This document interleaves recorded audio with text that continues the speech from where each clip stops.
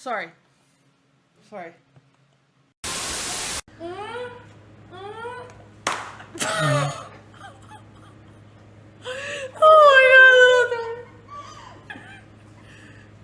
We're moving away to things that might actually...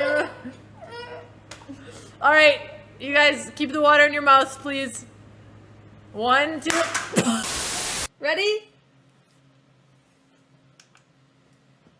Oh, that felt kind of good. Okay, it's at 20. I told you, bro. Hell yeah. Okay, can I put it up to... Okay. I want more. Ah! Oh, that's kind of nice. Ooh. Oh, it woke me up. Take it off! Take it off! No! I'm turning this My film. collar! Alright, this is my collar! Pet dog! Fuck!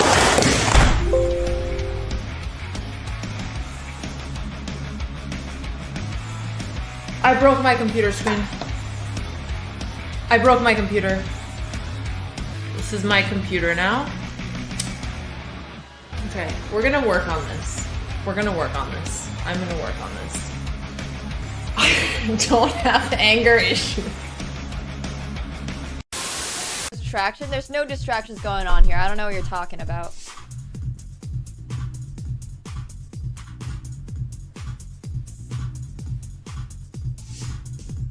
Wait, I got this. I got this.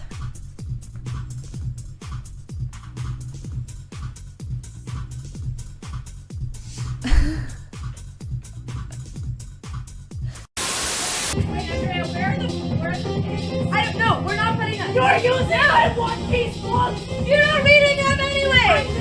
You're not reading them anyway. You're never gonna read them. Andrea took my one-piece books and she put them under her DJs. Andrea, use your own You don't books. even read them. You have 40 books and you don't read. You don't read. But can we talk about something?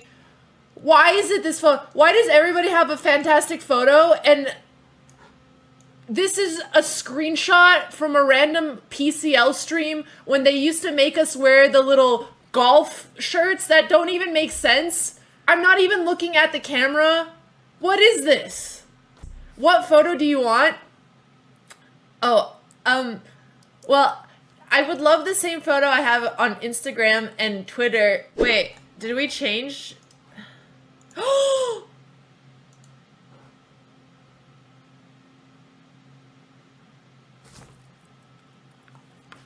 did it! Yeah!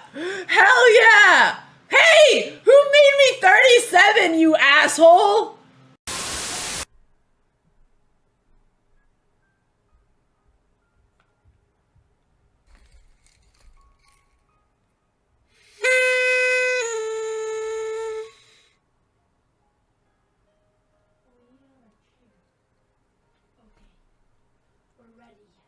Whoa!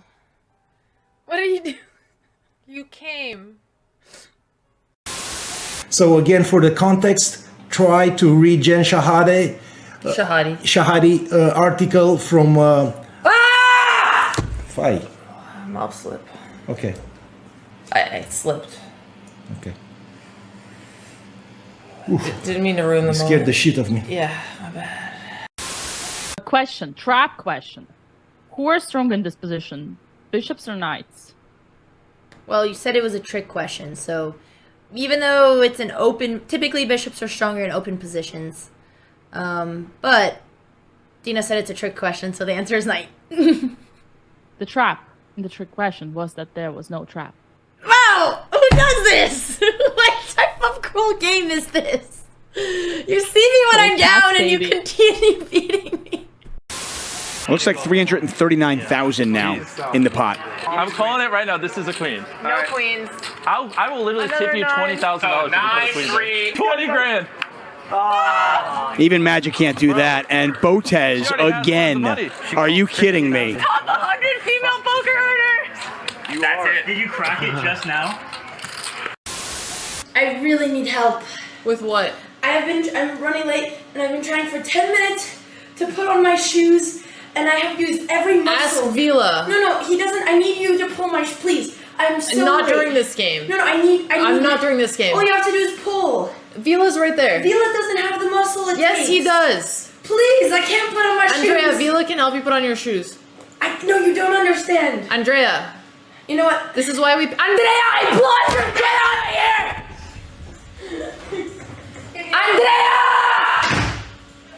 No respect for my rating grind. You know what I think about when I think about you? I don't want to know. I think about the time I got you to buy at 2 a.m. in the morning.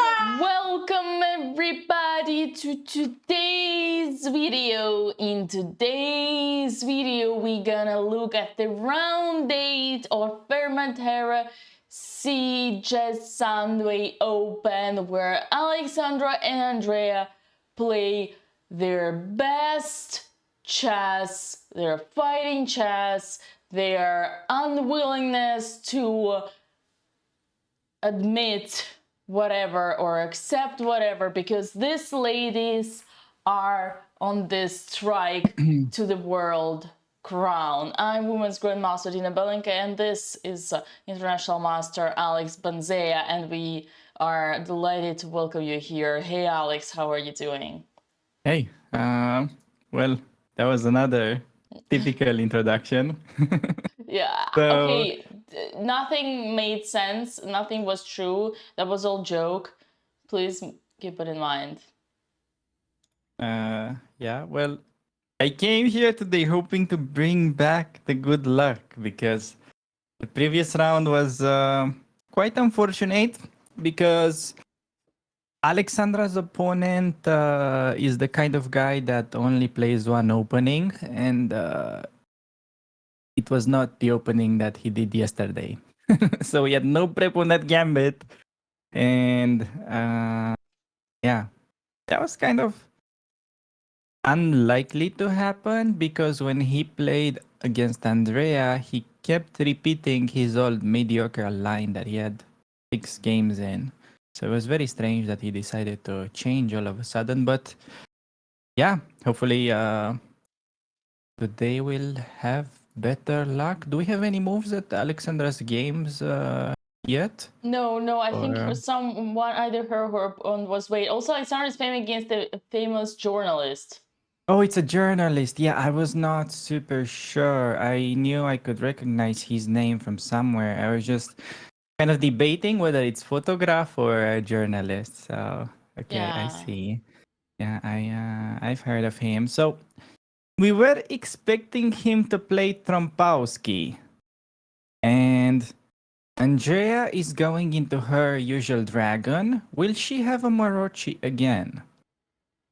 Also, That's it the looks like question. Andrei is playing against Ivanchuk with his hat and his kind of gray hair. I almost got confused for a second. Okay, I see. It could be. That's what she wished for. Yeah, Hopefully, this guy is gonna play slightly worse than Ivanchuk, though. yeah, Because like Ivanchuk is in the lead fighting for the tournament victory. that's amazing.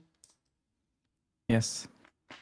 And so far, I have to say that I did not look over King's Indian mainlines before this round with Alexandra. And yeah, we also we reviewed G3 a little bit in like the first day of the tournament, but we haven't gone over this recently. So we'll see what Alexandra can do. I told her before this opponent was quite unpredictable. He had a lot of Trompovsky games, but yeah, he doesn't really have like a stable repertoire. He kind of improvises. So yeah, we'll see how she'll do this Fianchero. And Andrea's opponent is thinking. I'm not sure if he has preparation, but he goes for the Maruchi. Okay, interesting. I have looked over the Maruchi a little bit today with Andrea, even though I was not thinking at all that this will occur on the board by any chance. Just wanted to show her like some ideas to improve on yesterday's game. So We'll see if she was paying any attention or not. Yeah. Yeah, Okay. I also noticed that Andrea is playing 2 times black. Wait, Hmm. Yeah, she the doubled black. That's but right. so did Alex. No, no, No, Alex no, did not. No, Alex. Alex had white yesterday. Alex Yeah, had the white pieces, even though it looked like she had the black pieces yesterday. yeah. Andrea doubled the black. Okay, now it's interesting because the line that Andrea normally plays against the Marochi is allowing a threefold repetition. So, not sure if her opponent or she will repeat. That's actually very interesting. So, if you saw yesterday, Andrea's opponent repeated the position 2 times and then avoided the repetition. I think it's definitely okay to allow a draw as black. Here, even though, yeah, I mean, I also told her before the game that if she can keep the game going, that's good. But if it's like theoretical draw, I don't really mind that much. Yeah, actually, I didn't consider this scenario at all. Like, what if he wants to repeat the moves? Hmm.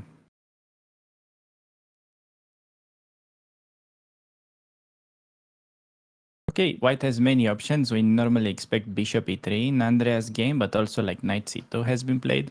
Not particularly great, but it's playable. Okay. On knight c2, okay, the refutation is not that simple. Okay, bishop e3 on the board. Now Andrea has to go queen b6. That's what we've been discussing. And okay, at least you go queen b6. See if he wants to repeat. And only then, like, make up your mind.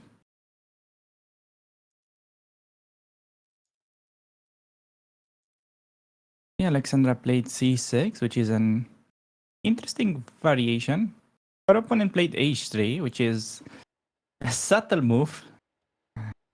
Not very common in that position. I guess Alexandra will try to go for knight bd7 and e5. And we're going to get some sort of Marochi structure. Now, yesterday, Andrea had this exact position and her opponent played knight b3. There's also an option for white to go knight b5. Okay, so he goes knight b3. Wow, is he actually target prepping the repetition? That would be some 100 IQ play by white. That's funny. Okay. I don't think Andrea will repeat, to be honest. If this player repeats, I don't know. We'll see. But to me, by the looks of it, he wants to target the repetition. Andrea will not do any repetition. Andrea is out there for blood. She's done with all this chess.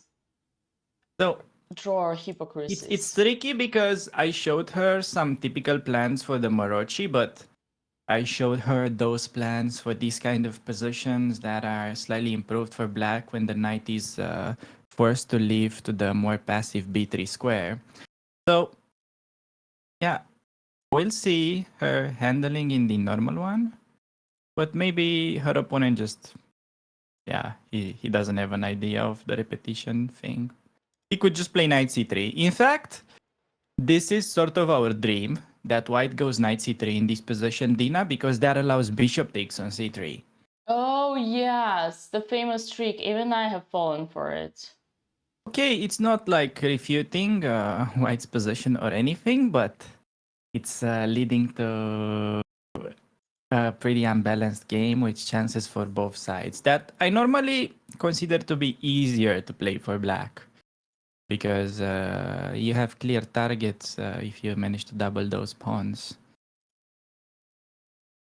In Andrea's game, her opponent yesterday had this exact position and played queen d2, so not giving her the option of doubling the pawns.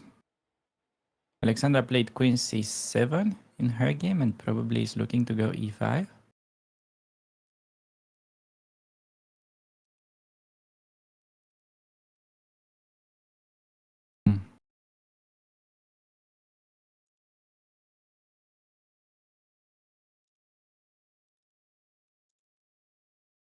Yeah, e5 on the board. It's a game. White is supposed to be slightly better in this structure, but it's a game. I have to say, I am a little bit... Okay, knight c3! Nice! Knight c3, Andrea can take that horse. So her opponent is not targeting the repetition, but gives a nice opportunity to get the double pawns. For sure, she remembers it, right? Bishop takes on c3, breaking all rules of chess. Giving up your Bianchero bishop, but having a bigger dream, which is trying to win on the c file. Yes, she likes it. She likes the trade. Bishop takes on c3 on the board. He'll prep. Kind of. I mean, arguably. Bishop takes on c3. Mm-hmm. Juicy. That's a good move. Hey, we have Papa Botez in the chat. Bodas is very is very worried about his girls. He's rooting for them every day, joining, making sure they're doing all right. Don't worry, Papa Bodas, your girls are in good hands. We're taking care of them.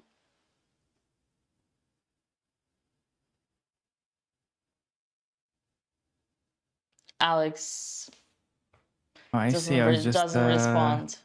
Probably. I was just catching up with the chat because I forgot to open it since we started the stream. I opened it in a tab in the background, so passionate about the openings, which makes no, you a great coach. I opened this chat and I didn't have it on the screen. I was just like, okay, I opened it. I don't have to like read it, right? So yeah.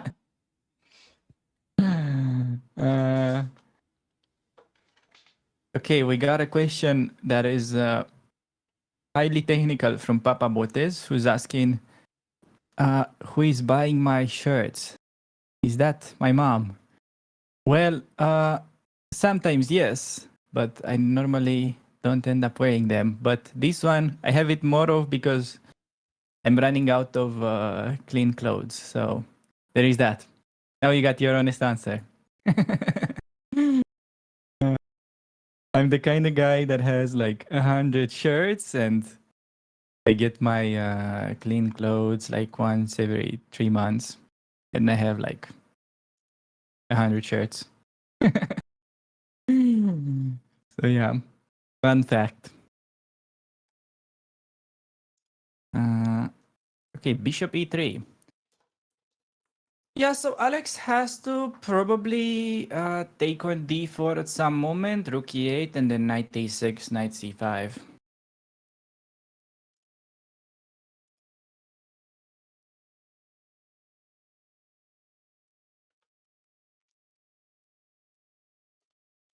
That's kind of the way to arrange your pieces in this Marozzi, and I'm very happy about the position that we have in Andrea's game because first of all, we have just dodged the threefold repetition and also we're getting a Marozzi structure that is unlike the typical Marozzi structure where you're usually just slightly worse and you need to defend. This one, you just want to go knight f6, d6, castle, and you have a very simple plan. You go like b6, bishop e6 or a6, and then rook c8, and try to win the pawn on c4. And if white doesn't manage to somehow organize an initiative, then you can easily just lose in a few moves. Because you lose that pawn and then it's game over. I know it sounds a bit crazy, but from Allowing this on the white side by accident many times, I can tell that it's really what it feels like. And yeah, so whenever I play this position as black, I go knight f6, white goes f3, and then I play d6, which creates a positional threat. Okay, maybe we can show that on the board, Dina. Which one? So at Andrea, if black goes knight f6, okay, knight f6 on the board, expecting white f3.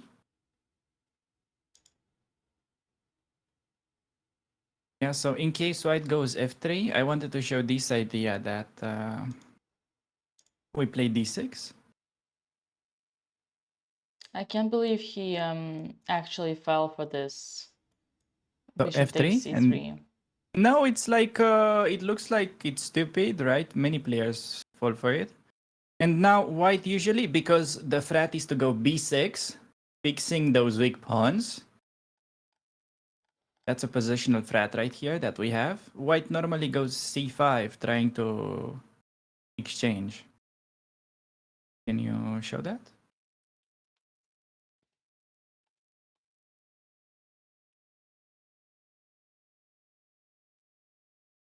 Oh, he just made a move.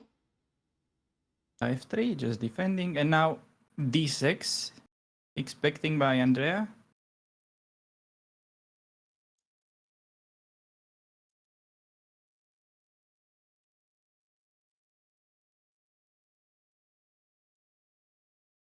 Oh, you're working on the clocks. I see. Okay, I'll let you work on the clocks and then I'll say some moves. No, Can no, we you catch up feel with free the... to save. Or to say sorry. No, but I can say, but they cannot follow. You forgot You need to be that more... it's harder to visualize. You need to be more persistent. You think? Yeah. We can visualize 3 moves? Yeah. Sure. Mm-hmm. You know, like 3 moves means actually like 6 moves. So it's 1 move for white, 1 move for black. Not like we make a move, they make a move, and then we do something. That's not 3 moves. Yeah, that's a You lot. know that, right? Yeah. A move means actually 2 moves. Chess is confusing.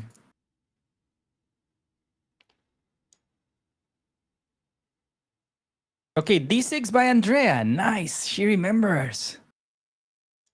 She remembers. And we may get c5 actually. Nice. Yay.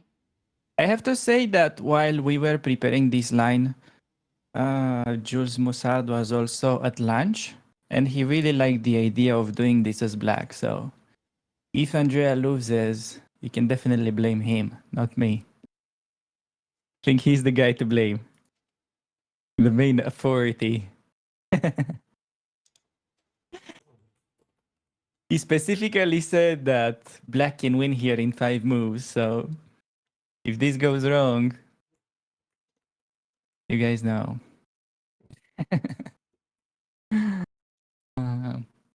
Okay, it's big moment now. Will white go for c5? Because if given one more move, we can actually just play b6 next. And white is gonna be left with these fixed targets.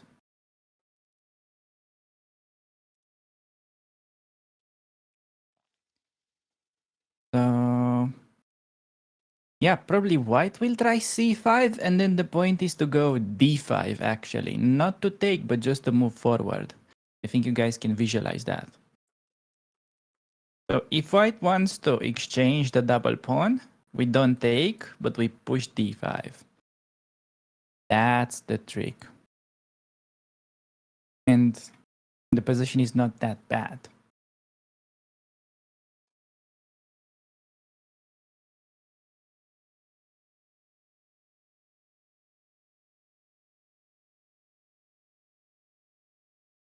All right, what moves do you want me to show?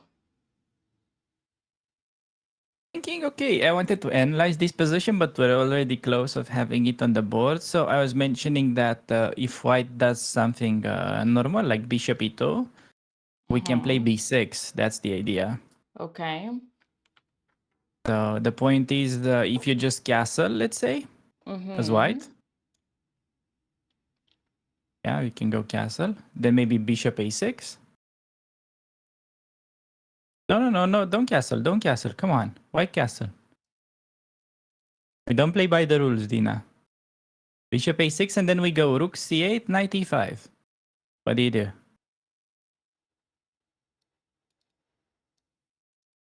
Good. I agree. No, knight e5. Don't give the knight raid. Oh, yeah. Yeah. Got it. We don't castle. Got it. I mean, we can castle anytime, pretty much. And if white goes bishop h6, there is interesting idea to play rook g8. And then maybe some g5 with dark square control.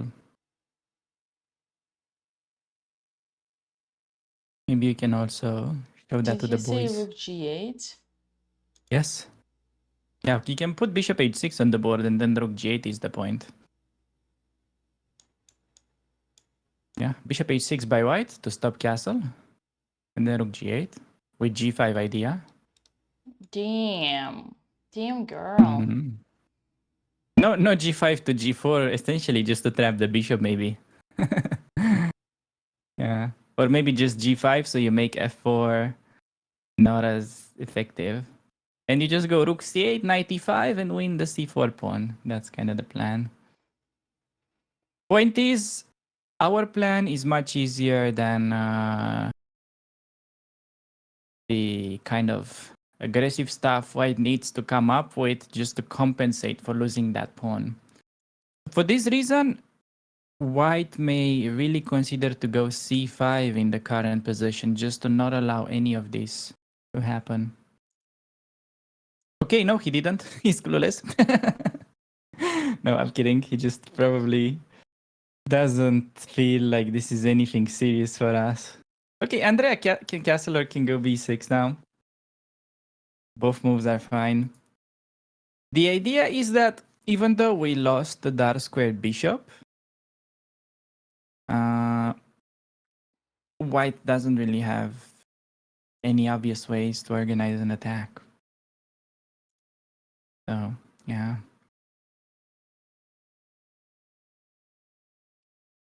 Do you ever rook g6?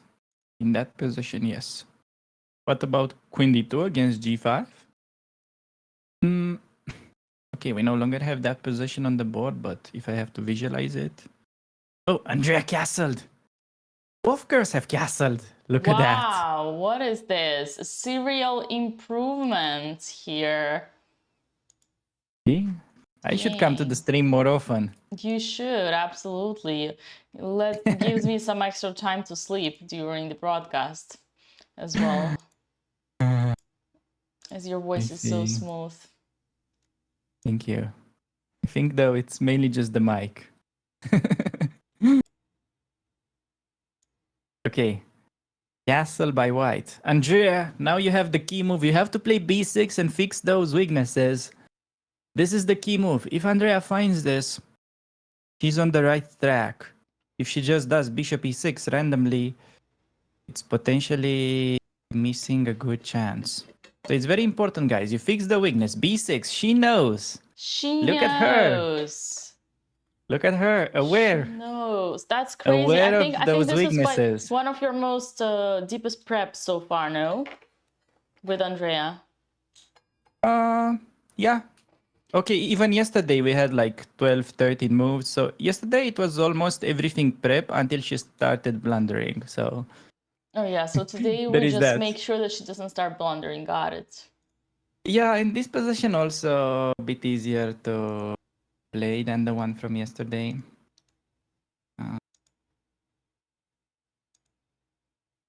Yeah, yesterday it was a lot of prep until basically a5, a4 idea. It was all prep until that. I'm not sure if you guys remember, but yeah. And when she started going h5 and all that, that was not part of the prep. Yeah. But she said she analyzed this a little bit and she is more comfortable, even though kind of irrelevant for this game. Is she? I mean, a little bit, but I will show her some more model games in the Marozi. Because the first step was remembering this tricky move order. Because in her first Marozi attempt, which was, I believe, the last game in Reykjavik, Mm-hmm. Sorry. she completely forgot to play Queen B6, and she just got into the usual Marozi, and that was pretty awful. Now that she's getting in the right positions, I think it's appropriate to start discussing them in greater depth.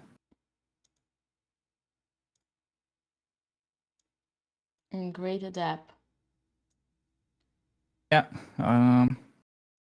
Like, for instance, understanding the middle games. So I just consider there's not much point in understanding the middle games if you cannot reach those middle games. That's true. usually my philosophy. That's kind of true, yeah. Okay, in the meantime, at Alexandra, White is getting this typical easier game, which is really not something that suits her. So, one of the big problems with Alexandra's games this tournament is that she normally does very well in the French.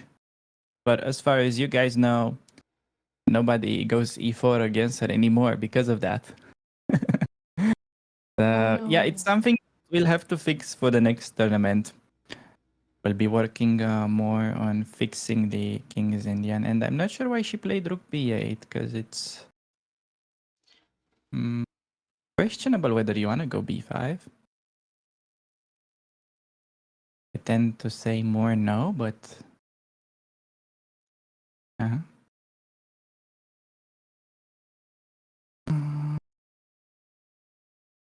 fixing the kid is a lifelong task. Well, I think if you just put in like a bit of time, like a few games, I don't think it's really that big of a problem for a player of her level. Right. Like for you guys, it's much more difficult to understand the King's Indian because you don't have a fundamental understanding of, let's say, maybe pawn sacrifices or other more complicated tactics. So she can absorb those ideas much faster. And yeah, I've been playing this King's Indian my whole life, and I've been also spending more time into thinking how to make it easy and coach somebody. So I think it can be fixed in like. Sorry, I actually have a few questions about yesterday's openings. Which one? So did you look at the games with the girls? No, but I've seen them. Okay. So yeah, because yesterday was like, I think yesterday was an easy fix, and Alexandra's games just developed the bishop. When? Instead of bishop d3, bishop e2? Like bishop d2 every move. Oh. Yeah. No, I mean, yesterday is just that she got to face that Blumenfeld gambit, which I think she didn't prepare. Never faced before. Yeah. No, not that she didn't prepare. She probably didn't know that it exists. It's kind of rare, but it's a good opening for black. And it was also surprising because her opponent was always just playing Queen's Gambit Decline. So she spent a lot of time prepping that. I mean, I spent all night making the best file possible on it. But the guy was like, I'm not going to repeat anymore. So and it's also strange because he was the kind of player that usually goes very safe and minimal risks. And all of a sudden, he's playing a gambit. But that's the thing. When,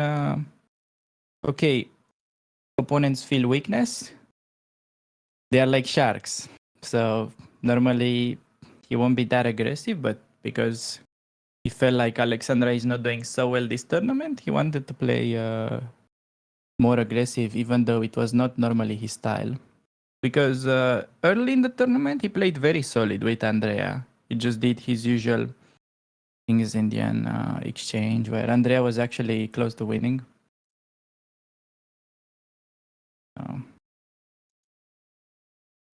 Yeah, still we have to fix that gambit with Alex, but we're getting close. Getting a complete repertoire by the end of the tournament, and Sardinia will be much better.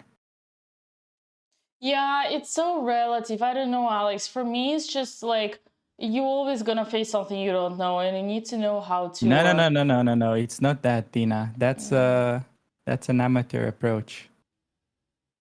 It doesn't exist like that. Like some opening is newborn tomorrow and will surprise you. No, openings are already there. Right. No, I understand. But I do think that if you develop pieces, you can get away with any position. No. It's not that simple. Even if you develop pieces, opponent had massive center, so you need to know the opening if you want to be ambitious. So, yeah, okay. It was strange because normally you'd be more expecting black to go for some sort of Benko gambit in these c5 lines. But this Blumenfeld was even trickier because unlike in the Benko, here you just get big center. So in the Benko you get open files. This one he was getting big center. I see. But yeah, no, we'll have some idea against everything, and then you can. Yeah, once you know to get into the right positions, then you can get more about just doing normal things. But until that, especially against the double-edged stuff, you need to know well, like Benoni or stuff like that. You can't play so much on general grounds. Yeah, we're working on it, guys. And yeah, also hopefully we'll be getting a bit luckier with the prep in like the next tournaments. Because so far we had some good luck with Alexandra in like the first 2 rounds, and she couldn't manage to score any points in both the Slav exchange game and in the exchange. In the King's Indian against the Indian girl. We had very deep prep and couldn't get wins, and then it's natural.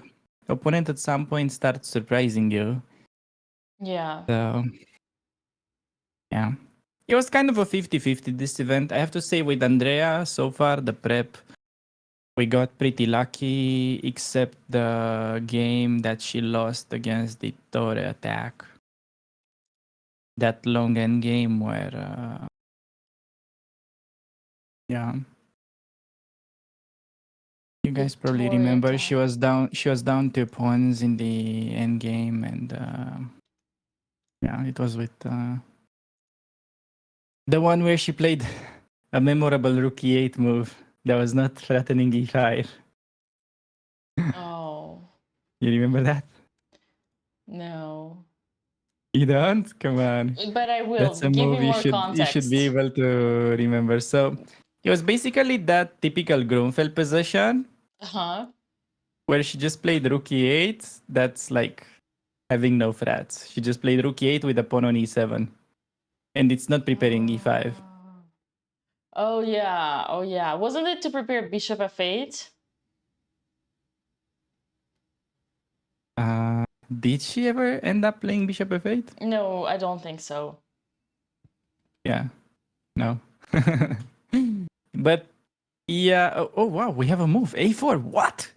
What is a4 doing? That's not the side where you're supposed to attack. Ooh, bishop a6. a4 is not really threatening anything. Bishop a6, yeah, just go for it. Bishop a6, I predict. Okay, I don't think she's supposed to go a5. a5 would be a bad move.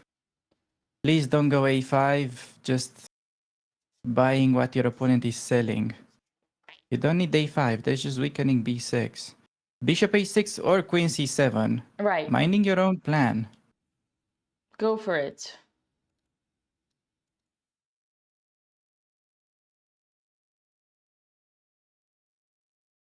Okay, so bishop a6.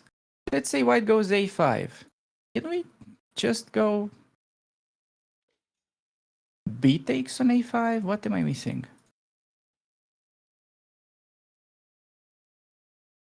Can you make some move on the board, Tina? Which one? Bishop a6. Yeah, so we go bishop a6, like just the most normal thing. And then I'm trying to understand why is this a5 idea so clever that her opponent is trying to do.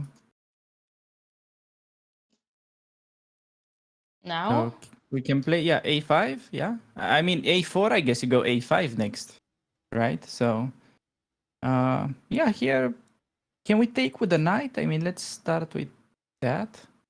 Knight takes? Knight takes, yeah, knight takes, pawn takes, and then let's say queen a4.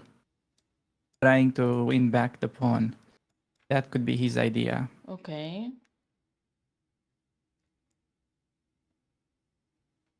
I mean,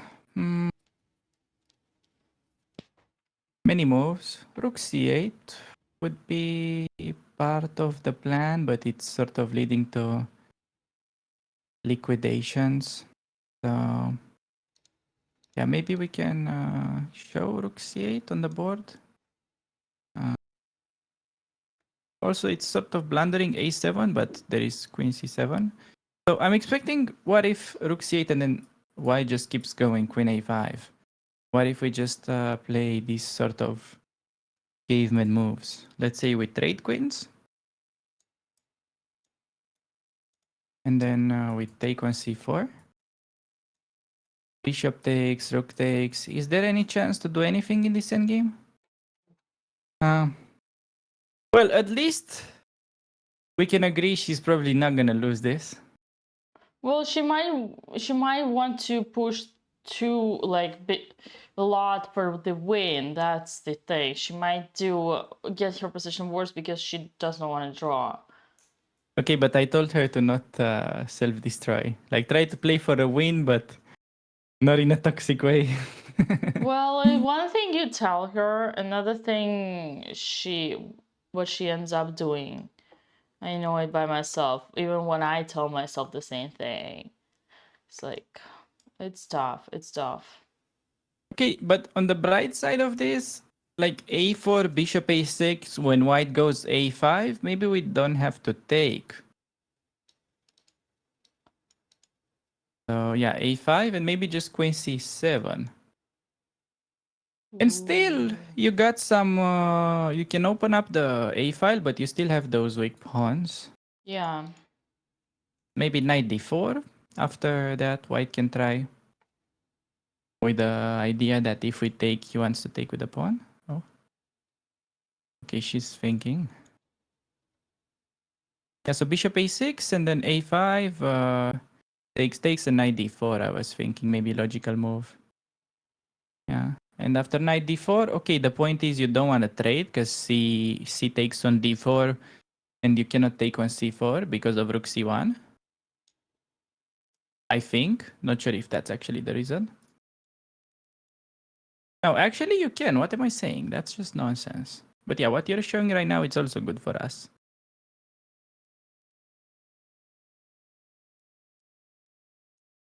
Yeah, so I think after... yeah, knight a5 also good move. I was just trying to understand whether you can take on d4 first. So if you take the knight on move 16...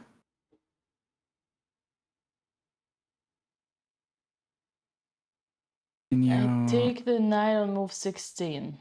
Yeah, so when knight d4 is played, instead of knight a5 to just take it. Yeah. And the main argument was that I thought white wants to take with a pawn, but maybe you can just take on c4 there. Yeah. Because rook c1, there will be both b5 and bishop takes on e2. So, okay, that's still nice. I don't see how white equalizes down a pawn here. So, Right. okay, finally, Alexandra decided to enter this Maroczy. Not super sure how this rook b8 move is helping it, but yeah. Probably best to just go rook back to a8 now and accept your mistake. It's annoying because in a lot of these positions, white has ideas to go bishop f4 actually and press on d6. And now you have quite a few pieces on that diagonal.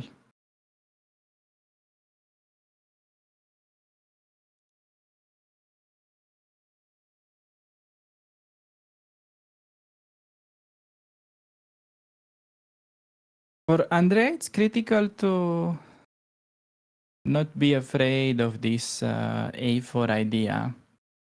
Because if you try to be too cautious and go a5, bishop a6, that's too slow. You have to play bishop a6 now, and you get a good game. A very important moment at Andrea. And it's good that, okay, she still has time on the clock on move 13. That's not every game that happens.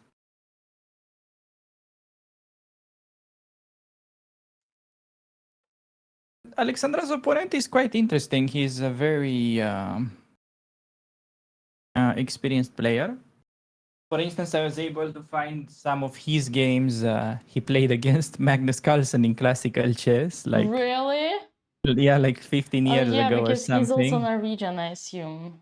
Yes, and he played Trompowsky against Magnus and lost quite convincingly, but I don't think he is too much to blame. So he had the game against Magnus. He also had the game against Jan Gustafsson in some open. So wow, yeah.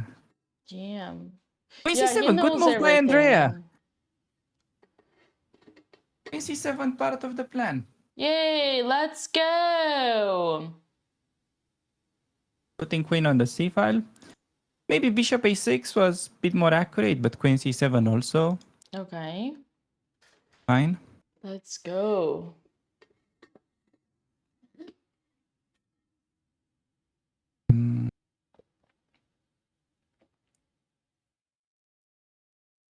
Wait, did he took on d4 with the bishop? Wow. That one I didn't see coming, but it's the best move. Oh. Maybe I just don't understand chess after all. What's the point? What if I just go rook e8?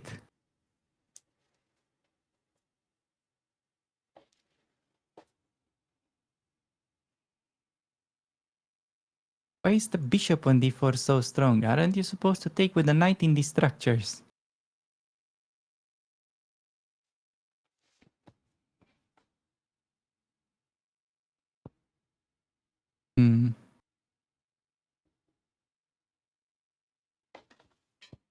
Interesting. You see, we have Justin conclusive in the chat. He's saluting us. I see an interesting comment. Gets a shout out. Yes, what comment? Hello. I should probably open up the YouTube chat. Hello, I'm getting interested in chess again with my spouse getting into it. That made me watch chess videos and found those made by Alexandra and other women chess player. Make me want to learn to get better. I'm so happy Andrea cannot hear or see this right now. I like how she's been called the other woman chess player. But yeah, welcome aboard to the game of chess. You're more than welcome. Women inspiring women. No, it's okay. Andrea is used to being confused. Like already Ivanchuk called her Alexandra like a few times by now. Oh, really? So, yes. He was like, wait, aren't you Alexandra? I thought you were Alex. Oh Yeah, god. it was funny. So I imagine how she reacted to that. She's usually sensible to that. no, it's okay. It was kind of like a chain reaction. So first, okay, it happened during lunch. They were at the same table with Jules Moussard and other guys, and I was on a Zoom call with her doing some prep, and she mentioned that she was having a lesson with me, and Ivanchuk went and hit me with the wait, Alex, who? And I was the first one to being humbled, and then she got humbled right after. So Lol. yeah, Alex, you need who? to hit a certain level to be known by the master. Yes, that was painful. And by the way, in the meantime, I got a delivery today, Lina. Oh really? Show me. Yes. Do Maybe you this see will this on the make me stream? wake up. Okay, not sure if you can see it so well or if Let me it's not see. in focus. So My it's this chess book, career. yeah, by Capablanca. Whoa. Whoa, whoa, whoa, So whoa, the point whoa. is that these games are with his own thoughts. It's written by him and just translated by somebody. But the tricky part about it is that it has the old notation. So in the old notation, you don't say a file. You say Queen's Rook file. Wow. That's kind of, you know. And then you don't say B file. You say Queen's Knight file. That's how you kind of used to do Queen's notation Knight back file. in the I days. heard that. I kind of heard that. It doesn't surprise me. And yeah, I do love chess books. I'm surrounded by chess books. Like I have just everywhere here in this dungeon there are chess books. Look at this one. Chat will like this one. It was written by Oh, this one. Look I at that. see. Is that his first book? Yeah, look at his the age Yeah, that I he published saw it. I saw it once, man. That's always what like amazed me with that. Like, how the heck do you write a book when you're 14 and it's actually a great book? And he's such a cute kid. Look at this. Such a cute kid. Yes. That's But the book crazy. is so good. Like I actually looked through that book and it's so instructive. Yeah. It's actually pretty crazy. That's yeah, people don't talk enough about that, but it's such an old book and still so good. And he wrote that when he was so young. That's yeah. My current teacher is GM Grigory Kaidanov and GM Lev Psachis. So basically he was taught by Russian chess school. Yeah. Oh, I see. Yeah. Well, he also mentioned being on multiple group lessons with Kasparov, so he has a good background. That's true. Also, it shows his handwriting if you guys want to see. Here, his handwriting. Look at the how accurate it is. Look at how accurate it is. Oh, so it's like precise writing. Yeah, he's Yeah, the very same. Yeah, he's used to handle the pencil. exactly. I see. Yeah, no, Yeah. I'm definitely not that smart. But yeah, Alex, I'm curious. How did you choose this Capablanca book? So I actually had it in mind for a little bit. I think I first saw it recommended by Rachmanov on his stream. He recommended for beginners. He recommended that you study Capablanca and Smyslov games because they are focusing more on simple chess rather than those crazy sacrifices that you could see in Mikhail Tal games or stuff like that. So I had this in mind for a while, and it's also, yeah, as I said, the nice thing about it is that these games have the thoughts of the ex-world champions. So that is what I find pretty special. Makes sense. And Makes sense. okay, by the way, also another interesting book that I saw recommended in the Gukiesh podcast, the one that's called Under the Surface by Jan Markos. Although I don't think it's. Although I haven't read it yet. Last time I checked it out, I don't think it was for like super beginners. Although it can probably still help you. Uh-huh. But Gukesh, he said he really liked that book. So, Wow. yeah, it's on my list. Nice. Once I get more into reading books and stuff. Okay, we have some more moves. So Alex played Rook E8. Good move, pinning and pressuring E4. Yeah, this time Rook 8 is a good move. I got it. And On we have Andreas' game, we have A5. A5. Yeah, that's true. Okay, tricky position. Because it's so tempting to take, but you can also just go bishop a6 and follow your initial plan. It's just a matter of not being confused by this pawn push. Yeah. I could see her take. I think she would want to take. With the knight? Yeah, maybe. She would want to take because she would think by the time he gets this pawn back. But the problem is it's bad for black. Okay, how bad is it? You don't get to win the c4 pawn. Yes, I was thinking maybe if she Take takes, with yeah, the could be. pawn. With the pawn, Yeah, yeah. could be with the pawn, right? Taking with the knight feels like helping white, so taking with the pawn, and then what's the idea? Why is this c5 so clever? So he gets rid c5 of what? his bad pawn. Mm-hmm. I see. Oh, she did something, and she didn't take. What did she do? And it's not bishop. It's bishop E other Bishop side. e6. Bishop Oh, that's good E6. too. Great. Nice. Good for That's a her. good Good move. for her. Yay. This is nice because the bishop Yay. is never in the danger of getting hit by f4, f5. Right. Because the e4 pawn would be hanging. Mm-hmm.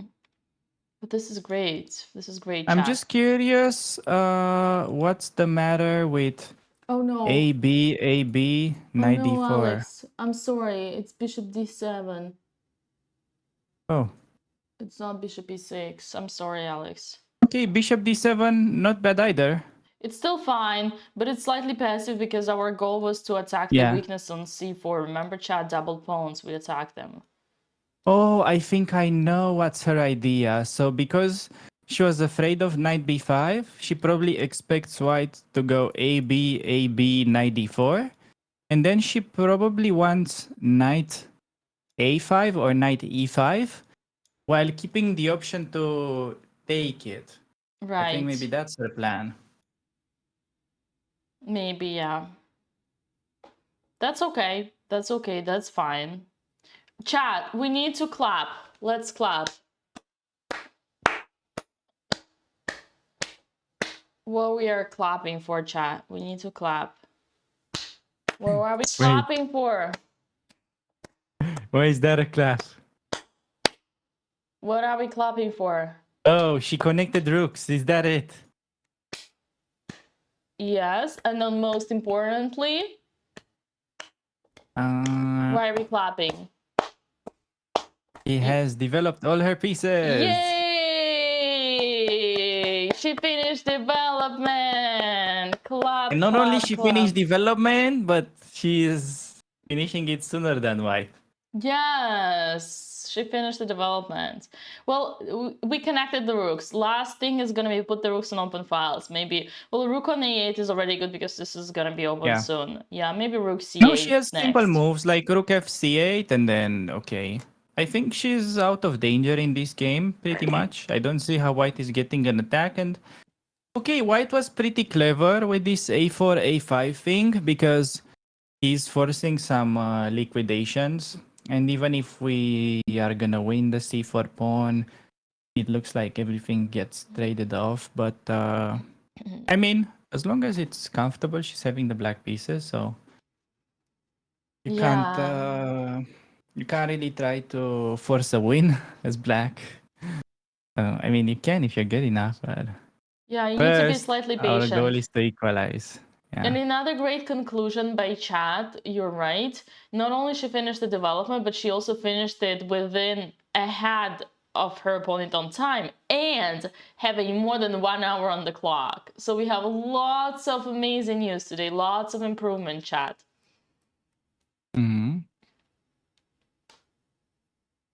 Yeah. Alex, I feel like on this beautiful note, I feel like I almost woke up. In the beginning, I was still kind of, in the zone. Now I feel like I almost wake up and I feel like I need to sprint for that morning coffee before. Yes, go ahead, definitely. I'll leave you alone take for your a break while. and I will handle the Once I'm chatters. back, I'm not gonna miss any of your move suggestions anymore. Yes. Yeah. All right, sure. Chad. I'm leaving you with Uncle Alex. Behave. Yes, I will believe that. She'll definitely put the moves on the board, yes. Okay. Anyways, how are you, chatters? I heard you. Oops. For Alex, is C4 a good move? You mean C5? And C5, no, it won't be a good move. It's only a good move if you're winning the E4 pawn. Like bishop has to go to A3 and you win the pawn. Or if you have some concrete gain out of it. But there is none. That just allows bishop takes on F6 and then some knight D5, knight B5. D5 would be strategical suicide and probably the reason why she's playing the game and not you. Okay, that was too harsh. I take that back. But yes, C5 is a bad move. What are the odds she plays it? Probably not very high.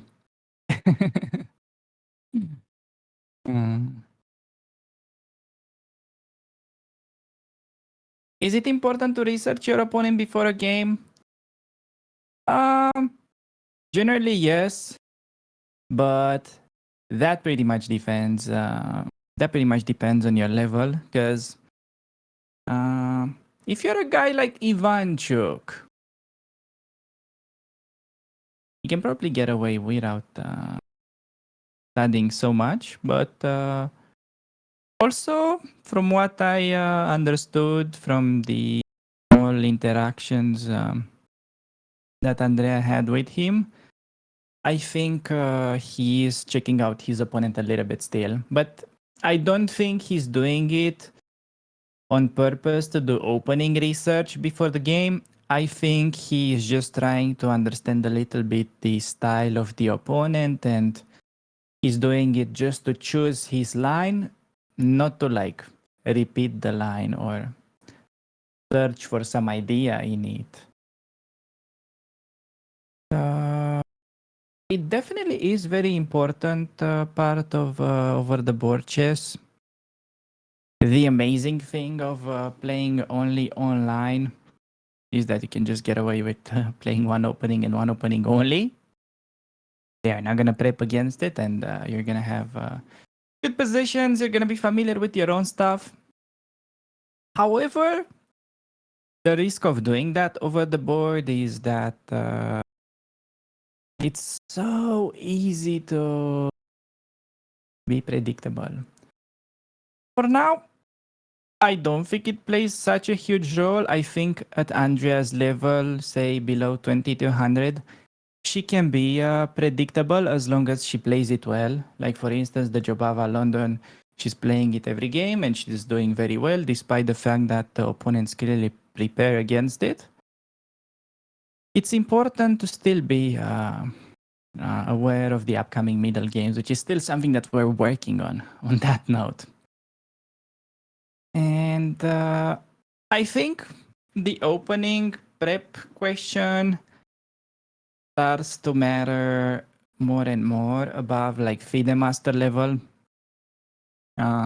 So yeah, I think when you get around to that level, international master / grandmaster, just becomes like 60% about the opening prep.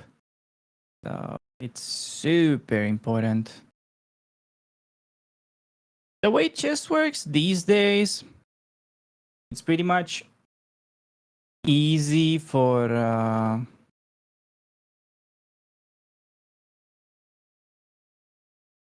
was about to say easy for black to equalize pretty much with anything.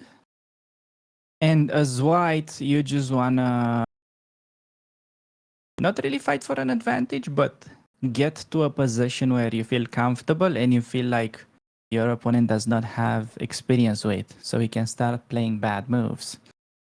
That is how the meta is going. But we have queen to b2, played by Alexandra's opponent, which is apparently a mistake. Could it be a mistake for what the chatter said? Could it be c5?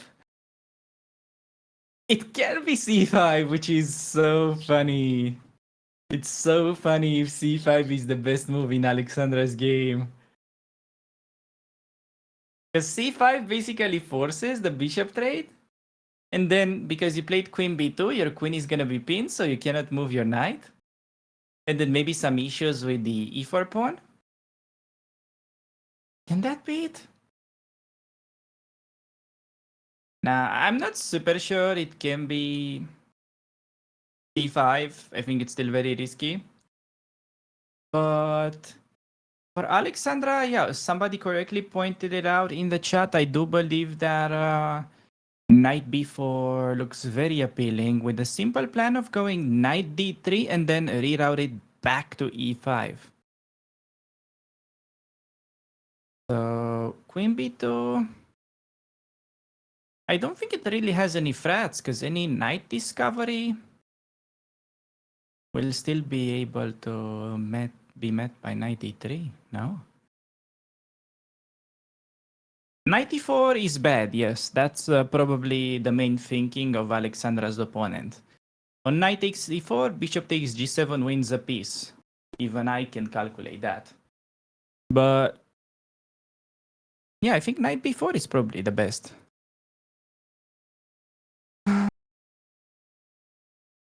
Alternative is knight c5. But knight c5, you have to always be mindful of white being able to push e5. And then you're going to be forced to go knight fd7. And after e takes on d6, queen takes on d6, bishop takes on g7, king takes on g7, rook a d1. I guess there is queen f6 and still you're surviving. Yeah, it's probably knight c5 actually. That's not such a bad move here. I'm inclining more towards knight c5, and this is just my calculation, guys. I was not looking at it with a computer, but I'm dying to find out. Let me check. Yep. Got it correctly. Knight c5 was the best move. Maybe I should start playing some tournaments myself. Okay. Knight c5. She can find it. Knight c5 is logical.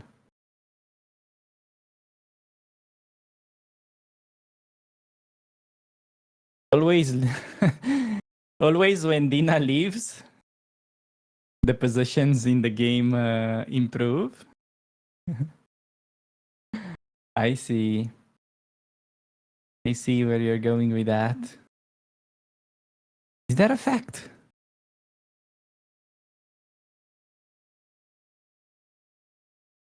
That's true. Okay, let me catch up with the YouTube chatters. Also, I'm keeping an eye on the YouTube chat. They didn't even charge the camera well enough. I'm not so sure what is the issue with the camera. I don't think it's something that has to do with the batteries. It could also be some internet problem.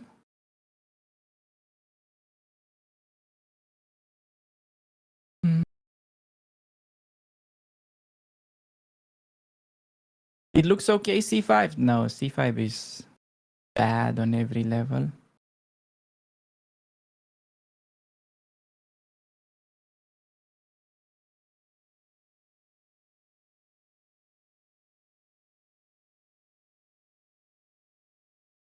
An interesting question in the chat. Can you get more than one by a tournament?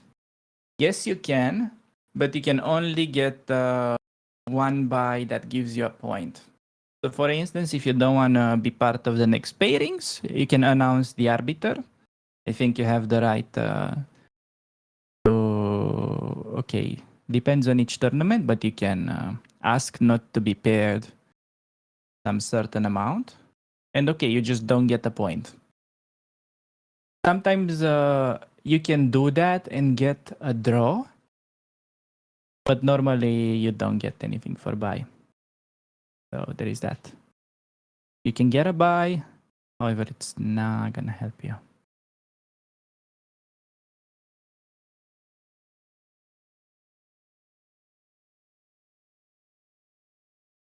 Andrea's time management has improved during this tournament. Yeah, I have to say yes to that, and also the fact that she's getting more and more comfortable with these openings. Naturally, you start playing them faster. And okay, Andrea officially can get a better position if she finds one of the most obvious moves.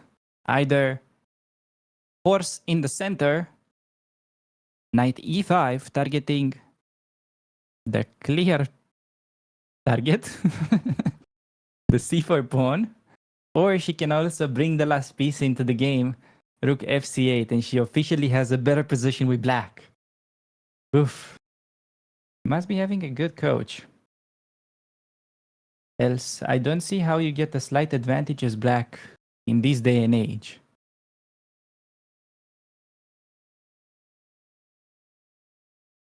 Good news. Now Alexandra has to think and spot knight c5. Critical moment. If Alexandra spots knight c5, she has very good chances because this Marochi can also be pretty fragile. Like in the hands of a skilled player, in the Marochi you get no moves. But if you have poor handling of it with the white pieces, you can also get in trouble pretty quickly.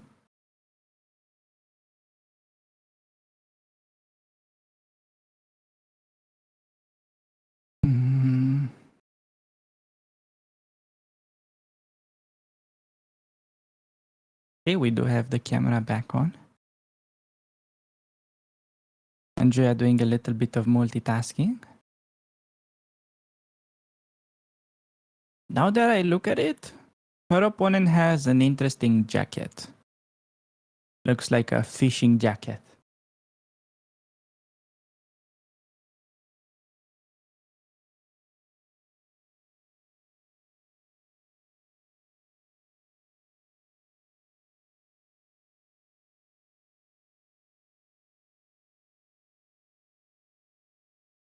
White made an inaccurate move in Alexandra's game and still has an advantage. Yes, but the good news is that it's a pretty inaccurate move. Simply because you're asking for trouble on that long diagonal. Okay, I get it. White is trying to set up some sort of battery in Alex's game. This is what you name the coordination between bishop and queen. It's usually for the battery structure, the queen has to be in front, but this is also some type of cheaper battery, you know, runs out in like 2 days. Still a battery.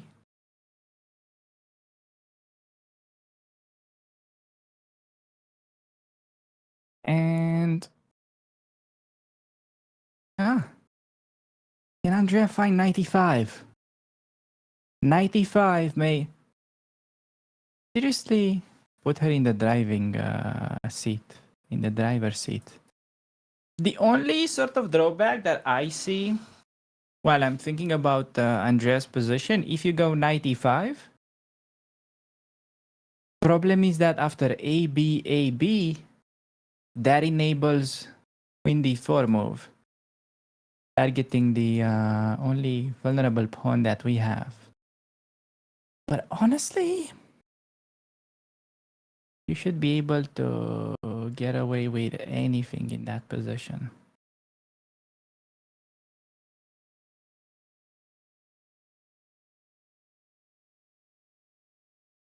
He played rook fc8. Good move, keeping the tension. I like that even better. Look at the gremlin. How accurate was she this far? Okay, Andrea is sitting at 98 accuracy so far. If she keeps going on like this, he might become female version of Hikaru. Been playing very solid.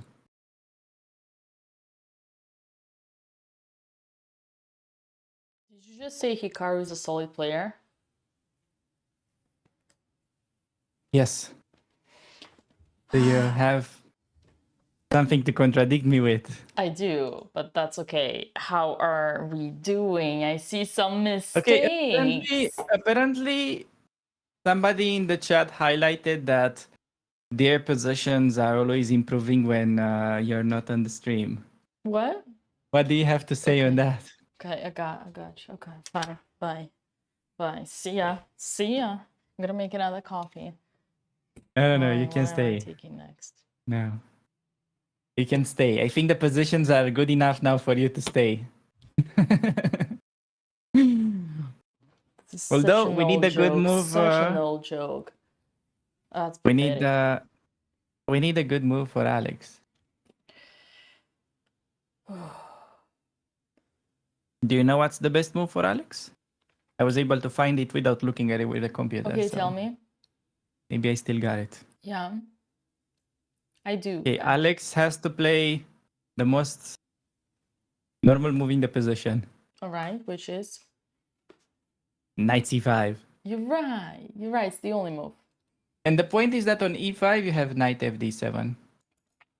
I think the point is that knight on the rim is slim, and what we know from Andres games, usually these knights tend to get blundered if they stay here for too long.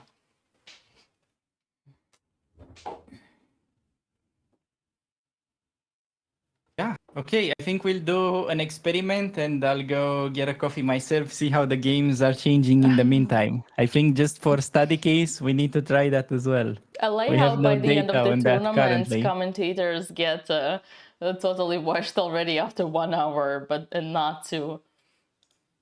Yes. You're good to go. Hey, players too. Players are getting tired too. So Yeah. I'll grab a quick coffee and be right back. That's it. Chat. Chess is grueling whenever you are. Yeah, whenever you're a player or a commentator. Our fuel gets worn out. All right. What did I miss? Show me, chat. Fill me in. So Alex's game was what? Rook b8 I don't like, but that's fine. Rook e8. Oh, so only an Alex's move has only been one move. Got it. So rook b, queen b2, knight c5, and e5. Sharks. Wait, this didn't happen in the board. He's still thinking. Okay, now Andrea. Fill me in, chat. In Andrea's game. Ooh, also only one move? No. Bishop d7, rook c8, yay! Look at this, clap, chat. We clap for Andrea. Everybody clap. Not only she finished the development, but also she put her rooks in the center. Isn't that amazing? Finish the development, put her rooks in the center. Man, I love when Andrea plays good chess. I love it. I feel so good. And now queen a2, and Andrea is thinking. After e5, she has to play knight d3. Oh, you're talking about Alexandra. Knight d7. Okay. Chat, I'm so proud, honestly. Yeah, this is great news. We've never been achieving such an ultimate harmony before. So this is super cool. Super cool. I don't know what you think about it, but I'm proud. I'm proud. Proud commentator. Wow, he does play queen a2. Yeah, that was... Hey, man, Imran, I remember you. Remember you. You were a good student. Andrea has been on it this week. Yeah. Andrea is playing well because also great time advantage for Andrea. Yeah, this is doing well. Let's see for Alex. Knight c5, e5. You said knight d3 she has to play. Yeah, you're right, chatter. You're right. 93 and not 97. 97 he probably meant not this one. Why did he mean 97? Oh, he meant 93, but he said 97. Oh yeah, that's that's true. It's just some mistakes. Andrea's coach is right now is actually my co-host Alex Bonzea. All right, let's see what Mama got here for us. Beautiful. It's right about time to wake up.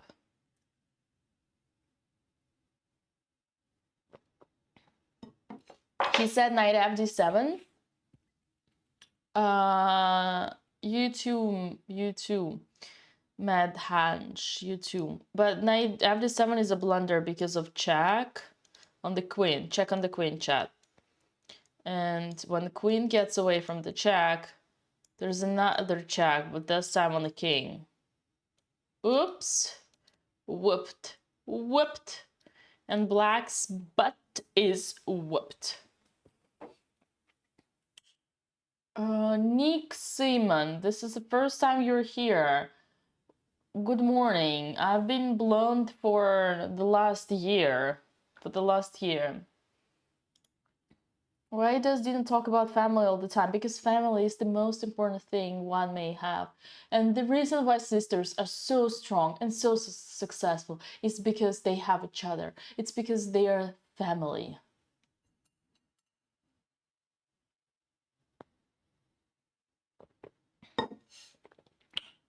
Yeah. And it's because they have such supportive parents who are always there in the chat, Papa and Mama Botas. That's why Dina talks about family all the time. Family is the biggest priority for everyone. Should be.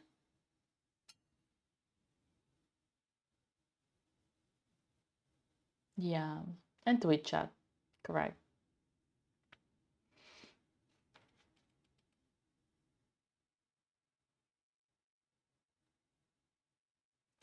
All right. What now? Live board now this game. No, Seth. No, we're good. No, Seth. We're good. Twitch chat is my personal one. Twitch chat is your family. I can understand that. That's why we're here for you. We're here to bring you company and love and support and warmness.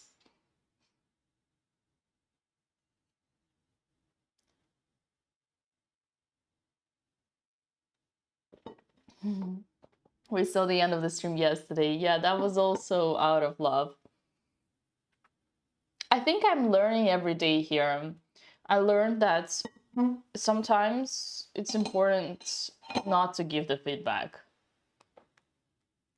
Sometimes it's important not to give the feedback. All right, chat. What can I tell you? Queen to b2 is not the best move, as Uncle Alex told you. Instead, it would have been better to do the old-fashioned putting the rook on the center. In the center. Bringing the rook in the center. Ooh. That's some summer breeze. Rook d1. Why queen b2 is particularly bad? I guess only because of this reason. What if Alex puts the rook on d1 and stops the knight d3 infiltration? What will happen then? Oops, Alex played it. Did she do it? Oh, sure. Cause oh no. Before, it's the same idea. It's the same idea, but the problem is that after rook d1, What's your next move? With putting the knight on c5. Oh no, chat. Oh no. Oh no, no, no, no, no. Oh no, welcome back. You did not bring luck. I'm sorry, my friend. Yeah, I came back because I noticed a lot of things are going wrong. Andrea's opponent made the best move, Queen A2. Damn. Although Andrea has easy move now, Rook AB8. Just don't give him the two rooks. Although I'm surprised that the computer thinks Andrea is completely fine, even let's say going King G7 and allowing the queen trade for two rooks. That's encouraging for her possession. That says quite a lot. But Alex, is it that bad? So like knight before rook AD1, and is that it? Yeah, you have no moves. You have to go back. Damn. That's not good. So when Dina leaves, things improve, and when Alex leaves, the position takes a hit. Yeah, no, I'm now glued to this chair, not going anywhere until the games are finishing. So okay.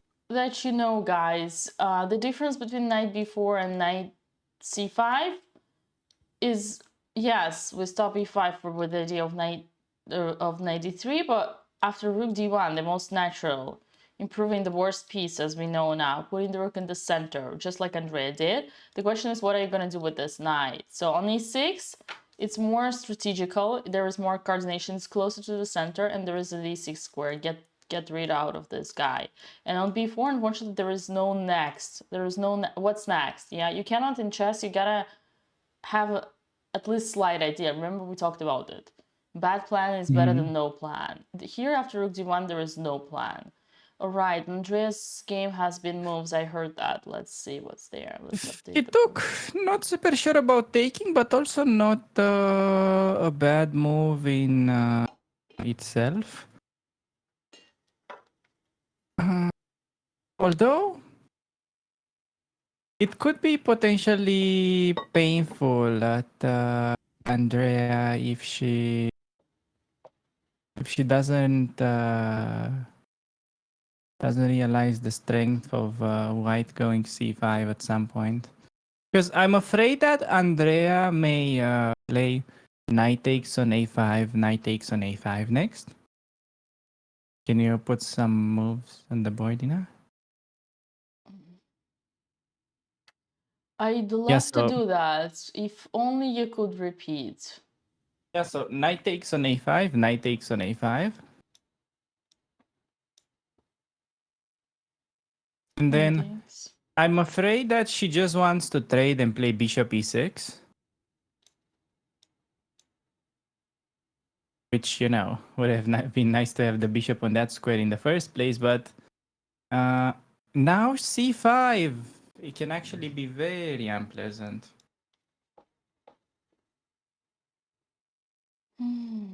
Yeah, it's very likely that she completely missed this idea. Yeah. Not saying that opponent will find, but yeah. Oof. It's actually best move not to trade the knights, but play bishop e6 because white is lacking an improvement move. Kind of that would be admit super that smart. your bishop was misplaced and it would have been better on a6 from the on the first place, right? Yeah.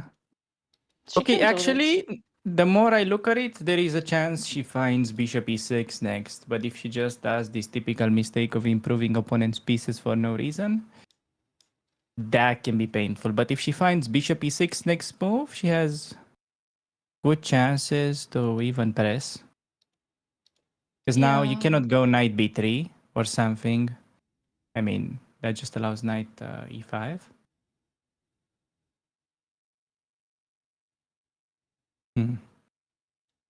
Will be big decision for Andrea soon. I think her opponent will just take. I don't think he's interested to like play c5 and gambit. Yeah, he just took.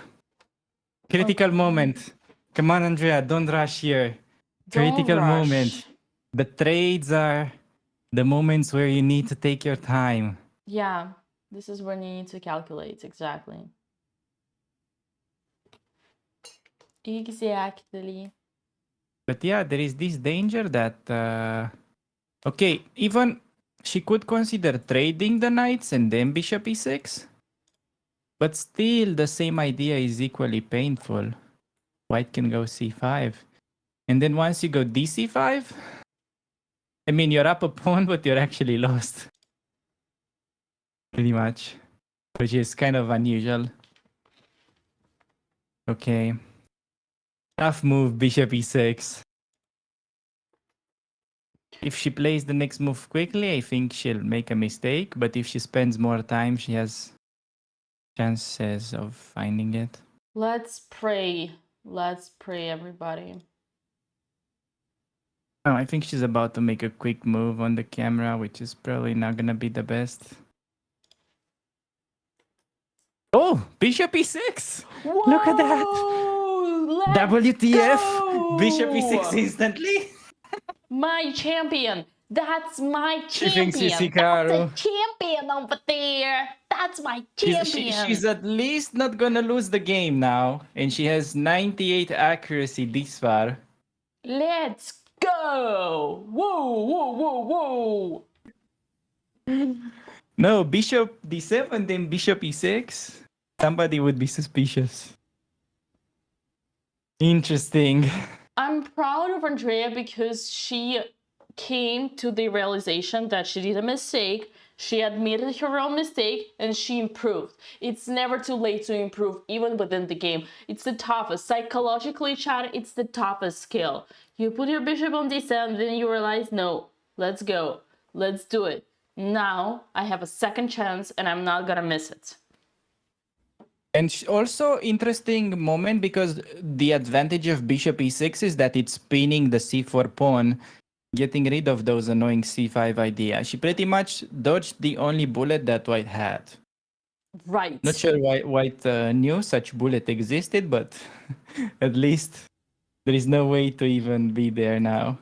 So Hikaru, and she has a great time management. Great time management. I've never seen Andrea so good on time. After move 17, we're still 1 hour and 4 minutes. Yeah, on there's the a good clock. chance she will have more than an hour by move 20. That doesn't happen here. Absolutely not often. That's incredible, guys. We have a tremendous progress in Andrea's games, and we should be proud of our girl.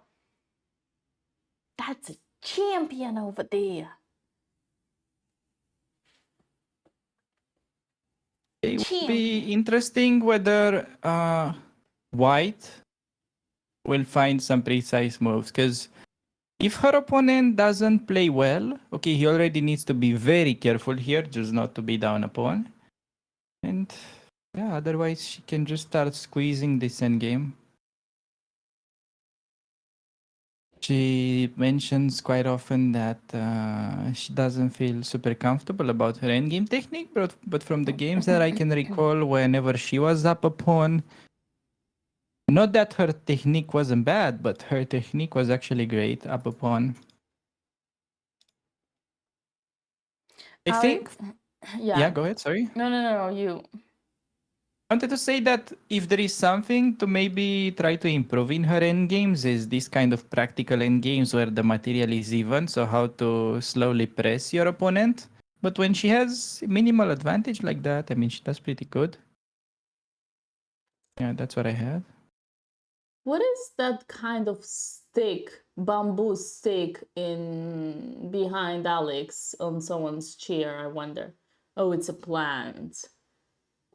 Got it. It was looking like someone, it was like a bamboo tree on someone's ass. But okay. But like that was a cactus. funny. I think it was that see. Talia. It was like, I thought it was a design on Talia's. Oh, is it not Talia? I don't know. I see.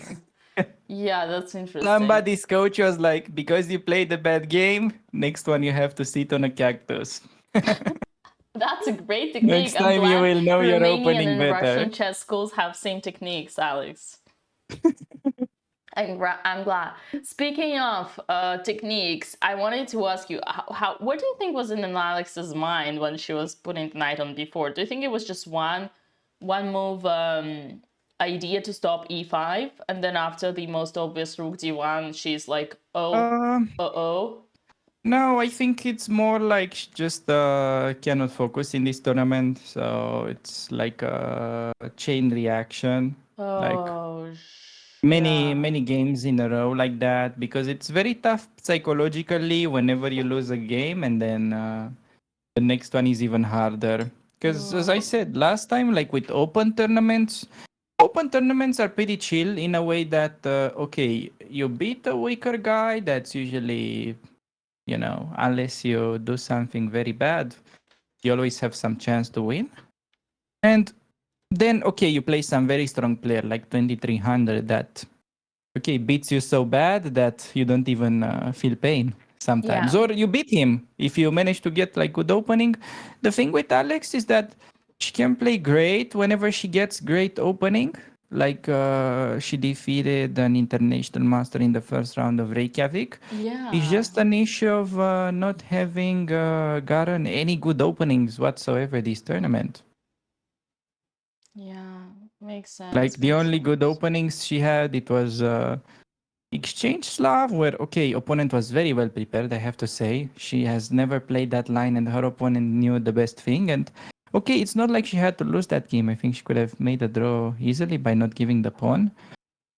Biggest chance that was missed by her was probably the King's Indian, where she rushed in playing knight f4, queen g5. But other than that, okay, games were pretty tough, not many chances.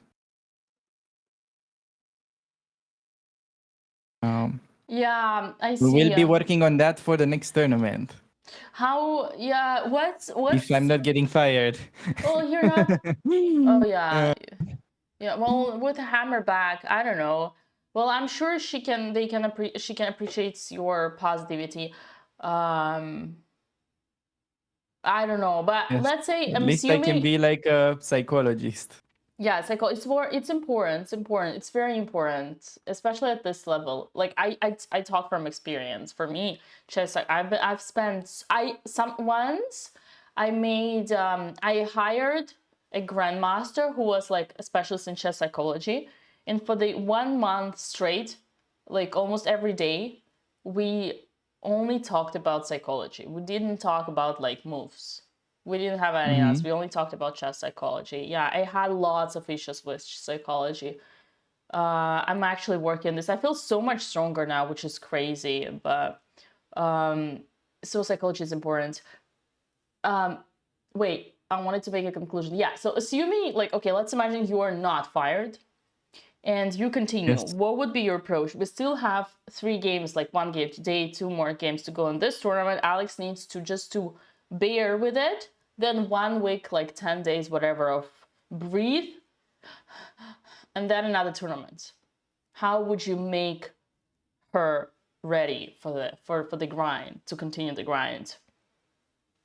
I would say just play some games in between tournaments. It's important to get more experience. So yeah, that would be helpful, because otherwise the King's Indian is not gonna fix itself. You just gotta play some games. Let's see, with Andrea, it's also not like her progress comes overnight. Like, I've been coaching her for quite some months by now. With Alex, I just started helping her when the tournament started, basically. So yeah, that would be the plan, to fix these openings, because as long as she will be okay in the King's Indian, her French is already good. Yeah, that's nothing really crazy, so not like super special approach. And the thing with this tournament, just because it is so difficult that even a grandmaster quit after 5 rounds, is that if you're not prepared against everything, it can really go bad. But okay, if you play like sort of normal tournament, as I said, you lose 1 game, you win, and so on. She wouldn't have lost so many games. It's just the risk of playing such strong event. Like, even I can recall something from my tournament practice when I was playing for the Romanian team under 18, I believe. And I was playing second board. And I think I ended up losing 5 games in a row. I think first round I won. Then I made a draw. And then I lost 5 in a row. But it started first of all, I played Nikitenko. Then I played Blochberger. Then I played Gumulars. Then I played Vincent Keimer. And then I played Subeli Jan on second board. And all of these guys are like at least grandmasters now, or even Wow. pushing to 26. And Keimer is like Super who he is. grandmaster. So, okay, for me, that was very tough as like a 2350 player, like a FIDE master. It's similar for them. Like they're playing FIDE masters every day. It can go like that if you're not in good shape or like not getting the right openings that you want. So Yeah. things can get pretty rough. Yeah, totally. Again, a lot of philosophical discussions, inner discussions need to be taken. And I think we had early today, in the very morning, Papa Botes on the chat, and he said her problem is not chess, her problem is that her mind is distracted. And that's basically what you were saying. And Alex, as you know, chat, Alex is coaching girls behind the scenes, so he definitely knows. So if they both say that it's that, then I believe, and I'm not gonna blame chess here. On that note, there was one chatter who asked to explain once again why bishop d7 to e6 was so good for Andrea. They didn't understand. That's a good question. So the thing about bishop d7 is that earlier on, like 5 moves earlier, Andrea played in this position, move 14. We recommended either bishop e6 or bishop a6, attacking c4. That's your ultimate plan in this position. By the way, chat, Andrea has reached the perfect harmony in general. Like, she got everything she wanted in this, like, pawn structure wise. She gave away her bishop on g7, not against this knight on c3, to make double pawns, very weak pawns. So this is like a dream come true for any strategical specialist. And then she goes a passive bishop d7. Like, we just try to speculate and suggested that the knight probably after knight d4, knight b5 would come, and then she would want to take this knight away. Maybe that was her plan. Anyway, after certain moves that happened on the board, in this position, Andrea had only one move to continue pushing on. And probably not only one move, but there was also a6 or knight e5, but the best would have been bishop d7 to e6, moving this bishop once again. And this is somehow admitting your own mistake, losing a tempo, but yet understanding that was the right thing. I should have done it before, but that's okay. I still have a chance, and I'm not gonna miss a second chance, so I'm gonna do it. And for someone like Andrea, who's so proud and stubborn and like not willing to kind of waste time, it's a huge achievement. It means, like, you know, overcoming your inner battles, and that's why we're so proud of her. I wonder if that chatter is still in the chat. Maybe he like put that person we explained. He probably quit, but it's okay. No, I think the idea is that, first of all, well, bishop e6, yes, accepts the mistake, and that it's also really prophylactic because you no longer get to ever push c5 as white, which was one of the biggest dangers. And also, I think if I have to try and understand why Andrea played bishop d7 in the first place instead of bishop e6, having she played bishop e6 on move 14, she was probably afraid of the opportunity of white going knight d4. Perhaps that scared her a little bit. And then she didn't like knight takes on d4, queen takes d4, perhaps. Can you put that on the board, Dina? Show me how. So move 14, if you go bishop e6. Uh-huh.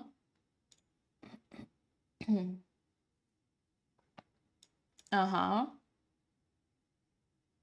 Bishop e6, knight d4 maybe she didn't like. Yeah. And then And knight takes then, a5. okay. No, so okay, then it has to be AB and then knight d4. Yeah. So yeah, because the knight comes to d4 attacking the bishop, she felt like not so sure about this. And notice that when... Yeah, no, I agree. You could play this position. It's just she just probably stopped knight d4. Yeah. She felt like something is wrong with her plan, if I had to guess. Well, she's not wrong because pieces are getting traded. So if that was her line, then again, it's a very valid point. But the other problem is that she had also bishop a6, which we wouldn't have bishop to discuss a6 that problem. Was interesting move there. I agree. But the way she played it, it makes me like the plan even better because it kind of avoids these massive simplifications that White could have tried to get. So the point is, when she played bishop e6, Dina noticed that there is no more knight d4 idea for White. So that makes me think perhaps that was one of the reasons of why this bishop e6 happens so easily now, but not back a few moves ago. Yeah, I mean, honestly, we had these discussions with Andrea previously when she tried to deviate on purpose her opponent to bishop to d7 instead of willing them to put it on them on b7. And sometimes, I mean, I'm gonna admit it, sometimes Andrea has very good valid points, very good ideas that she wants to keep the game complicated, especially now when she's in the position for a win. It's about time. This is the juiciest of all opponents she ever had. Now she has 30 minutes ahead on time. She probably sitting there and thinking like, now I know how it feels to play against me. So yeah, Alex, if in the end of the day she did all that on purpose, what can I say? That's some big skill over there. Future grandmaster. She's up 30 minutes on the clock, which is good. Like imagine in like 5 moves, we could be speaking about her opponent being down to like last 10 minutes. And even though White's position is still somehow savable, the more you get under time pressure, the harder it becomes to find those only moves. Because at some point, yes, you can still make a draw, but the path that you're walking on is pretty narrow. Mm-hmm.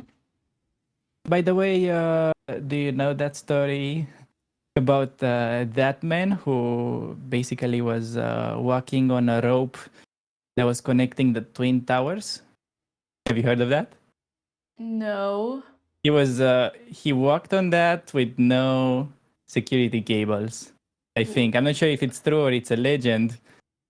But okay, what is the story from? I missed it. Was it before when I wasn't here, right? No, I didn't say it. It's just a video that I saw. So there was a guy that his talent was this walking on a rope. Yeah. And in order to be very difficult and all that, he connected the twin towers with a cable. And he walked without any security cables on that. And he went like back and forth, actually. It was pretty funny. He didn't do it only once. He did it once, and then he felt like it's not enough, and he did it again. It was pretty crazy. Oh God, I cannot comment. I cannot comment on this. It's too much for me. I feel like it makes me feel sick already. Yes. No, this is probably, I think, what the drawing path looks like in this position as White if you lose a pawn and you don't have time. That's why I brought it up. Hopefully it kind of explains something, because I don't think Andrea is in any particular danger right now. Alex made a move. Andrea doesn't have the dark square bishop, but there is no way White gets an attack, it seems like. Chad, did you see Alex's camera? Alex's camera is what Alex feels right now inside. This is what Alex's brain is like.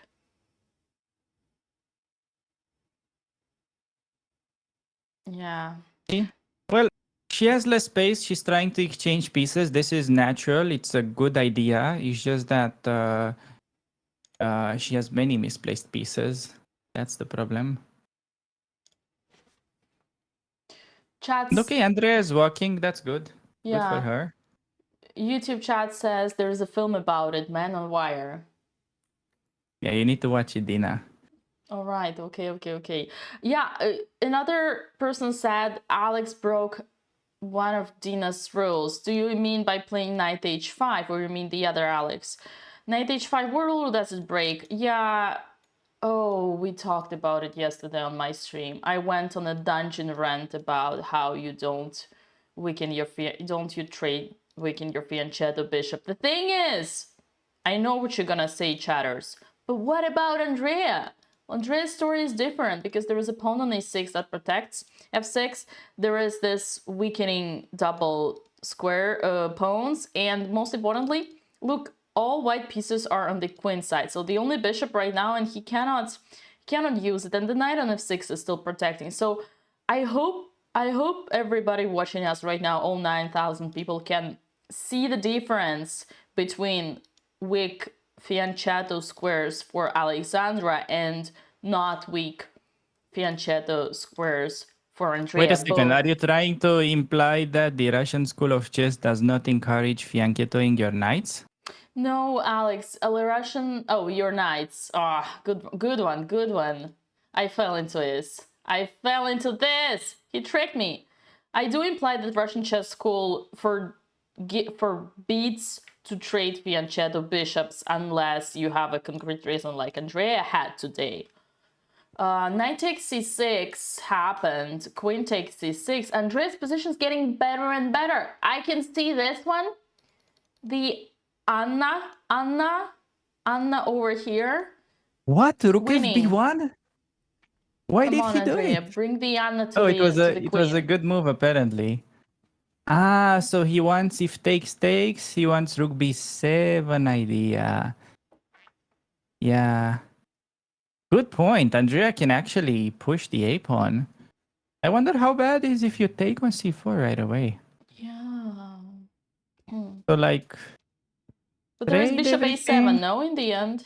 No, Rook B7 is what I'm more concerned of. So you think, oh yeah, you think like something like this, and then we got an extra pawn. She might. No, Rook B7 I think white wants. That's why his last move came in, Rook FB1. Yeah, but Andrea will not be thinking of Rook B7. I mean, she played pretty good this I mean, far. what's the difference? I Wouldn't, can play Rook B7 next. I wouldn't I can play Rook she B7 doesn't. here.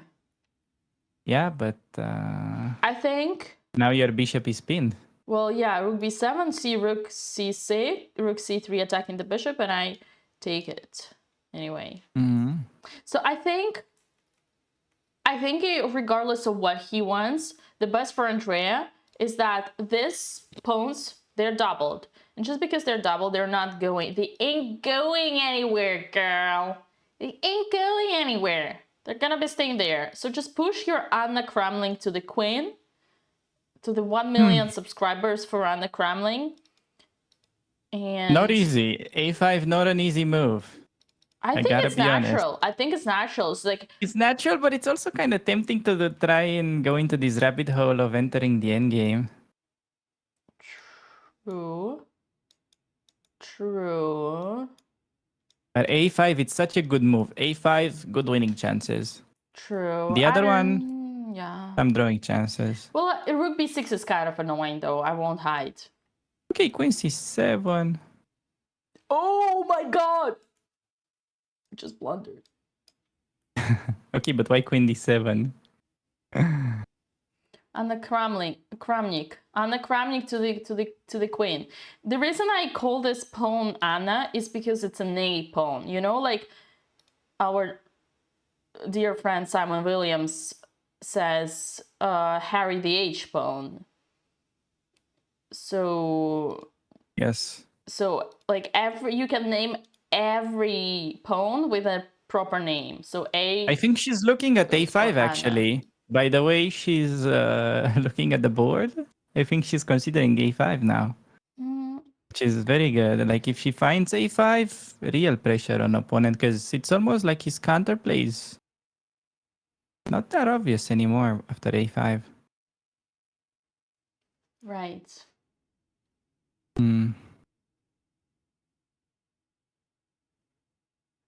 That's correct.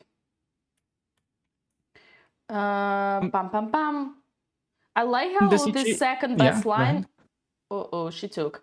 The second best line is King F8, which is like, what? Okay, Bishop C4 Yeah, so on the it's board. King F8 was prophylactic, considering Rook B7 is coming, attacking E7 pawn. So you go King F8 against that, I think. Yeah, King But yeah, she F8 took. chat is a prophylactic for a Rook endgame, which is like, this is a Grandmaster move. This is a Grandmaster prophylactic. Just forget about it. Bishop C4 happened on the board.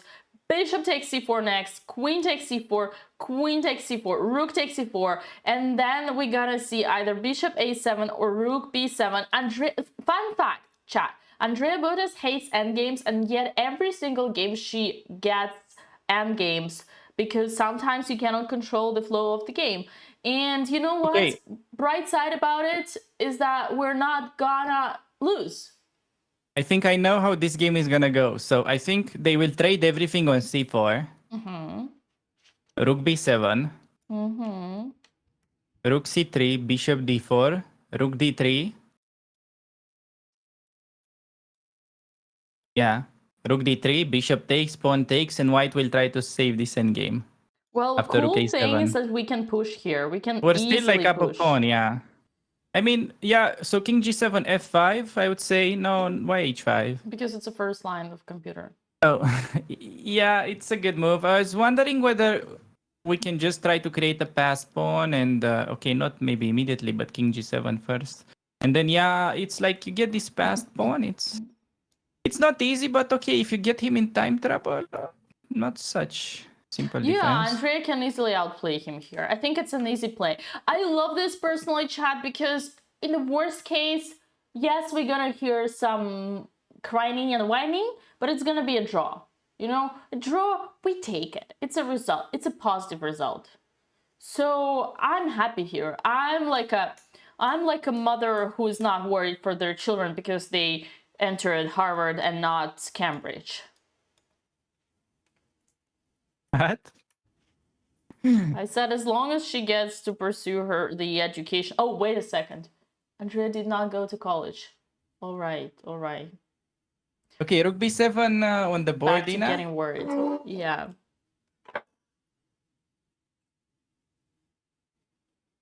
And I think now she's very likely to just take on C3, not play King F8. Although King F8 also interesting move.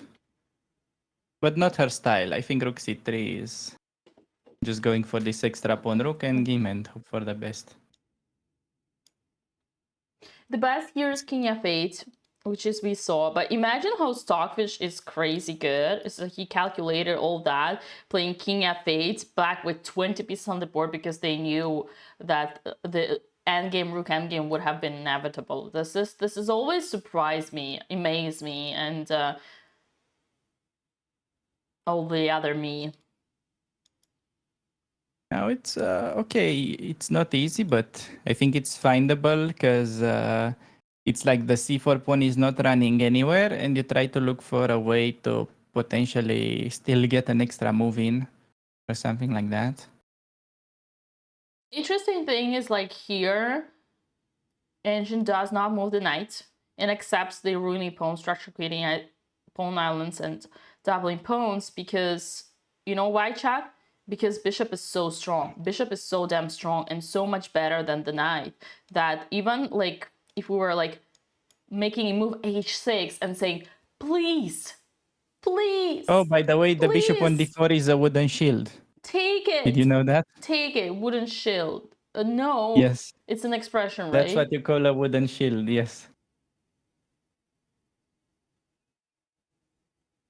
But yeah, I think White is definitely happy to trade it for the knight, thinking that, okay, ruining the pawn structure will increase the drawing chances in the endgame. And yeah, I think that's very likely to happen.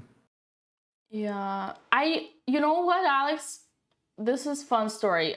Okay, Chad, you actually need a bit of context. I'll give you context. King F8 by Andrea. Look at this. Whoa. Prophylaxis. Whoa. Damn, girl. Let's clap.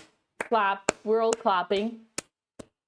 Okay, I'm not clapping. I'm still not convinced about this. I'm just very nervous. Why are we I cannot clapping, chat? celebrate until I feel like the position is comfortable. Why are we clapping, chat? We're I'm too clapping nervous. I'm sorry. because I'm waiting for it. I'm waiting for it. It's not just because it's best move. The best move is not enough. We need to we improve. And not because I told you. What did we learn? What did we learn? What just Andrea did? Come on, use your brain, chat.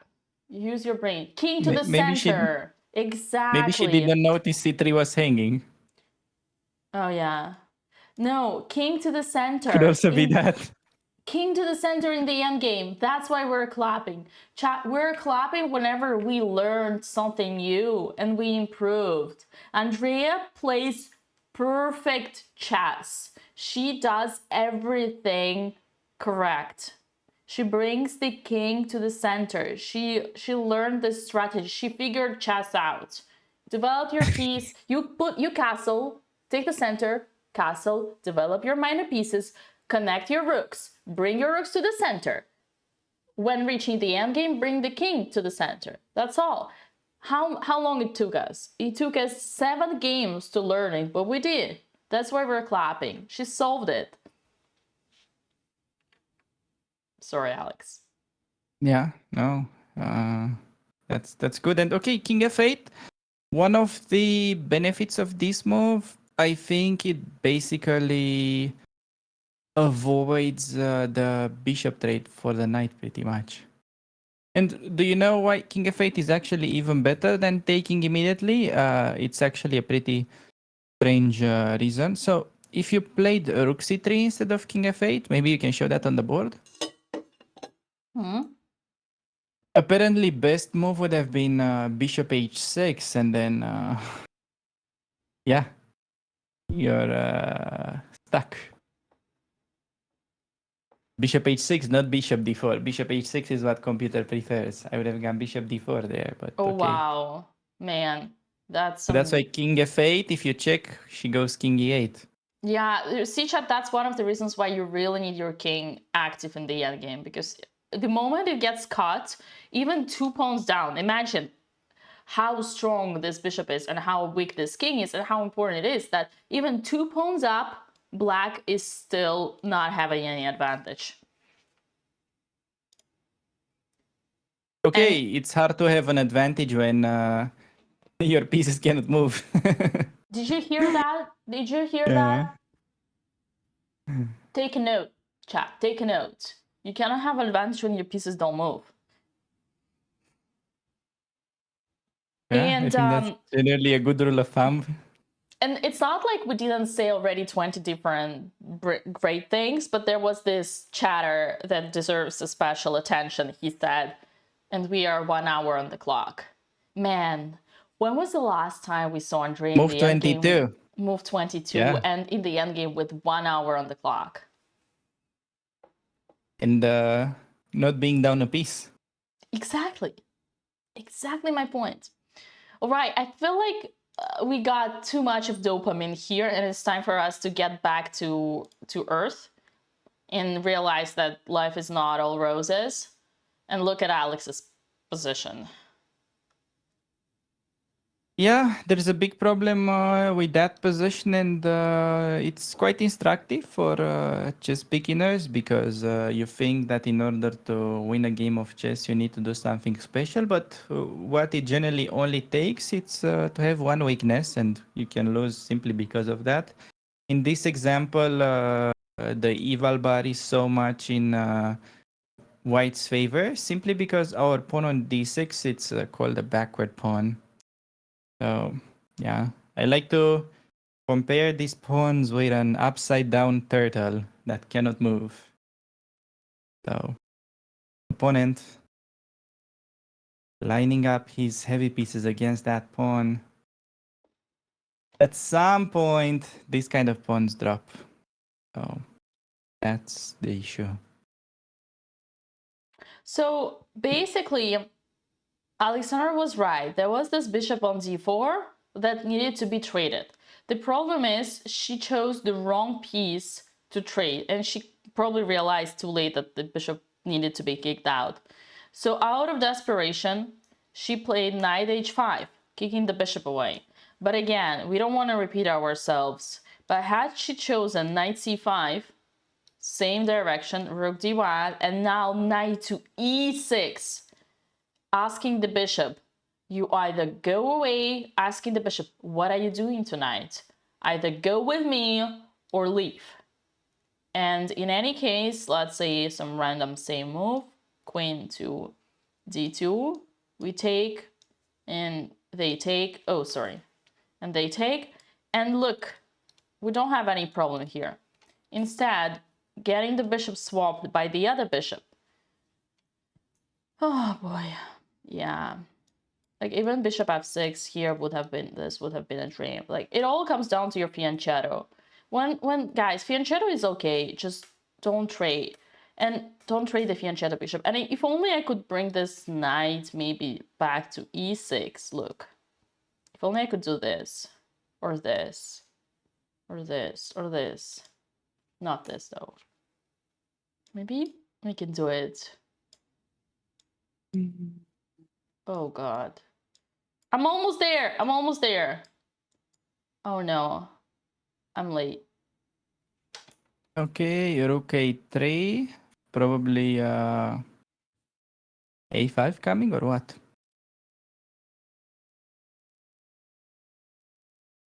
Rook No. a3? Yeah. Rook a3 in Andrea's game, and I think we just play a5, not to lose the pawn, right? I see you gave up on Alex. You didn't even... Yeah, I Oh, understand. I already said my bit about that. Well, I can say one thing though. Why did she allow backward pawn? She didn't have much of a choice. Like she understands this idea and so on that the backward pawn is bad. It's just that the way this variation goes, you want to get some activity in return. Like for instance, frats against the e4 pawn to compensate for the weakness of the d6 square. It's just that this is a much trickier part to achieve. Like white has sort of a static advantage. You don't need to do anything. It's just the way pawn structure is lined up. While, let's say, her advantage, not really an advantage, but her plan was very dynamic. And if you mess up the dynamic part, you're going to have, you're running this risk of having a bad position in the long run. So, yeah. Hope that helps or clarifies things. But yeah, Andrea has very simple moves. Just go a5, push. a5, a4. Take it from there. Don't give him free pawn.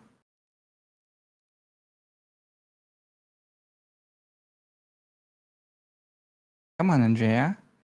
You found more difficult moves this game.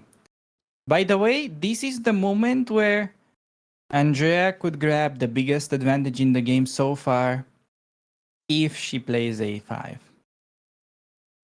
She's currently up a pawn, just letting everybody know. Unless you needed help with math. She has an extra pawn.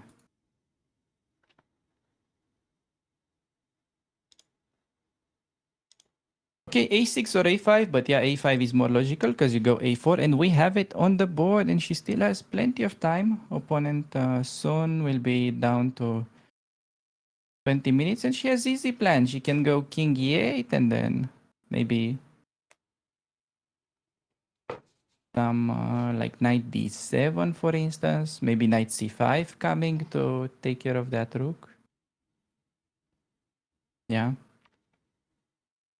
No, I'm happy about this because so far her endgame technique with extra material has been very good. So she also has time on the clock. I think this is going the right way. Not much can go wrong. I'm just wondering if white could play something like bishop d4, but I guess even a move like e5 is pretty solid. Knight e8 is a little bit too subtle for my taste. Yeah, Knight e8, yeah, it works, but Yeah, Alex, do you E5, know how for this is instance. called? What? This. Bishop A7? Yeah. Uh, I'm gonna find it. no. Oh, this is completely changed. It's the Karpov bishop or what? Yeah, that game, right? Ah, Was it wow. Karpov Unsiker or what, something like that? Yes, Karpov Unsiker. Yeah, She I found knows. it in this book.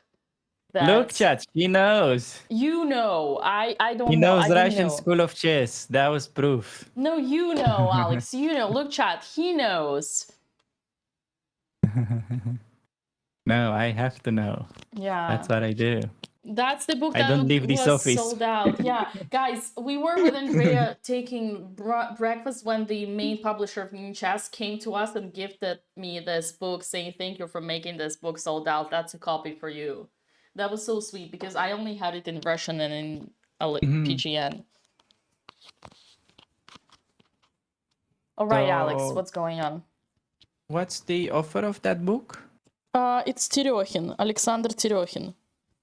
Oh, I see. Yeah, but I I have it in didn't know PG and I the can book. send you, even though, oh, wait a second, that's a copyright. I didn't Yeah, say no, it. no. I didn't You say meant it. like send me like a like a PGN as in a PGN of the game that Andrea is playing right now. Yeah, exactly. Yes. In game. Okay. You're safe now. Mm-hmm. Apparently you can get away with anything if you say in game. In game. Or like in GTA. Right. Yes. I heard that's how you do it these days on the internet. Right. PNG of Ivanchuk in shorts. Yeah. But I don't know. That's pretty valuable stuff. We should only if you guys decide to bid for that picture.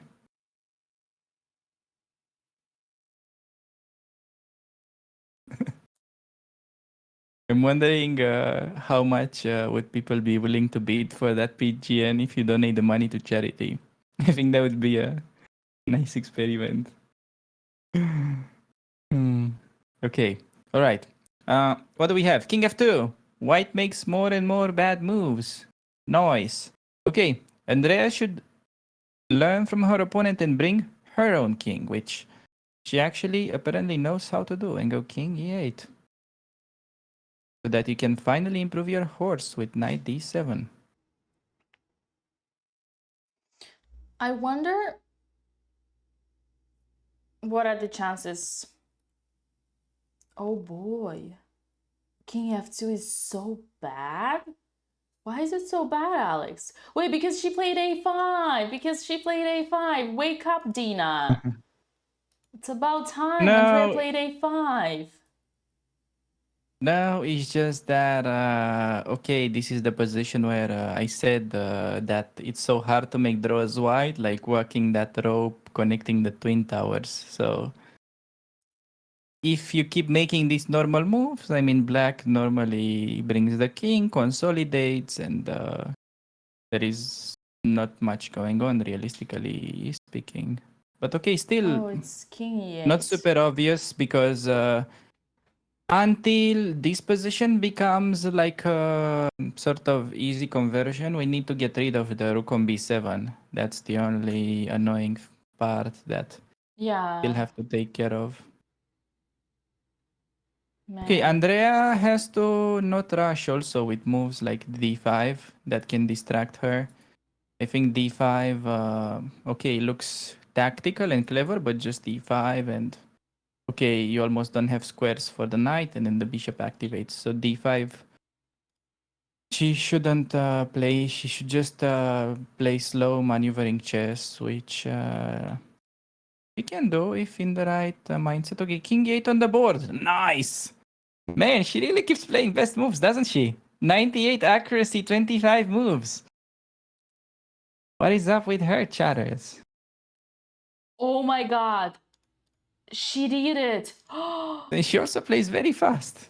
Unbelievable. Okay.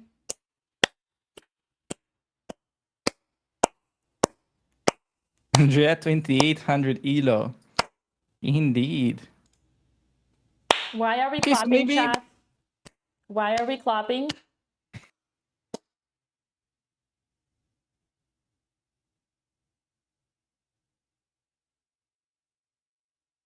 Kramik in chat. It's an interesting. King to the center. Chat, we're clapping, not because Andrea plays just a stupid first line of engine. No, we're clapping because Andrea uses the strategy knowledge. She knows that the king needs to go to the center, and she continues it because she's consistent and she does things according to the rules, to the book. That's why we're clapping. Small brain, exactly that. This is a small brain. There's no moment to overthink. And now she wants to play knight d7 soon. okay, maybe we can try to predict a little bit how this game will go. So let's say white goes king e2, following the same style. We go knight d7. Okay. And one nice idea, now if white goes king d3, we even have knight e5 check as an option. Whoa, whoa, whoa, whoa, whoa, whoa. That's beautiful. Okay, maybe we don't need it. We could also just play rook back because it's not doing much on c4. It was like nicely placed, but not more than that. Okay, let's say knight e5 check, king c2, and then rook back. Because we're threatening knight c4. Yeah, right. Maybe you can play king c2 and then rook back. Yeah, rook back, threatening knight c4. How about this? No. You don't wanna. Okay, maybe. So that move doesn't make a threat. That's why I don't love it. You sure? You sure it doesn't make a threat? No, I don't have to take on a5. You're making no threat with rook c8. Yeah, I'm sure. But Andrea doesn't make moves back, Alex. What's the threat? Yeah, tell me.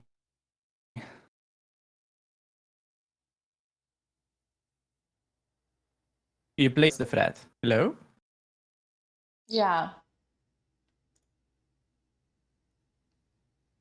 You're here? Am I here?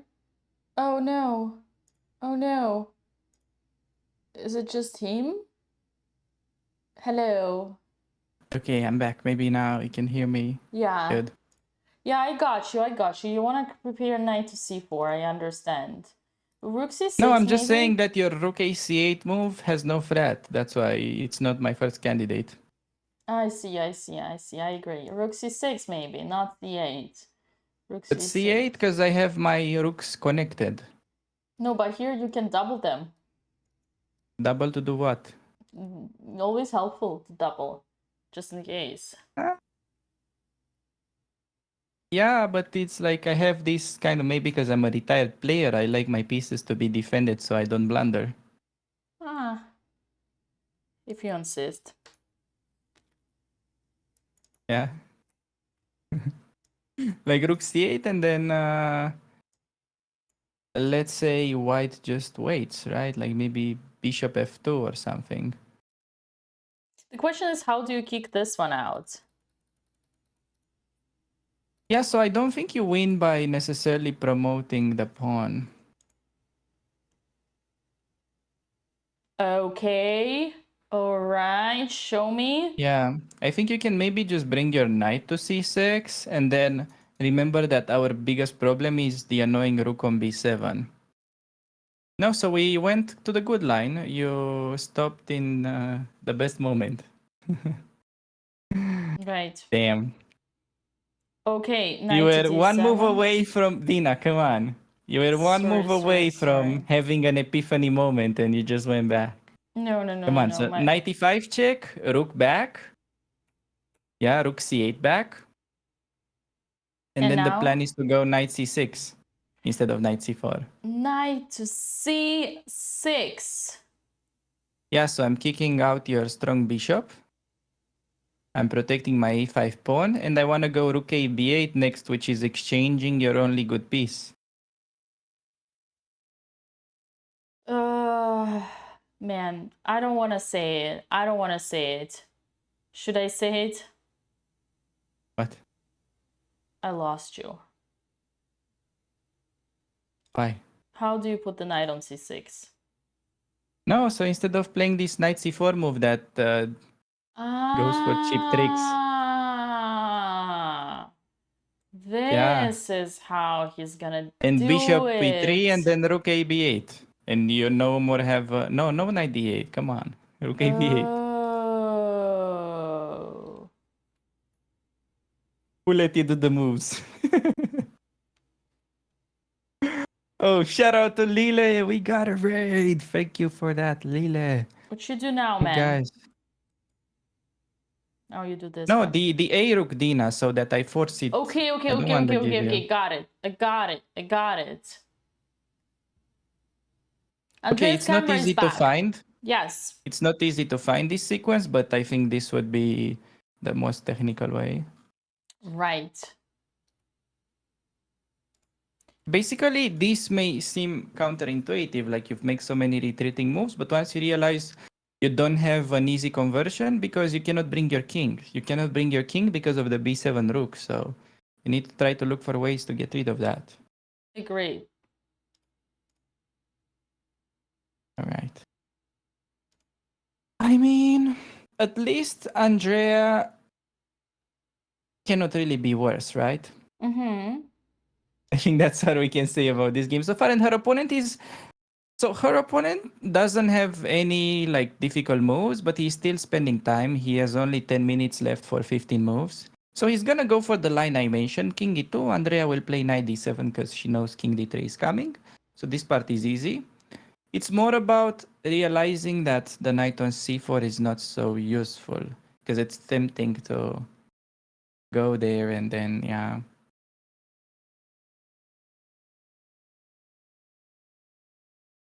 Try to look for You know some what? activity. Yeah? This is the best. This is the best thing. That's King E2 happened on the board. The best thing is like in the worst case, we're just only gonna see a little bit of rent here and there, a little bit of moaning and whining, but it's still gonna get a half a point. That's the best thing about it. I agree. She cannot lose. I don't know. People are complaining. People are asking us to give more attention to Alex, and we've had some moves here. It was rook to d8. No, Dina, I think you're just replying to the trolls. That's why. You want more attention? These are the trolls. The good people understand why we don't talk so much about that. Right. Well, there have been moves though, Alex, so we can just check on it Knight quickly on D7 this. by so still best move. Yeah.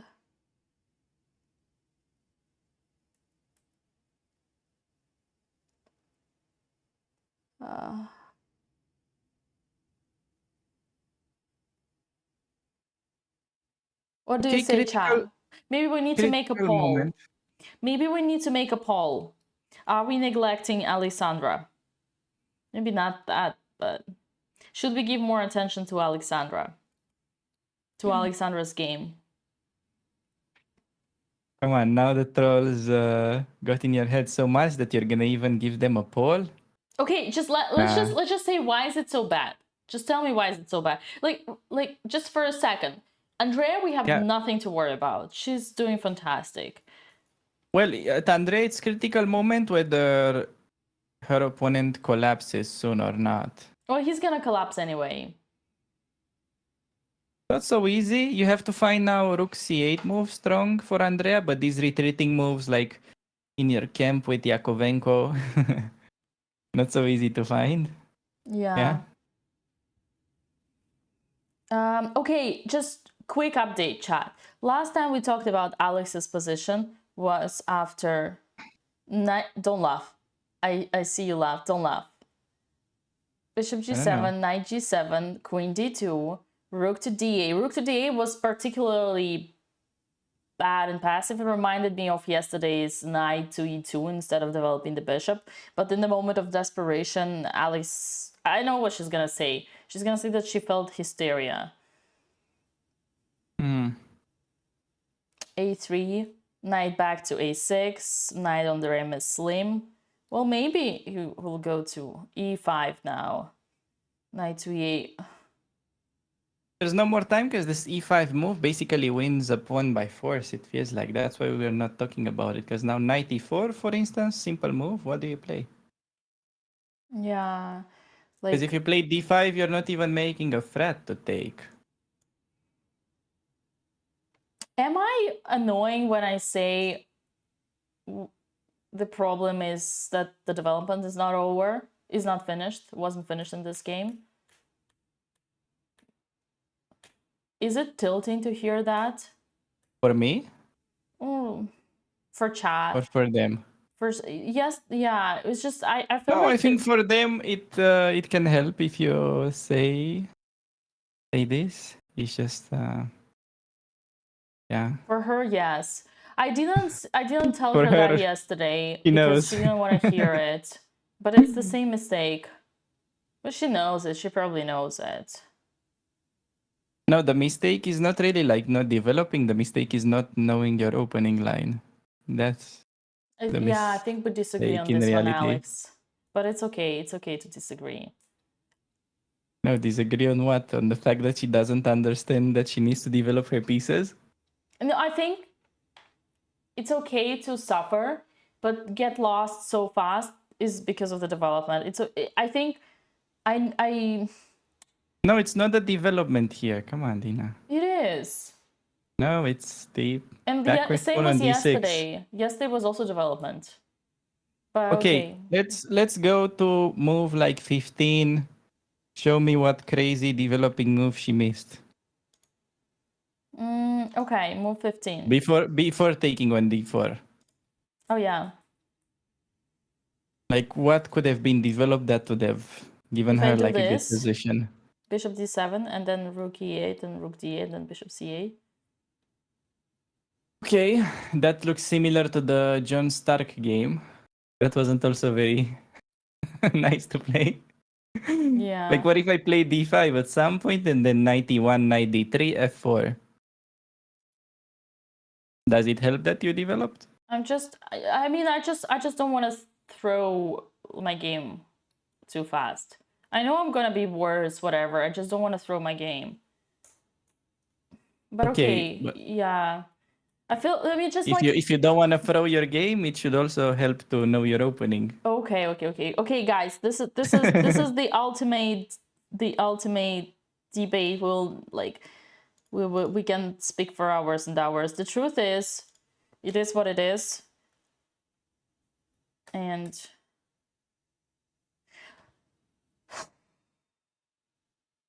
you want to hear us fighting more?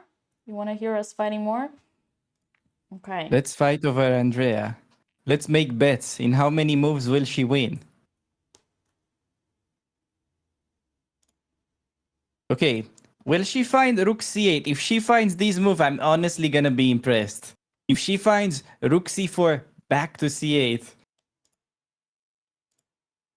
Well, I'm not gonna do anything specific. Like, what did you expect? I'm just gonna be happy for her.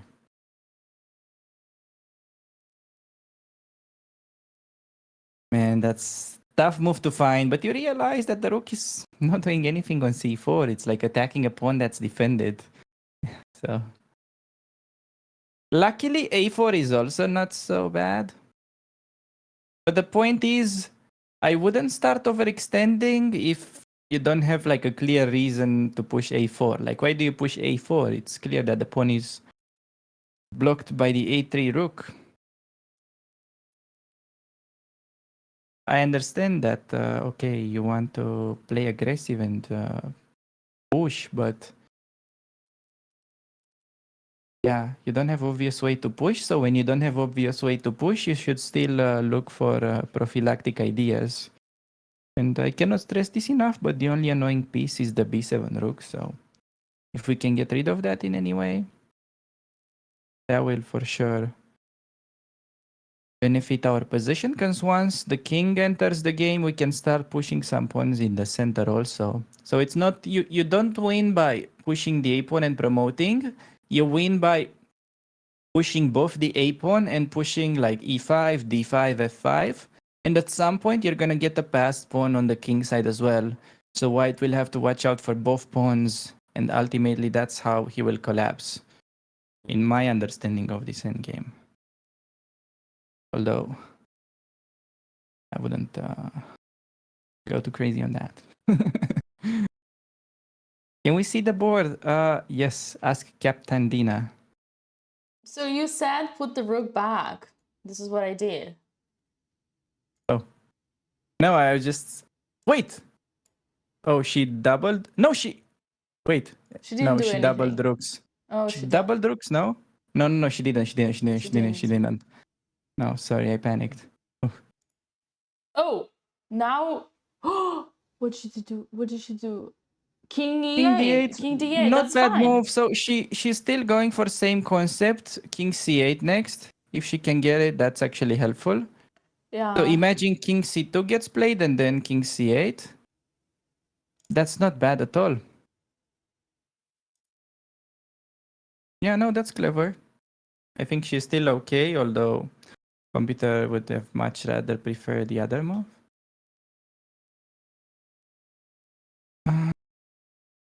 Okay, King d8. I think it gets some harsh criticism because her opponent now has some sort of weird idea. Rook a7 apparently is the best move, but I think there is high chance her opponent will just go King c2 because that's the logical follow-up to King d2. Yeah, this one is not evident. No, Rook a7 you don't play really. He was afraid of this knight e5 check. He didn't even go to d3. There's no way he goes into that. And Yeah. I'm pretty sure that... Okay, King c2, King c8 we will see. And then some rook back to b1 probably.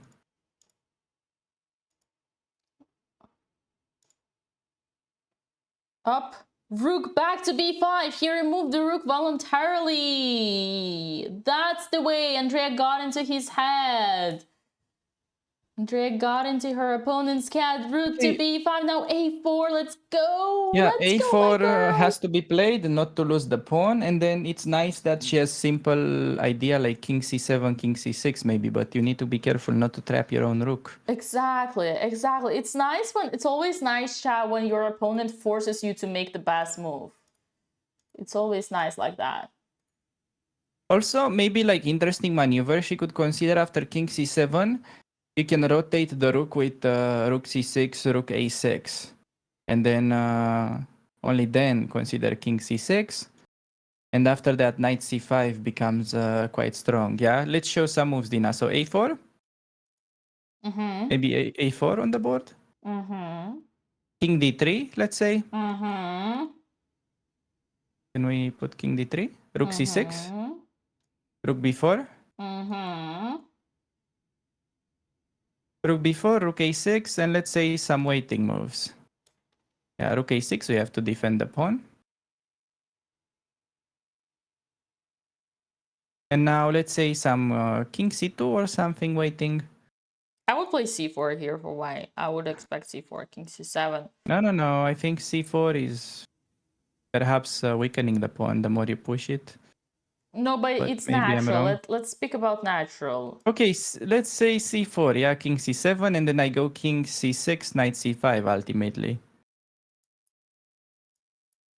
I love it. Although... Yeah. Rook now is strong. Look at this. You were downgrading my c4. Look at this. Yeah, no, knight c5. What do you play? Show me moves. Take with the pawn and then rook b6. Why are you so confident? Okay. Listen, chat. No, rook b6 I do. Rook b6 to exchange your annoying rook, so I keep the other rook tied. And she played it. A4, and we just Okay, it was only move. Don't hype it. It was the only move. No. I am gonna hype it because Andrea Botez is playing perfect chess, mastering endgames, is on the road, is on the freaking road to teach us how we play endgames. And if that woman brings her king to the center, I'm gonna remove my hat for her. You know how they say? Like, Yes, yes. Снимаю шляпу. Yes. We have the same saying in Bro, Romania. the other one is completely lost after 2 hours in the game. What do you tell me? You tell me to relax? I tell you to relax, okay? If I'm not gonna hype around Andrea's obvious only moves, then what are we doing here? Should I put the sad music already? The other one didn't even No, I finish the think development yet. maybe Andrea will win faster than the other game will finish. Because her opponent is in time scramble and Andrea has some obvious good moves to make. But yeah, we'll see.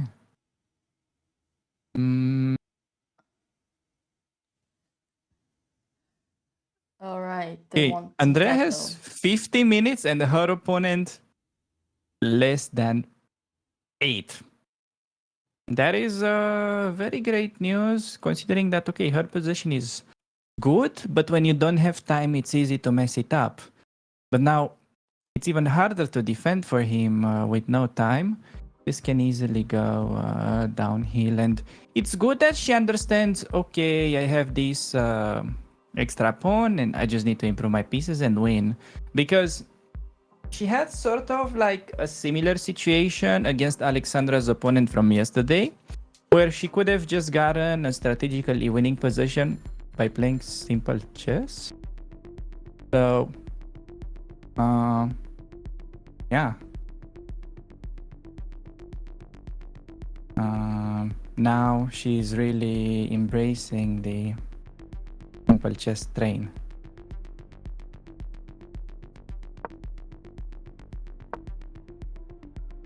Okay. What did he play?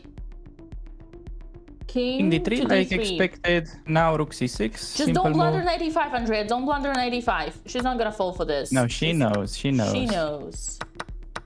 She knows. She knows. Come on, Andrea. You're doing everything fantastic.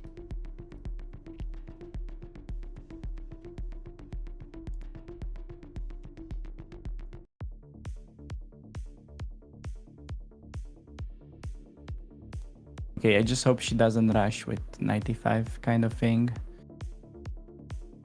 That's like, this is the only dangerous moment because it's the only time she can actually blunder, but rook c6 is such an easy move to play.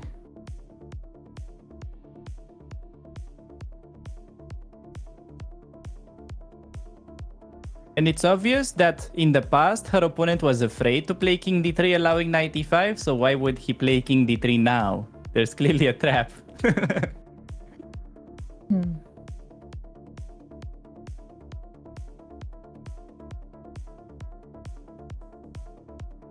No, man. You made me nervous saying that she might blunder. I was confident she'll play rook c6, but now I'm nervous. No. Mandina, you have to leave the frame for a little bit. Usually the positions get better when you leave. Okay. I like It's that. a critical moment. I like that. Until she plays the next move. Okay, she's about to make a move. Rook c6, yes. Happened on the board. Okay. That's the way. Good. Good. Let's go. Good. This one is safe now that she figured out, okay, you need to get rid of the rook and...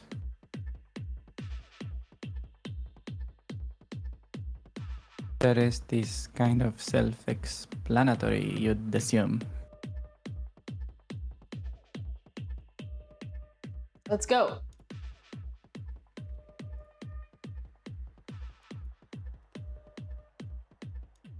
What is so good about this position is that the rook on a3 is pretty much paralyzed, otherwise we keep pushing this pawn even further.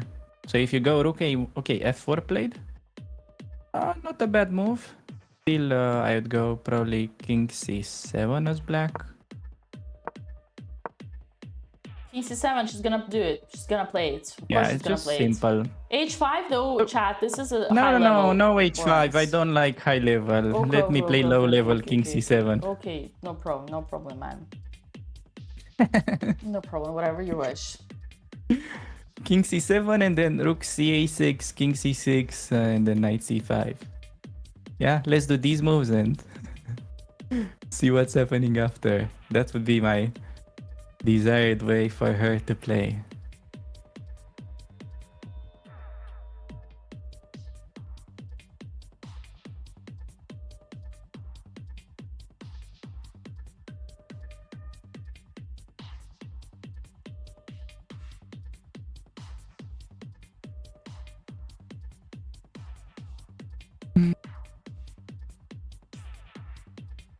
Perhaps for Andrea it would help a little bit to slow down because she has way more time than she needs. So understanding the position better probably won't hurt. But if she keeps making good moves quick, who am I to judge her? Let's go. She needs to face the real Ivanchuk, not his cosplay. That was No problem. Here.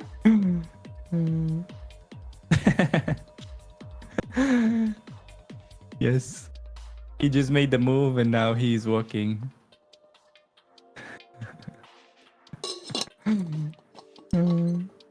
Ivanchuk may win the whole event. Okay, let me check out his game real quick.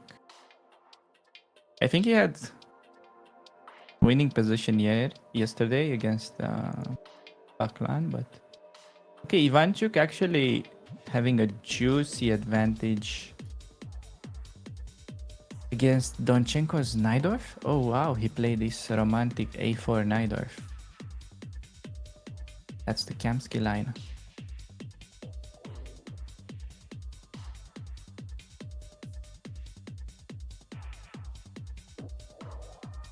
Someone said in chat, it's crazy how Alex's position is so lost even though the material is equal. The problem is that it's not, first of all. And secondly, what is this? What is this? What is this? It's a slim knight. What is this?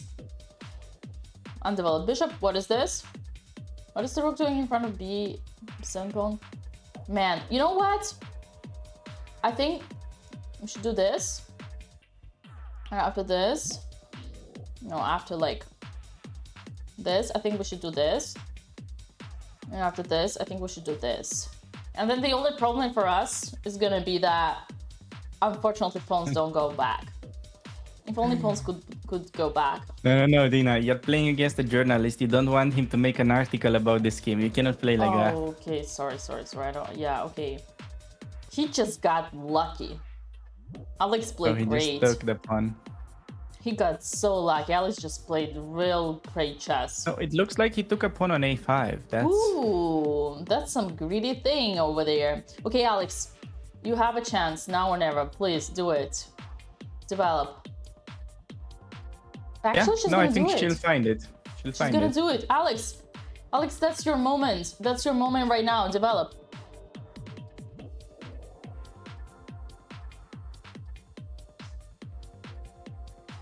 Leave that board alone. Okay. Who is a journalist? Alexandra's opponent is a famous chess journalist. Yes.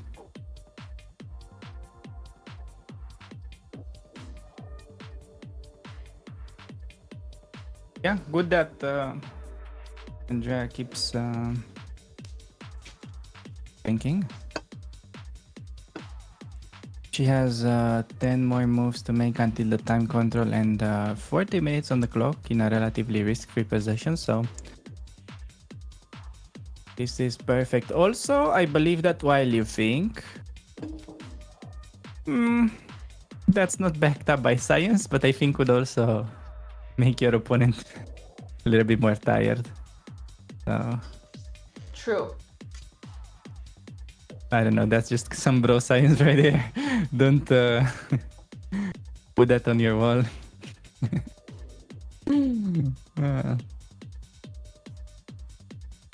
It's like, you know, don't eat during the evening kind of thing.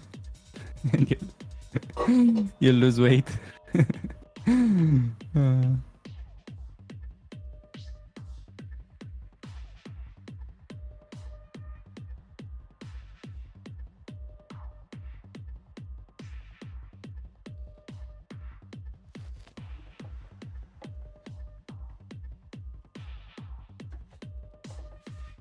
Okay, Alex about to make a move. Bishop f5. Nice. She's She developed. She did it. Whoa! There we go. Whoa! We clap. We clap. Chat. We clap.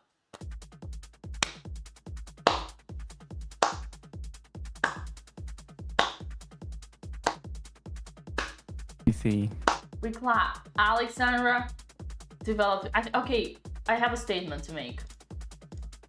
Are you ready? Are you ready? I have a statement to make. Alexandra is gonna win this game. You know why? You know why? Because she finished her development on World 21. I'm telling you, chat, Alexandra's gonna win this game.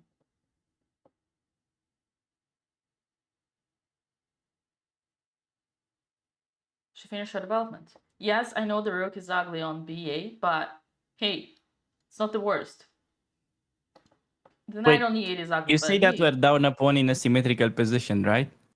It's okay, don't worry. Oh, okay, we'll swindle for a draw. Oh, Okay. I see. So She's not being losing up a it. pawn is like nothing in chess. No, nothing. I mean, man, let's be honest. The worst is behind. The worst is behind. When that guy took that irrelevant a6 pawn instead of putting his knight into the opponent's Irrelevant, soul, maybe a bit too much. If okay, it's an he didn't go irrelevant for. pawn. Look at this. No, he this went. This would have ripped Alexandra's soul apart.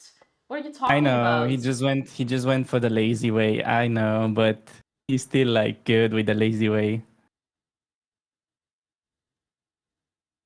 Okay, Andrea's position is getting better and better. Time to bring your king to c6. Come on, Andrea. All this journey with the king, you gotta keep going. King c7, king c6. Simple king improvement. This is something she struggled with in the past. Like, she would find the obvious king moves, but then, okay, the moment where you can actually go aggressive with your king, like here, this is something she missed in the past. She had a few good chances in some older games, but I think she's probably gonna find it, because then what else to do? Like, you cannot make progress without your king. It's pretty obvious because your pieces are tied down. But when your king comes, that is making it obvious. Yeah, king c7. She's going for it, guys. She knows. We're just... We don't understand it all, but she already figured it out. She has 96 accuracy so far, 30 moves. Not too bad for a DJ. I mean, come on. She's bringing the king to the center. What kind of non-accuracy do you want to give her? Ah. Okay, rook b4. Why can't we just go king c6? What am I missing? King c6 and then knight c5. Just caveman conversion. No pawn play.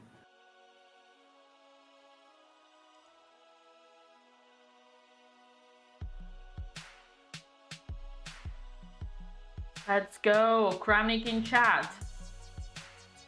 King to c6. Man, Andrea with 40 moves on the clock. Having a +2, -2 advantage. 2 pawn, almost like an extra pawn.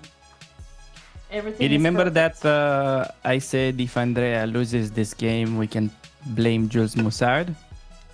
Now, if she wins, I wanna get some credits for it, okay? I think that's fair. Why would we blame Jules Moussard though? Because he said this line was great when we left it. Nice. It's nice to always have a backup. I blame him for all kinds of things anyways. How is he doing? Huh.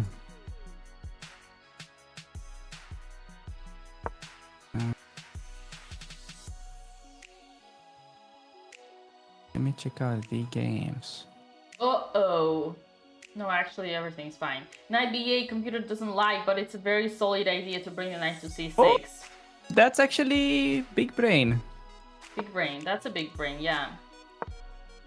Okay, but the point is, the knight on c6 was actually better when it was defending a5 pawn. Because then it's not clear where the knight will go. Like, sure, you get it to c6, but then what? I don't like this knight d8. I take the big brain back. Small brain. Stupid maneuver. Your knight was perfectly placed. King c6, you knight need the c5. small brain. She went for the big brain. Yeah, maybe she'll figure it out. So the thing is, your advantage is so big that you afford to just go back and forth and still keep same advantage. It's like white is just defensive mode. No counterplay, really. All right.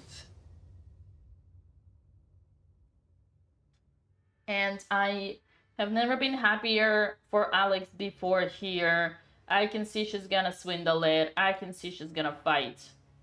And I can see by the Alex's body language is that she realized the worst is behind. You know, she's way more confident now. She's way less depressed. Look, she looks less depressed. Mm-hmm. Oh, and now she plays with us by disappearing and coming back. Oh. Okay, knight c6 by Andrea. Some unnecessary maneuvering, but hey, we'll take it. The longer the games goes without her blundering, I think she'll be happy.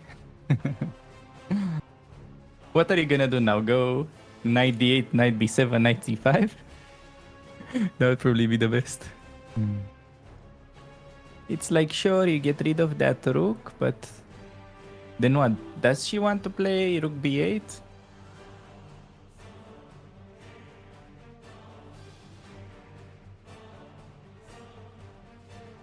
Interesting discussion here. Who benefits rook trade? Honestly, I think for her it would probably be better to keep rooks for a little bit at least. I think keeping more pieces generally helps the attacker, and also seems to be the situation here. We have knight c6, rook b2. Bishop e3, knight c6, rook b2, and now the question is, how does Andrea continue? Because Alex was right, it would be best if we could just move the knight one square up and the king one square up. If only we could, you know, like, just like I do with castles, just move them like this a little bit. No one is watching. Come on, just slightly move them both there. Santé, merci beaucoup. You see some tricks going on. Yes. No, by the way, it's pretty funny actually. That brings back some really old memories that I was playing when I was a kid. One of these tournaments that you play against kids from other schools that are not chess professionals. So as a chess professional, you win easily.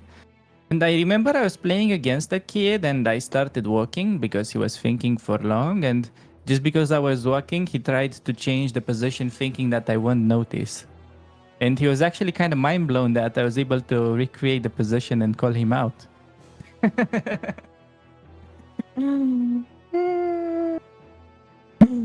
I mean, I wasn't like a master yet, but still these things were obvious. So wow. I was more of like a 1600 rated player, something like that.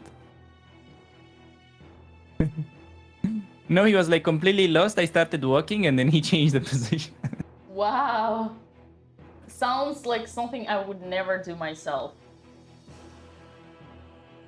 No, I mean, I just told him he didn't get disqualified. It's like, these guys were amateur. Okay, these kind of players were at that tournament just to not go to school that day. Okay. So that was kind of the stake.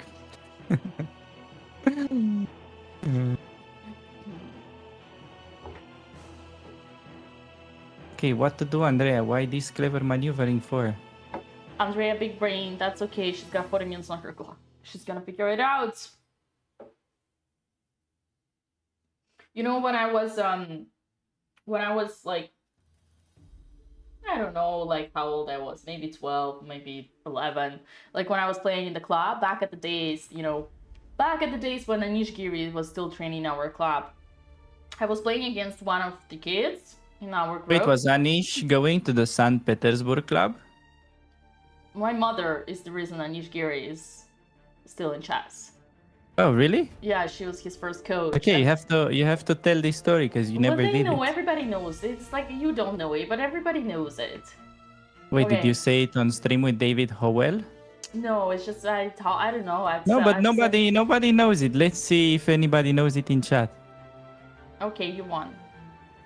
Okay, so Anish was like in my club. Literally nobody had an idea about that. My mom was his coach, his first coach, and his parents at the time thought that chess was for losers and wanted him to go to school. Oh, I see. And not do chess professional. But mom was like, guys, your son is future world champion. You gotta let him stay in chess. So they were constantly like fighting back and forth. So my mom would call secretly Anish's grandmother and tell her to which tournaments she should bring him because his parents like didn't want necessarily didn't want him to miss school. So that was the story. But then once he became like strong enough, he went to another coach in my club, which was like also my coach, my Russian coach. And he stayed there until like 13 or 14 when his family moved to Netherlands. That's the story. Yeah, I see. So we were like, it was back at those days where we were all like when Anish came, he came like he was 7. I could still beat him. So it was like back at those days with the group. So the reason I'm telling this story, but Andrea is cooking. Andrea played f5. I love that move. I love Good that move. It's forcing to create a pass. Making some sort of progress, yeah. It's an amazing move. I love it. She has a plan. Remember, chat. Bad plan is better than no plan. This is amazed me. Yeah, no, that's interesting. A niche story, and also the fact that, yeah, how the heck do you tell that somebody is gonna be a top chess player at only like 7 when you said you could still beat him? Well, she didn't tell it like at 7. I mean, she could see like my mom. When you are someone like my mom who's been training kids, for professionally, like like for the last 35 years, which is like she still does like right now. She's probably in class. You see, you see what kids have talents and not, and like he was just picking up everything right away. So he was like no one would make such progress so fast.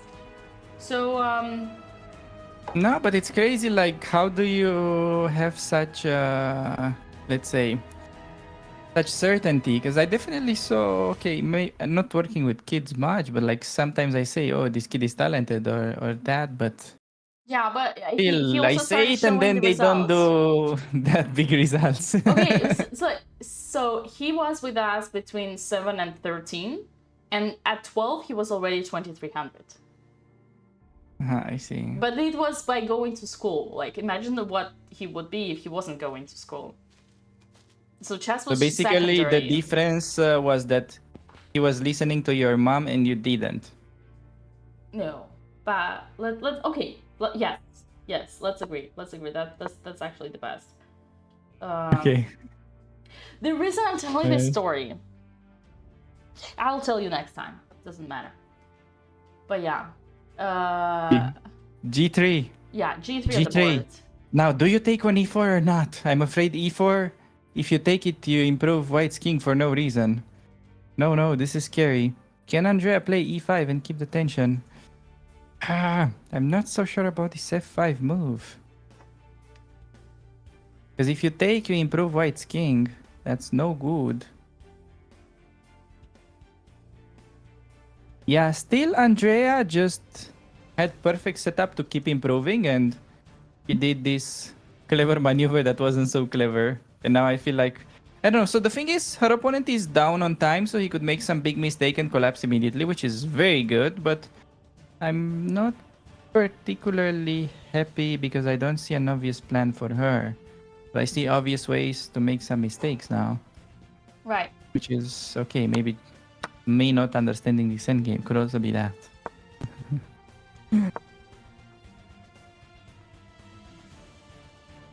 So it's still like you're better here, but is it necessary to activate that king? Yeah, but for her, it's creating a potential pass pawn.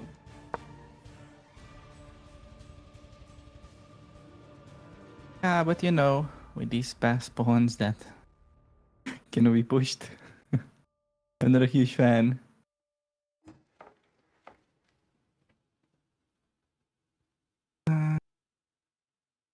Yeah, so the technical part of this would be trade knight for bishop, trade a pair of rooks, and then you have his rook in the worst position possible on a3. So for white, for instance, would be lovely to exchange positions of the rooks. But with the black rook, I mean. So like rook a3 to be on a6 and black rook to be on a3. So ideally, when you defend, you want to be behind the pawn, not in front. I feel like she had easier time doing it the Always other way. be But... behind, never be in front. This is the weakest position. Okay, you can still win even in front, but it's he has some throwing chances. This one is usually just game over if you trade a pair of rooks and you also don't lose your pawn. That would be the condition.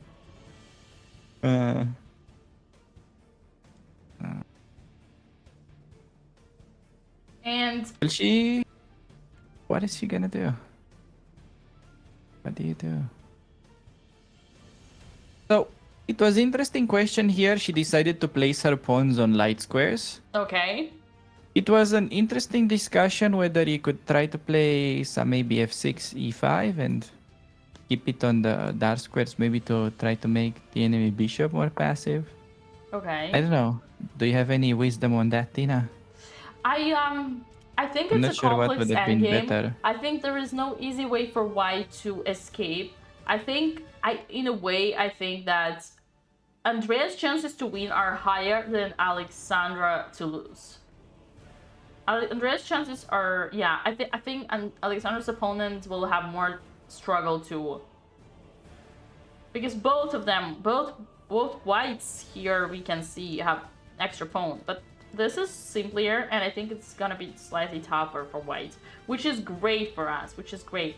I think Andrea's endgame is very complex and that's good for her because there's no way to equalize, no way to swindle. Yeah, that's a good point. Still, I don't see her being in any danger yet. For me, it's just annoying that we cannot make that rook trade and clarify the game. Right. How stupid is to just go knight b8 right now? Is that so bad? To b8. Yeah, you go bishop d4 and then I go king c6. You go bishop e3 because what to do, and then I do the same knight d7. You seriously suggest that Andrea's gonna admit her mistake again and I'm not saying this, but personally, I would try to win this game as black, so I would do that. Otherwise, how else are you gonna make progress? Your knight on c6 is just like so out of the game, it's connected to nothing. It's crazy that it's actually completely useless. It doesn't threaten opponent, it doesn't protect your pawn. Why do you maneuver it for? Like, sure, a good knight, but...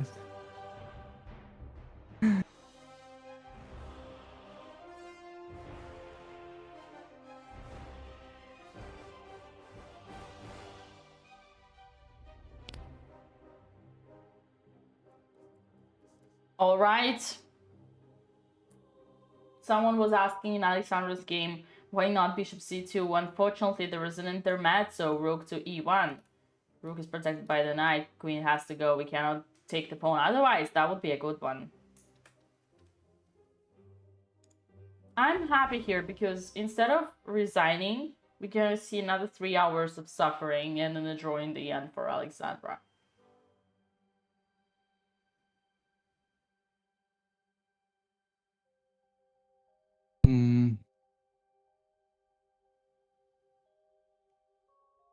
Yeah, so Andrea did this great decision early on in the game to play bishop e6 and sort of accept her mistake. Will she be able to do it for the second time? This time, it takes more moves, but But like the nice side of this is you have all the time in the world. True, So I agree. And Andrea can do whatever she wants. Even put the knight to h8 and then put it back, and she's still gonna be winning.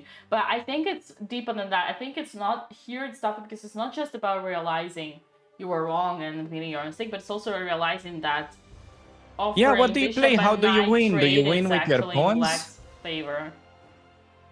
Yeah, I mean, I don't see you cannot move your rook because you lose your pawn. I mean, your king has nowhere to go. You cannot push pawns. It's clearly you need to do something with that knight that's not doing anything.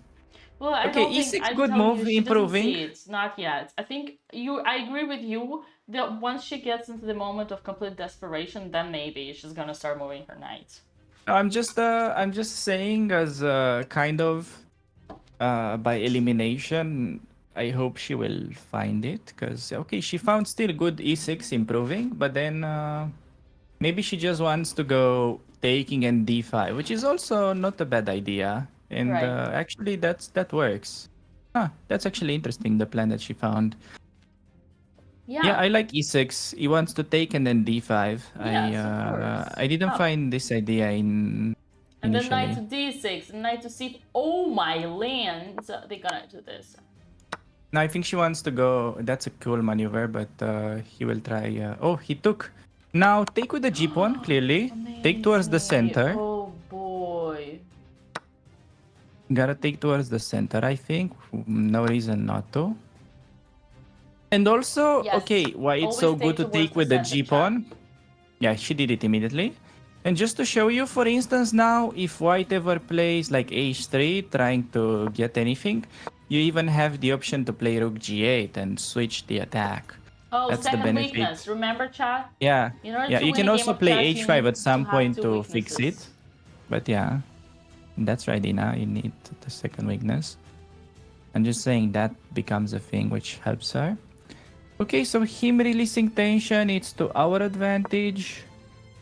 Definitely. Oh man, computer still recommends knight d8, knight d7, because now you can even bring it to f6, which could be a juicy square. Yeah, I love this. I love this. So many ideas here for black. Okay, still, unfortunately, it will become tougher to win this because in 5 moves they will be getting time control. But maybe that half an hour will help Andrea realize that she needs to do something with that knight. And okay, he played rook e2. I think And now we have e5. Yep. Super Perhaps, strong yeah, good move. moment. I think it's a move in her style. e4. Yeah, she loves this. Man. e5. Okay, question is... well, maybe. But what do you do on king c4? That's the question. So e5, king c4. That's the only thing that kind of bothers me. I guess you're just happy. You just do e4 and allow this king to come, king d5, and oh, it's in a mating net actually. Wow. That's funny. Okay, e5 if she finds. Great move. Man, this is mating net, but it's tough to spot. Okay, e5 also, the only drawback of it could be this king c4, but I think you realize that the king is gonna be sort of vulnerable. Yeah, so when she takes with the g-pawn, it's an indicator that she wants to place for strong center, so probably e5 will come next. It's very natural based on her play so far. Not saying the accuracy, just the logic behind her moves.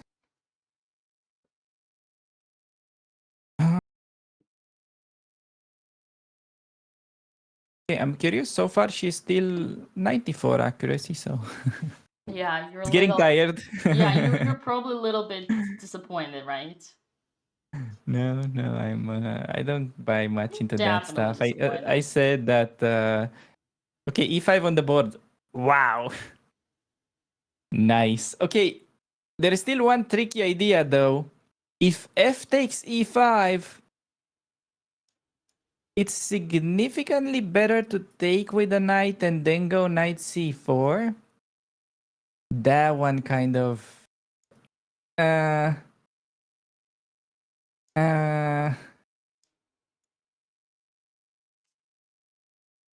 I don't know.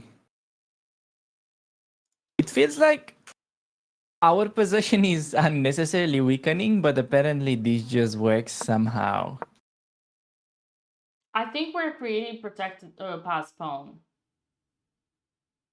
No, after f takes e5, computer wants to take with a knight. That's what I'm crying about. So you can take with a d pawn, it's fine too, but even knight takes is better apparently. Because king d4 is almost getting mated. I mean, king is vulnerable. Maybe he won't take. Yeah. No, I think he won't take. He seems to be afraid of. Oh no, won't he take. just captured. No, he just captured. Okay, big moment. Andrea will probably take the human way. Yeah, I expect Andrea to take with a d pawn, which is still fine. But after rook f2, notice that you're starting to have a bit of a weakness yourself that can be somewhat easily protected after e4 check. King c2 and then rook a5. And yeah, still okay. Sure, white has some drawing chances, but still you need some very accurate play to stay in the game, I feel like. To be honest, I would much rather have her take with a pawn, even though knight takes on e5 is better. I think it's riskier, but I agree. It's you should take with a pawn, but simply because of my religion. My religion says don't create extra pawn islands, right, chat? If you take with a knight, all black's pawns are separated and isolated from each other. Every single pawn is an isolated. I mean, this is a strong pass pawn, but it's kind of like 4 pawn islands. Whereas taking with f is only 3 pawn islands. And not that, yeah, in this particular case, probably not as relevant, but it's an important strategical tip you should know. I mean, if Andrea takes the pawn, I'm gonna clap. If Andrea takes the pawn, I'm gonna clap because she took with the pawn. Clap. We're clapping, chat. Because it shows that she learned. It shows that she learned the strategy. Okay, this construction is a bit loose, but if we coordinate, it can be good. King c4? Oh, king c4? What? Okay, how what we mate, is that? chat. How we mate. Knight to a5, check. Wait, knight a5 and then king d3? Your rooks activate and then you get knight c4. Wow, that was such a bad move. Although she needs to take her time. If she finds knight a5, is game over. The king has exposed himself. Because knight a5, if you go king b5, I have even knight b3. But yeah, knight b7. She's gonna Not sure. Knight a5, not easy. Also, king d6, good move. What? King d6, bringing king to e6. So it was critical for white to start attacking those weak pawns with rook f2. But for some reason, that was not obvious to her opponent. I mean, you know, don't ask me why. What, chat? This is amaze me. Chat, what is it? What is it? It's amaze me. Man. Andrea the Terminator. Andrea the Terminator. Honestly, whether she finds knight a5 or not, it doesn't matter that much. Just if you bring your king closer to the pawns, it's gonna be a safely winning position because white had actually a great chance to seek for simplifications by attacking those weak pawns. There was some g4 idea involved at some moment, and okay, you're starting to run out of pawns in this endgame. It's also how Andrea saved that game against the Kazakh girl. She was down 2 pawns, but because there were no more pawns on the board. She was able to sacrifice the piece and defend. And by the way, I have to say about that game, it was actually quite funny how it felt like she unnecessarily sacrificed her rook just to defend the knight end game. That was pretty ballsy. Oh yeah, I love that. I love that. Yeah. Also, Alex, that's why I have hope in Alexandra here, because like the position is symmetrical, simple, and I don't think Tarjay is like actually knows how to play simple positions, because like at this level you usually just the toughest is to be a small brain, and he's just gonna trade, and by trading the same thing might happen. Alex will save it. But back to Andrea, someone said her opponent's gonna lose because he has 3 minutes and she has 40. Well, the thing is, they only need to do 2 moves, remember? It's move 38, so we only 2 moves away. Knight to e1, look at this! Passive move back! This is crazy. Knight to e1, Alexandra's opponent opening the bishop, thinking that he prevents b5. No, actually, right. The best here is h5 or h6. Yeah, Alex needs just to Oh, I hold don't still. understand knight e1, honestly. What is the knight trying to He do? wants to prevent... I don't know. Oh, he thinks he threatens bishop c6. No. I don't know. He was afraid of bishop e4 maybe or something. Rook e8. Great move by Alexandra. Clap, chat. We're clapping. We're clapping. Why are we clapping? Why are we clapping? Poor Alex is so annoyed by these claps. Chat, why are we clapping? Why are we clapping? Who knows? Open file. Exactly. Rook on the open file. Exactly. We're clapping for Alexandra. She just put her worst piece. The worst piece of black, rook in front of the b7 pawn, doing absolutely nothing, is now released. She released. It's like, let Squeak out of the cage so that he can fly. Fly away, bird. Get some freedom. Stop being in the cage. Rook on the open file. Dina, stop being so dramatic. Why are you so dramatic? Okay, last clap is gonna be when she brings the knight to the center. And then I was gonna remove my hat to show her respect. She finished development. Yeah, knight on the rim is slim. We gotta take care of this one next, but huge achievement for Alexandra. Huge achievement. Andrea is thinking. Critical moment for Andrea. Is she gonna win now or? Now I'm confident later? because it's a position where she honestly cannot go wrong. And with so much time on the clock, she may even find the precise knight a5. But even simple move like king d6 is very straightforward. It feels like to me.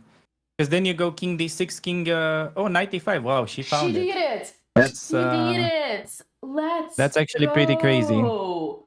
Let's go, chat. So her opponent has to go back to d3. I mean, if he goes king d5, it's obvious that she gets in trouble. So he's gonna play safe, but then it allows rook d6, knight c4, activating with tempo, and then okay, we slow down for a little bit. And she's also gonna get time control very soon. So no, she can play pretty good with time on the clock, huh? In good position, but amazing. Hey. See what happens, chatters, when you listen to your coach? See?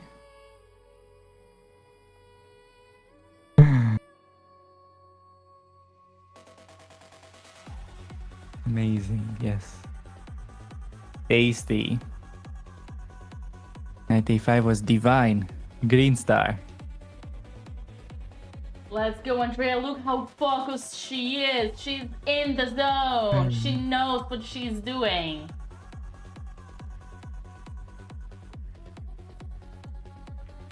Yeah. Okay, her opponent down to the last 2 minutes. He has to make 2 moves, but he realizes that, oh man, why did I go so active with this king for no reason? Andrea entered the Matrix during this Euro trip. So true. So true. No, she's not entering the Matrix. She's breaking the Matrix. What That's did how he it play? makes sense. No, he didn't play. Oh, it's Alex. 1 million King for Andrea's B6? opponent. Oh, he made a good move. Dang it! Okay, come on. King back, Andrea's opponent. He goes King B5. Now Andrea doesn't have easy move. But if she finds it, it's gonna be amazing. Oh, King B7 and King D6 for the checkmate. Let's go. If Andrea plays King B7, Knight B7 is cram. kind of getting him in the mating net. If she finds that. If Andrea plays Knight B7, I call Kramnik. No, Knight B3. Okay, Kramnik, you can wait. No! B3, why? It's fine, bro. We're Okay, only still fine. 3 pawns up. What are you talking about? No, actually. Yeah, but where is the knight going? I mean. Oh yeah. Oh sharks. Okay, stop the dune. Okay, something's wrong. What? What is he doing? What is he doing? Rook to F2. How passive, or how active actually? Move 40 has reached. Rook to F2. What now? Okay, Rook apparently C6. Rook Maybe C6 not. is forcing leather mate. Lol. Okay, Rook C6 is forcing leather late. No, Rook B8 and then Rook A6 mate, Dina. Come on. You can see this. Yeah. Rook C6 forcing letter mate. Andrea. Yes. Okay, I'm gonna go for a break. You're Now crazy? that it's You're crazy? You're it's a going win for a on the break board. now? Oh yeah, right. I cannot leave. Sure. Okay, You okay. should go on a break. No, go. No. I'm gonna stay until Rook C6 is on the board. I cannot betray you in the critical moment. It's not about me, it's about Andrea. You cannot betray No, Andrea. it's about the chatters. Who cares about Andrea? It's all about the chatters. Andrea, don't be cheap. I mean... No, she has to. Rook C6 is a cheap mating trick, but it works. Oh, she doesn't... I got it! I figured it out. She has no choice because it's gonna lose the Otherwise, you lose pawn. your damn pawn. Because she's gonna lose the pawn otherwise, so she's gonna find it. Unless she panics. But she's Okay, gonna even if you find it. panic, you have time on the clock. Come on. I mean, unless she's like, oh no, I lost the pawn. No, girl. Rook C6, forcing the mate. Oh my god, it's so easy. It's literally mate in one It's next. mates with chicks. Oh my god, it's literally mate in one next. Andrea, come on. You figured it all out.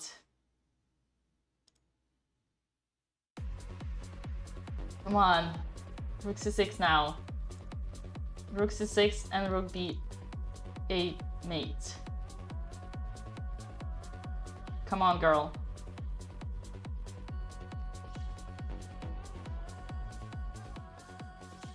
Look at her. She's tongue up. She's seeing looking it. there. She knows. Come on. That's so funny. That's like Fingers nervous. crossed.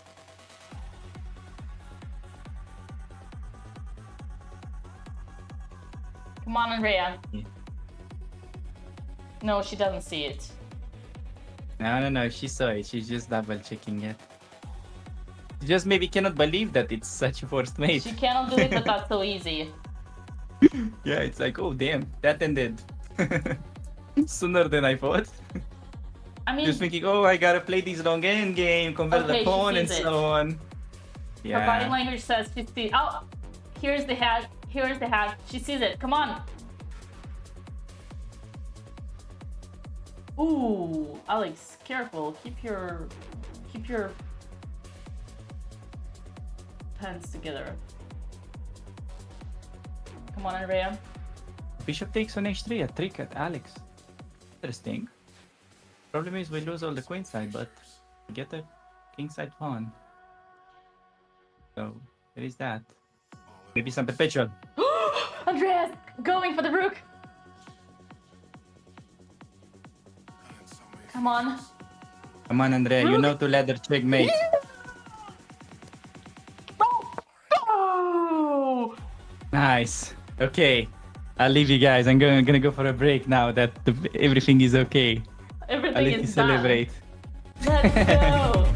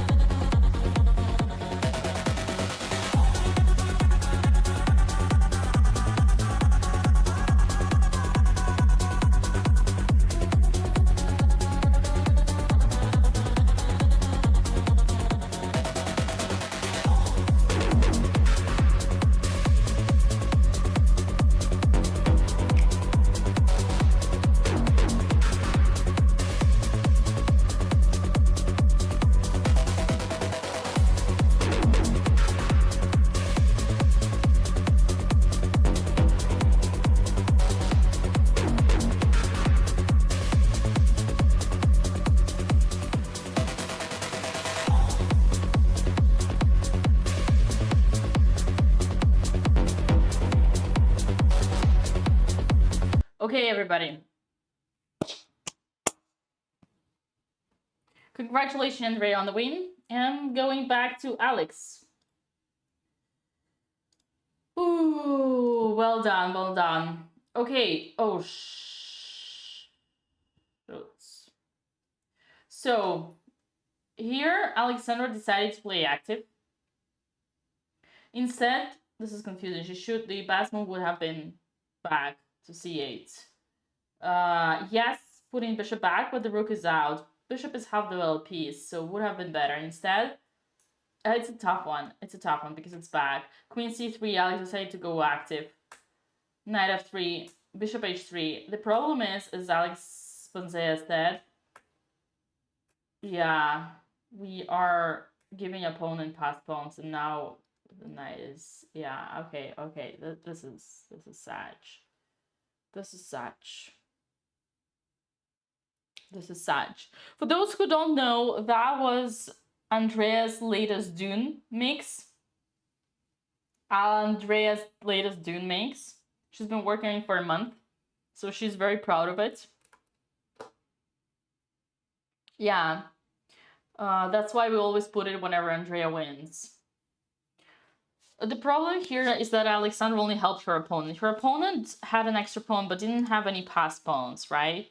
I know it's annoying, but you kind of need to, sometimes you need to hold. Just squeeze and hold it, right? When it's like when you don't have a bathroom nearby, you need to squeeze and hold it. You cannot just poop into your pants. That's a bad comparison, I know, but I'm not the one who started this conversation. This Anna Kramnik is going to the queen. That's the thing. That's the problem. You cannot let your opponent have a passed pawn because this is his ultimate plan. Remember this concept. Bishop undeveloped is only bad when it blocks the rooks, right? Just like first time we played bishop f5. When was it? First time we played bishop f5 was here, right? Bishop was bad because it was blocking the rook. When the rook is out, it's a completely different story. When the rook is out, it's a completely different story because bishop is so long, controls so much, that it's a half-developed piece by nature. So that's why bishop c8 would have been the key. It's tough. Worst case, maybe this. Maybe this. So anything but to hold, right? Unfortunately, but it's tough when you're defending tough position. That being said, let's not lose hope. Only +6 for white. Let's not lose hope. Hello, you're back. Yes. I was explaining you can take a break too if you want. Yeah, I'll be happy to. So just to fill you in, I mean, basically you said it all correctly. Yeah, bishop h3 happened, and now this is the position on the board. Unfortunately, see guys, we had to put a minor piece on the passive. I call it passive voice, like in English, you know, passive voice. We like in English grammar, if you went to school. Bright side is that there are 10 more moves in the time scramble, so they're gonna move fast. I'm actually gonna wait for this 10 moves. This is a critical moment here. Yeah. Oh, God. It's good that Andrea's opponent is spending time so she can stay there and enjoy the winning position. Yeah. That's nice. But there was no way. If I was her, I would just wait 40 minutes to find the bait so I can burn some stream hours. I think that would be pretty clever. Right. Acting like I'm calculating the first win in 2 moves.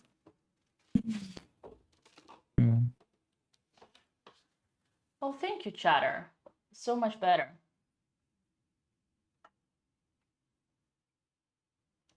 So much better.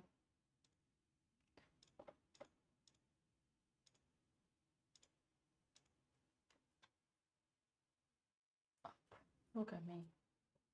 Okay, so it's kind of like a funny situation where Andrea's opponent was just in time with the time control, but simultaneously he also got in time just to resign.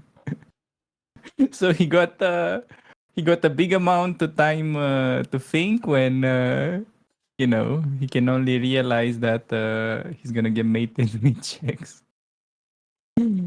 All of that because well, he didn't like to stay with the king on c2. It would have been too lame. Right. But he seriously had simple chance like rook f2, e4, and then some g4. I think it was basically forced draw for white, but instead that's what we got. Up. Move. Rook to f4. No. Rook to e4. I'm just waiting for white to blunder. Queen f6, maybe? Man, I cannot see this. This knight. What? This knight on b8. It's disgust. Okay, I'm finally checking the YouTube chat as well. I see they're also fired up. They are. What is up with the YouTube chatters? There was this nice one. Dina, make sure Alexander doesn't choke his sister after this game. That's a good one.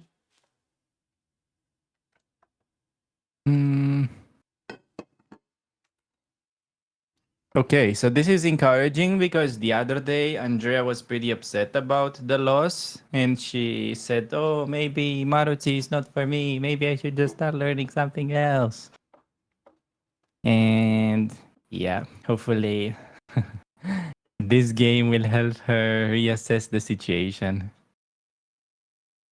I mean, I'm not against having another opening. It's just that I feel like it's better to be at least okay with these openings first and then add something new.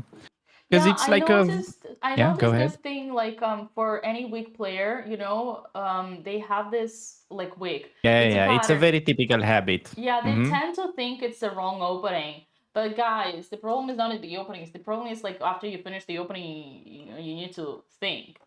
I don't know. and It's you don't never know the opening that's the problem. It's usually you. So yeah.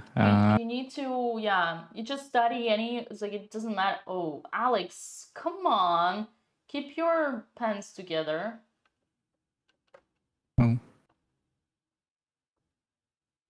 So okay, I think having let's say additional openings is good. I just wanna sort of highlight the fact that jumping from one opening to the other eventually ends up being a waste of time. So it's better to learn one opening and at least have it at a decent level so you know that sometime in the future you can come back to it. So otherwise, if you just mess around and don't learn anything seriously, you'll never have something that you can really rely on. So yeah, you don't want to be in a position where you're completely vulnerable in some opening.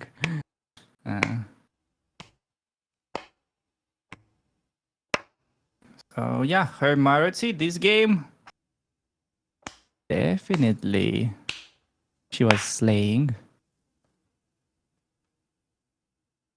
What percentage is Andrea having? Okay, 92. Hey, 92. He's the new 45. No, 92, not too bad. Why I think are we clapping, chat?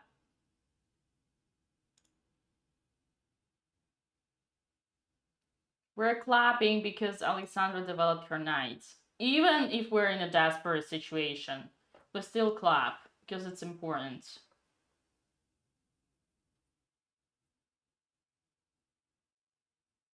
Did you just call E2 D7? You did, Me? right? Yeah. No, I know the chessboard. You were talking about knight D2 or knight E2. I heard you. Maybe you heard me in your dreams. I heard chat. He said knight D2. He said knight E2. Let's call him out. No. He said I 92. wasn't focusing. I wasn't looking at the chess positions in like 10 minutes. I don't know. Oh, I said 92 at no, I said 92 accuracy, not 92. Oh, okay. You're safe. You're safe. See? I was right. Again. Shh. Psst. Psst.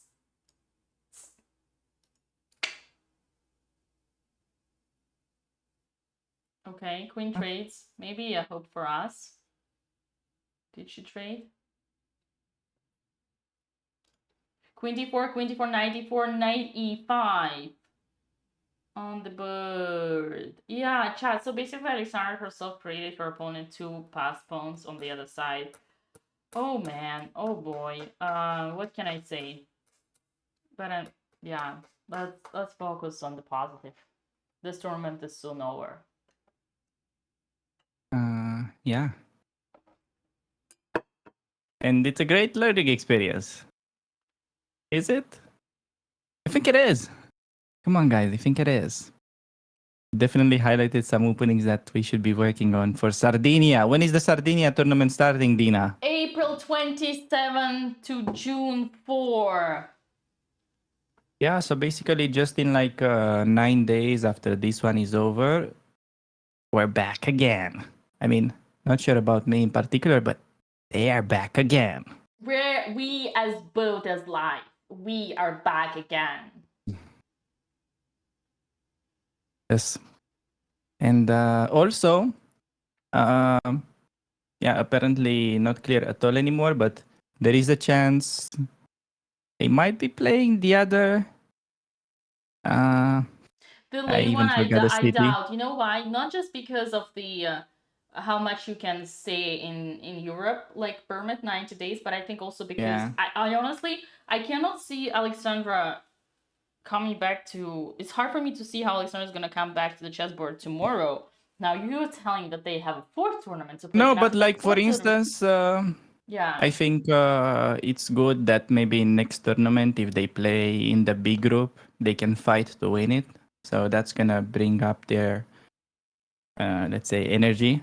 I see. They're gonna be happier with. Because okay, it's like bad tournament, but it's also tough opponents every round, so it's easy to forget about that part. True. Up.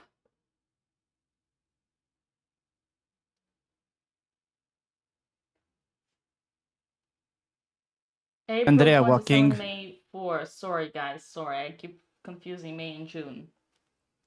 Andrea walking. This is like the best position to go for a walk on, and some grandmasters even have this kind of thing to teach you manners to resign. That even if they have an hour on the clock, and they keep walking, even if you make a move.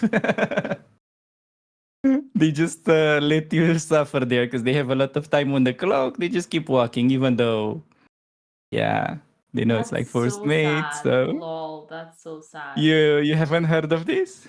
No, I haven't, but now that you say it, I agree. Come on. It makes perfect sense. I thought it's typical, as in Russia there are more stronger players than in Romanian tournament, but True. yeah. No, now that you say it makes perfect sense. Okay, Alex, I actually think I should run for a quick break because Andrea's Yes, actually go, gonna win I very got soon, him. and then she might want to Yes. join. Yes. All right, I'll be right back. Okay. Why doesn't he resign? So, well, he has time on the clock. He has just gotten the well-weighted time control. And, well, he knows he's getting mated, but before you resign, he double-check. It's not like he should resign or anything. I'm not saying this is any bad manners by him.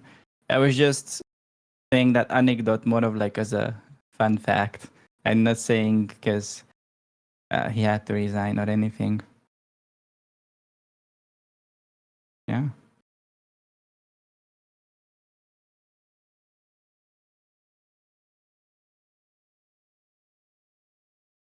Doesn't he have bishop b6? Yes, but you lose a bishop with check in a position where you were already down a pawn.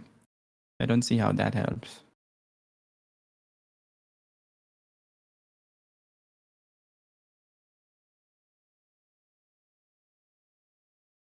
Okay, what is up with the YouTube chat?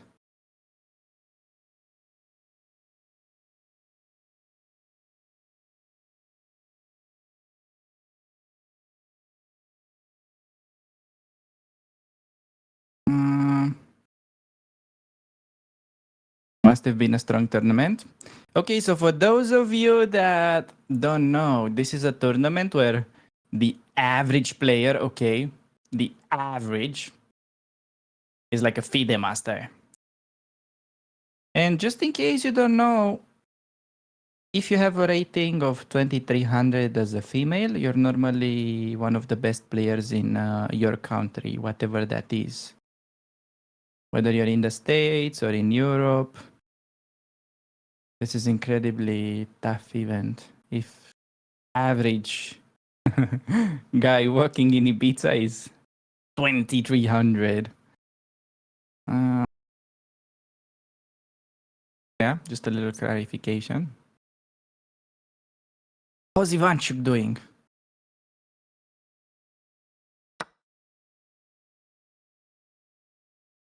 Andrea's co-coach.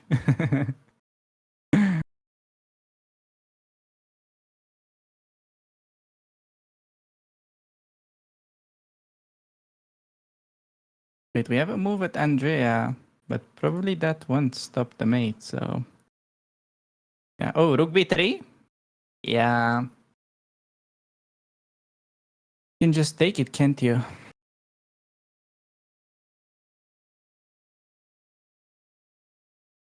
Okay, apparently Ivanchuk is not winning anymore. He was, though, on the verge of winning against Donchenko. Yeah, probably won't be very happy, but game still is going on. Okay, if I have to go back to Andrea, I think she can just capture the rook, no? Is there anything stronger? I don't think there is. Nothing better than a free rook on a sunny day. Do you guys know what amazing view they have? Like, these guys are literally looking at the sea. Wow, rook b8. So precise. By the gremlin. Getting the king on the ropes. King a5. Keeps fighting. However, after a b3, rook b2. Apparently, rook c4 is the fastest way to mate. I wouldn't have thought of that. That's a bit of a sassy move. Take that pawn on c3 and... Yeah, okay. Okay. Andrea's got this. You guys should relax. I think she knows what she's doing.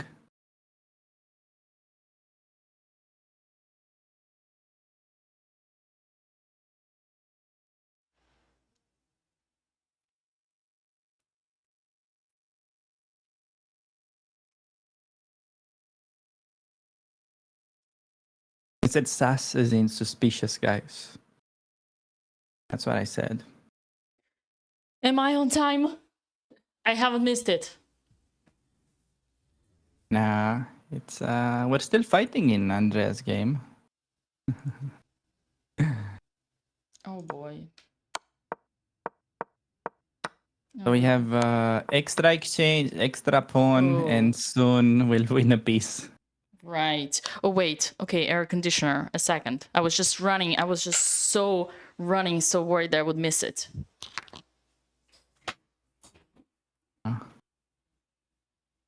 Even Andrea can't miss this one.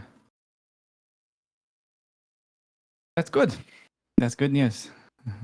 It's funny because I did prepare Andrea for like an hour earlier in the day.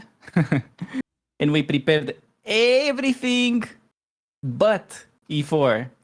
We looked over all kinds of boring English, reti, fianqueros. And her opponent showed up to the game playing e4. I mean, yes, I did show her some Marozzi, but not like expecting your getters. Is that coffee in a water glass? Hmm? Okay, was just making sure. Is that bad? No. It's curious. It's unusual. No, it's just I didn't have empty cups. Right, clean. You mean clean empty cups? Got it. Yes.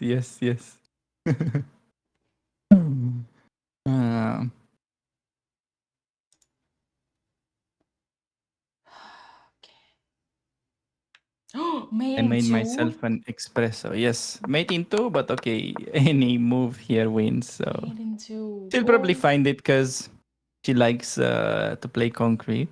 Wait, I cannot see it. Let me find it. I don't look, Dina. Don't look, Dina. Don't look. Oh, rook b6 and then rook a. Yeah, because the bishop left the diagonal. This actually became a thing, and also it's threatening to promote, which is funny. It's a multi-purpose move. Right. So for sure she's gonna do it. Yeah.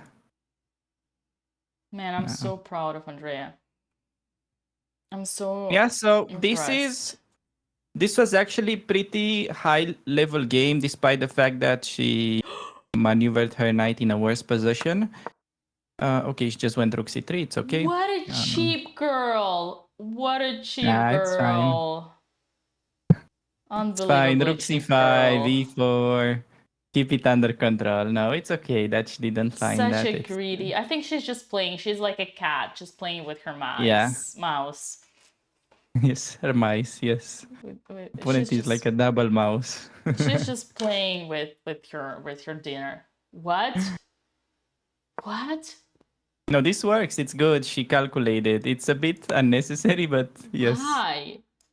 Bro. She's promoting. Whoa. Damn.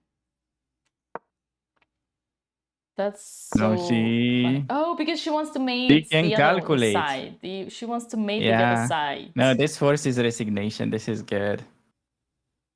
This was actually... I thought she's gonna play slower, but this was actually pretty evil. Right. Cheap tricks. Man, I'm so proud of Andrea. I feel bad for Vasily. Bishop e5. No, it was great game. The move that pretty much won this game was King f8. Oh, because I agree. I freaking agree. I would have really expected her to take on c3, allow bishop d4 takes on f6, which is very tough to win even if your opponent is in time trouble. So this one was way better practically. King c6, she did it. Look at this. Look at this. She loves this. She loves hanging pieces. She loves putting her rooks under hanging situations. She wants us to see the position where she's a bishop down, but unfortunately, she's quitting right after. Yes, the opponent is just one tempo away from the draw. Yes. Imagine if he had bishop f4, man. She wants to win in style. This is a cruel game. This is, oh my god, guys, it's just, I think it's everything we need for Alex, like, to feel better about Alexandra's game. Roasted. This is the compensation for Alex. We'll be doing well with Alex tomorrow because she'll have white and we'll have good prep. Finally, we have to catch some prep with white. Resignation! Let's go! No, this is one of her really cleanest wins out of all. Like, her I whole agree. game plan was pretty compact. Just, okay, some small, okay, maybe not so small, but it was good overall. It was, One of the she best played wins like in the tournament. I'd say, can safely say she played like an IM in this game. Safely, safely. This is the second win for Andrea Botez in this tournament. And she is now on 3.5 out of 7. She's at 50%. She's at 50%, Alex. 3.5. Yeah, tomorrow will be white pieces against strong opponent. Will be interesting game. So definitely you guys should come out and of check 8, it out. sorry, out of 8. Makes sense, because I was like, man, this isn't possible. 3.5 out of 8. She already has the score that she had in I think in Reykjavik and in Prague. What was the score? I think she already got the score. I think she already got the score that she had in different tournaments. Yay! She's nodding her head. She's gonna smile to us.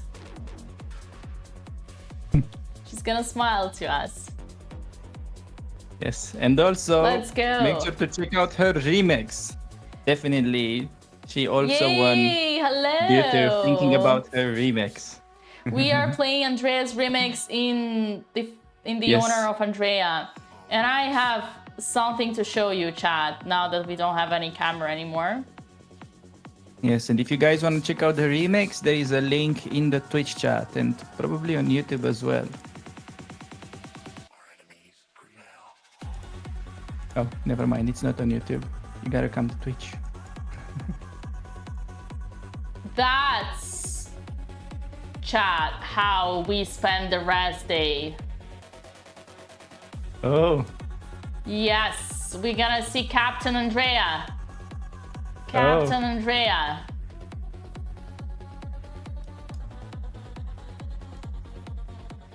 Look at this.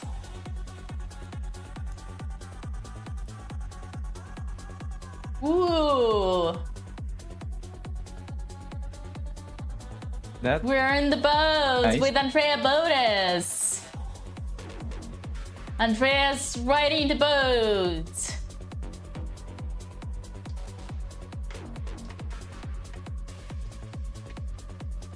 We are on the ride to the win.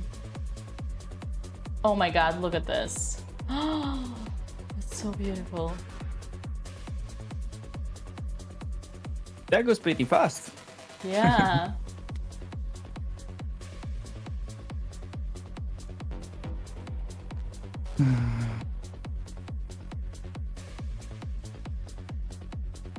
Are there still chances for Alex? No.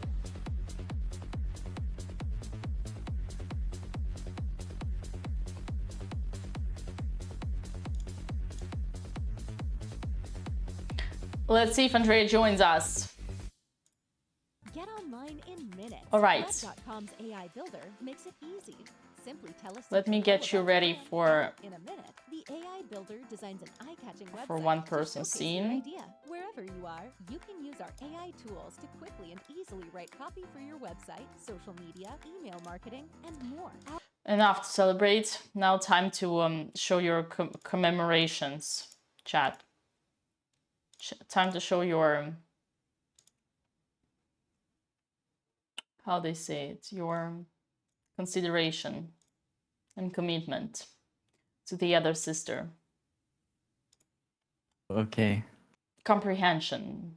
Can we get the Captain Andrea picture instead of the Ivanchuk one? Oh, sure. That would be even better, I feel Captain like, after Andrea. the recent events. Let's go. Captain Andrea. Let's go. For the win! Captain Andrea for the win! Okay, there we go. Let's go. Damn, that's so funny. Spoiler alert, she didn't crash the boat.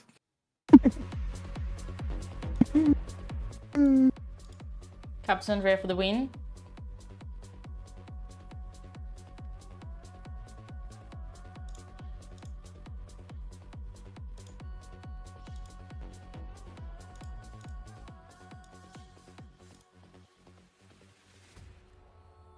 Oh no.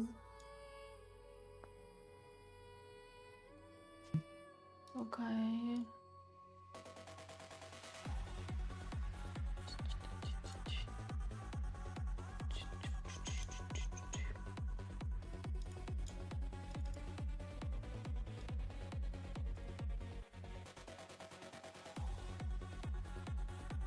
Okay, and Alexandra also made it to time control, so even less chances for our opponent to mess up. Right. Unfortunately. Okay. By the way, somebody said this in the chat that it's a good idea if Andrea joins, you can just put her camera over the boat thing. Yeah. Huh? Oh yeah, that's a great idea. That's a great idea.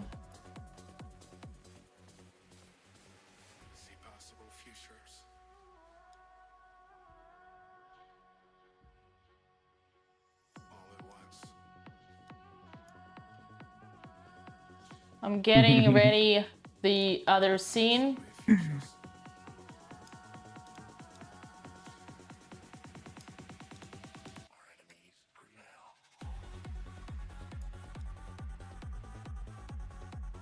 Okay, for Alex, in order to get any perpetual chances, her opponent needs to be cut on the second rank, which seems kind of impossible to achieve.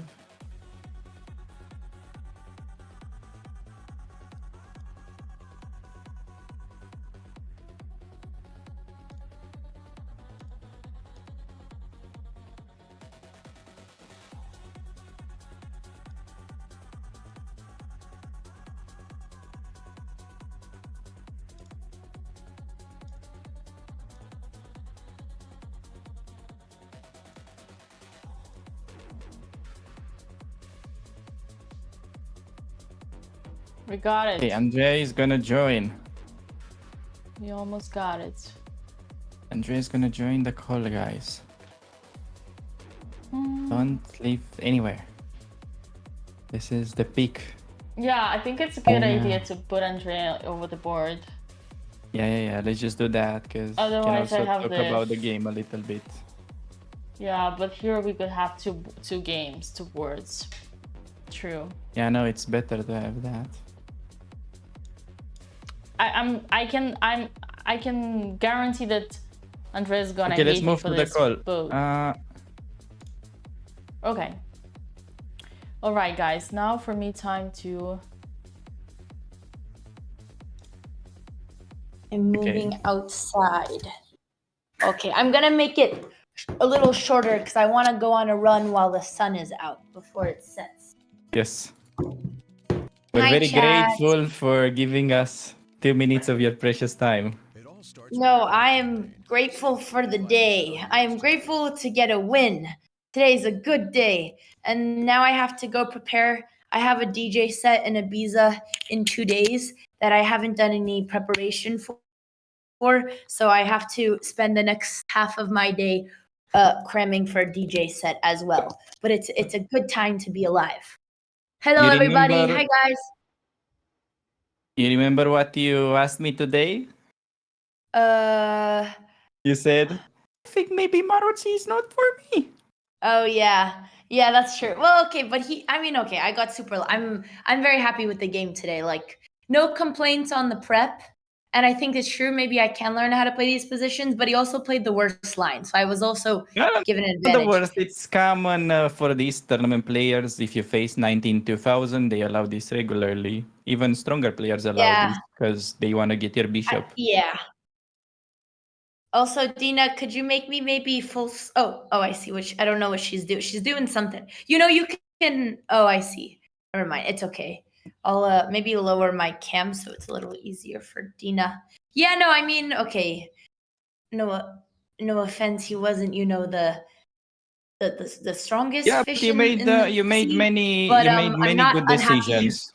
Like I think what won you the game was that King F8 move, pretty much, and also Bishop E6 there was Okay, great yeah. timing. When he took on A5, Bishop Yeah, okay. E6 was only moved to be better actually. Yeah, I mean, honestly, it was all really like, okay, I don't even think I really have any questions from the game. I don't know. I'm curious if there No, were no, any mistakes, but all the moves seemed really easy. You got stuck with your Maybe in the end technique. game.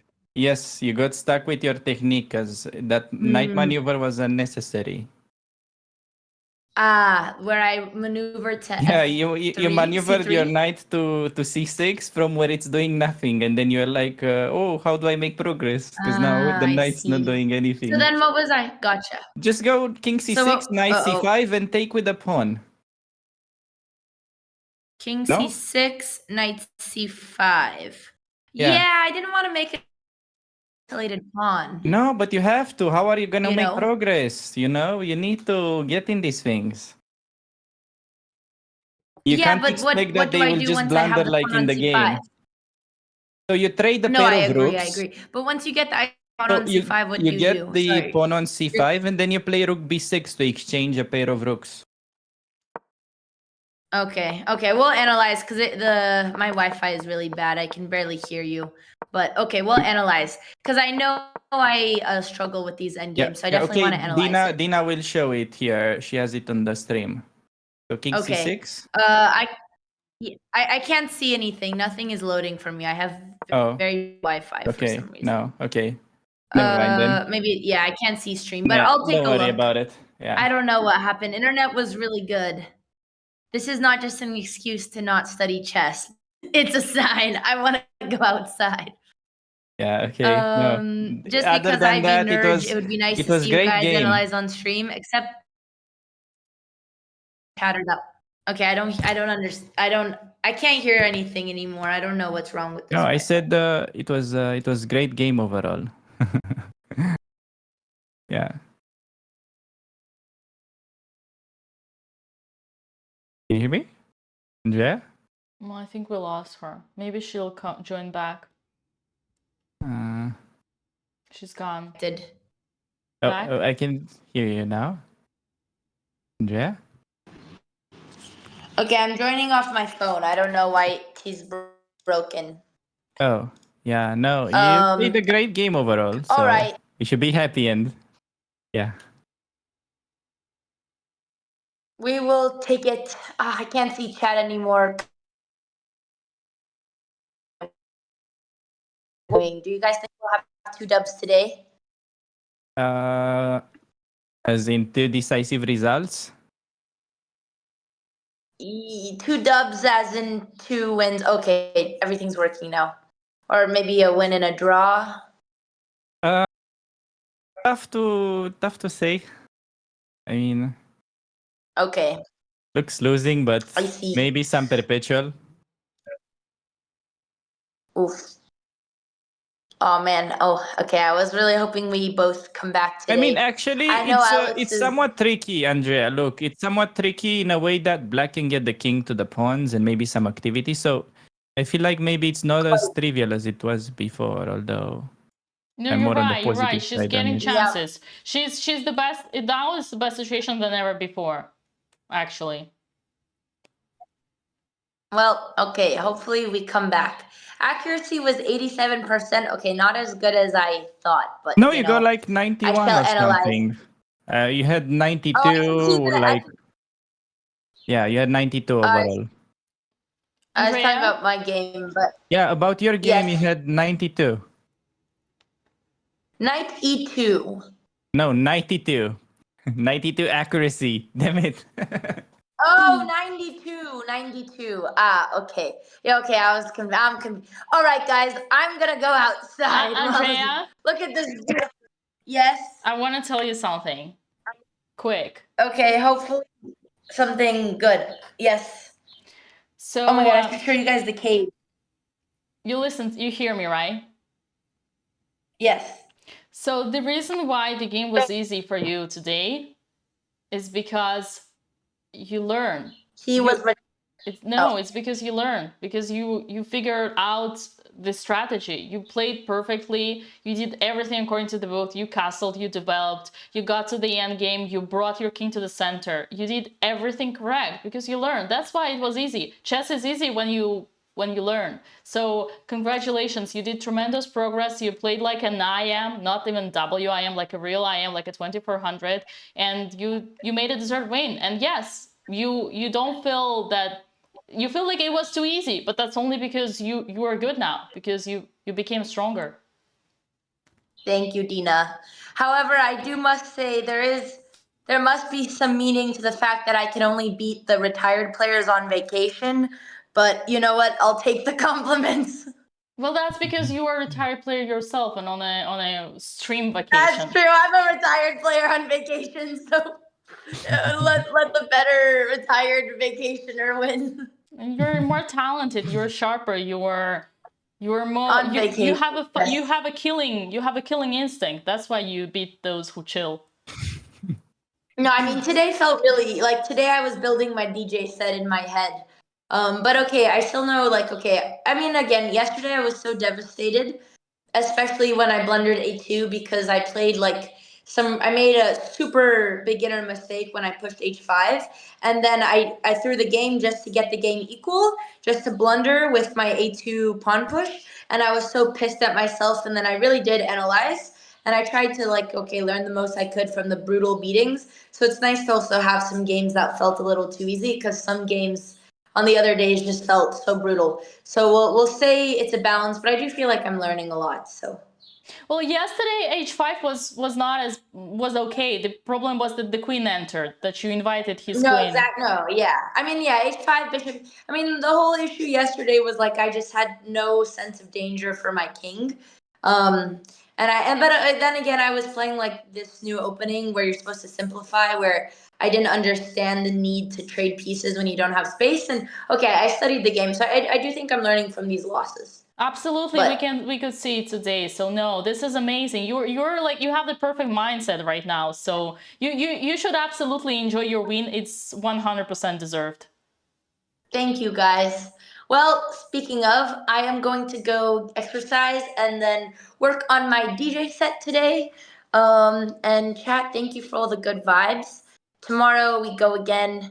We have another tournament in Italy after this one where I am playing the B group, which means, okay, maybe I actually have chances to win something because it's under 2,000. So, hopefully the next tournament, we're in the top seed, but we're continue to fight in this tournament as well and continue to learn. Absolutely. The last question: what should we do with How are you gonna show consideration to your sister? Consideration? Well, she put me in a chokehold yesterday, so I don't know if I should have any mercy for her.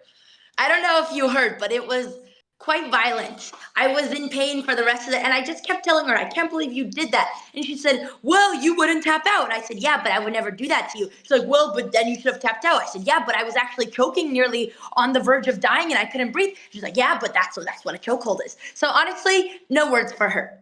Just, yeah. Okay, we'll take it. Yeah. But I do hope she at least, I hope she draws or wins, of course. Because I know she's also, I didn't realize she hasn't won it. Never mind. I'm not going to continue. I hope my sister does well. Maybe I should go bring her some sunglasses because it looks like she's going to get blinded. Maybe I'll go bring her some sunglasses, even though she put me in a chokehold. Yeah, I like the last 2 days for her is psychology. She threw psychologically. Although, and a hat. Again, now she has the biggest chance. She actually has chances Okay, now. I'm going to go bring her a lucky hat, chat, because I think the sun is probably in her eyes, and I know because I've been in her shoes, and it's really annoying. So I'm going to go bring her really quick. And no, she told me yesterday at dinner that she is treating today as day one of the tournament. So I think even though she was quite defeated inside, she was still trying her best to reset her mindset. So I think she's still going into this game as a fighter. Okay, all right, chat. I'm going. Thank you, everybody. Thank you, Dina. Thank you, Alex. We shall look at the end game later. And I'm going to bring my sister a hat, and I will see you guys tomorrow. You're champion! You're our champion! Okay, bye. Thank you, Dina. Thank you, guys. Okay, bye, guys. Bye-bye. Thanks, Alex and Dina. Bye, everybody. See you tomorrow. Okay. Actually, for real, guys, now is a big chance. Now is a big chance. Look at this. What is knight c2 on the board? Rook d2 now. Rook b2. A must. Rook behind the pawn. A must. Bro. Okay, let's go in the other it. call, Dina. Yeah. Wait. No. Don't touch. Don't touch. Okay. This one is zoomed in on my nipple. Don't touch anything. Here. I'm not comfortable with that. What? Don't touch anything. Uh, Don't touch. I got it. Do. I got it. Okay, Alex. Here's the thing. okay, nice. Here's the thing, chat. Rook b2. Please, Alex. Rook b2. We got it. Okay, No, it's actually not so easy for white It's anymore. not. He's not. If Alex plays rook b2, she's saving it. I guarantee. Draw here. The only move is to play c6. And after knight b5, the only move is to give away the knight. No, actually, no. I'm telling nonsense. No, we got it. We got it, chat. I think. Actually, no, it's tough. Oh, shit. It's actually tough. No, actually, I don't know. I don't know anymore. I mean, it's tough. But rook b2, please. Okay, rook b2, some chances, and we see. I mean, can't hope for much, but that keeps the game going. And the other moves don't. Sadly.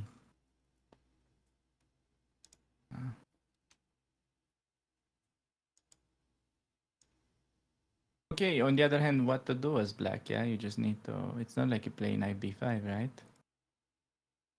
Or maybe you could. Knight b5, you're falling for the discovery, though. There's rook e2 and then some knight discovery, I think. That's why you cannot play knight b5. You have to just do rook b2. I like this comment. Knight e2 was my favorite part of the Andreas post game. So was mine, just because we had this joke with Alex earlier that we were... No, but at least she had bad internet. Right. 92. I was like 92 and she was like very confused. Wait, when? 92? Could I get into his territory again?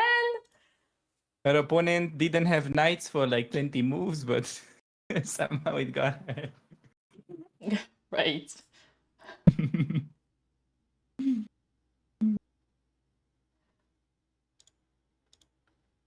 I don't know, guys. Maybe there's just something bad with my pronunciation. Could be that. I mean, Alex. It's not flawless yet. What do we expect? You're an immigrant. What do you expect? I am not an immigrant. I still live here. I'm still living in Romania. Not an immigrant yet. You're an immigrant. What else do you want? I'm not gonna make bad jokes right now because it's not time.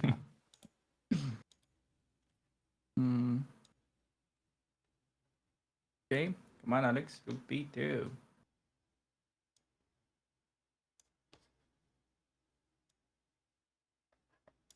Man, it really looks kind of sunny out there. Come on, Andrea, bring the luck hat. Oh, that guy. I think he was in... Cha, was that guy in... Why is this not cutting? Bro,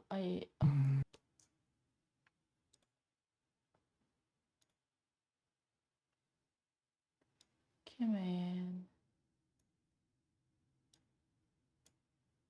Come on. Yeah, it actually looks to be a bit of a problem with the sun Oh, if you play next to the no. sea.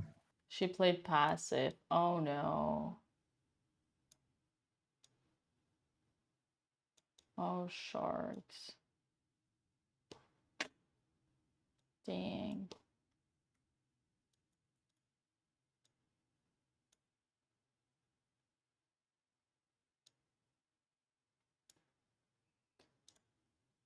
Oh Oh, we have Andrea in the chat. Apparently, it's not as bright as it looks like. Okay. Okay. It's just the angle then. Oh, I see. Now rook to c4 is coming, and he has ideal position for the rook. That's Oh boy. bad news. Chat, what did we say? Rook behind the pawn, like Andrea had in her game. Yeah. Just like Andrea showed us.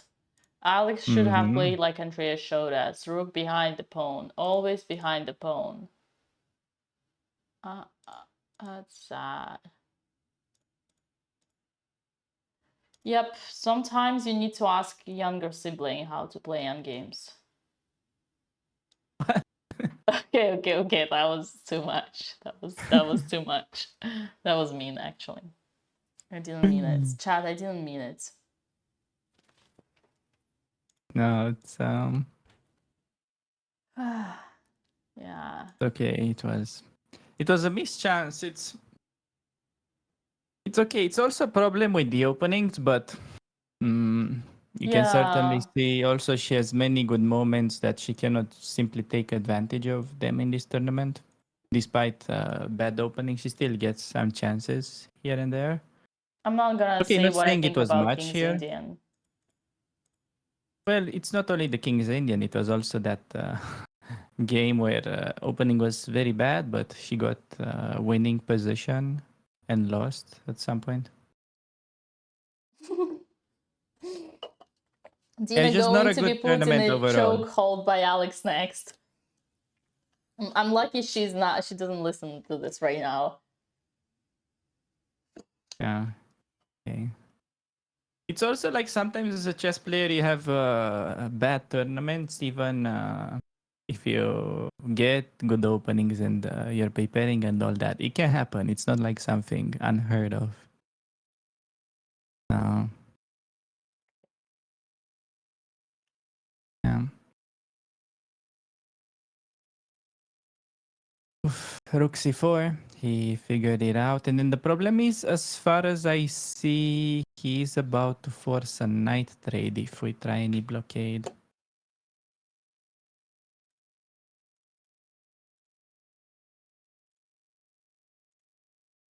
Wait, is that the chess nerd in the background? Who? The chess nerd. No, it's probably not the chess nerd. No, chess nerd is I'm not gonna say what I think. He's a nerd. I'm not gonna say it. I don't think he's playing there now. He played in previous tournament. Yeah. Not sure who is that in the background, but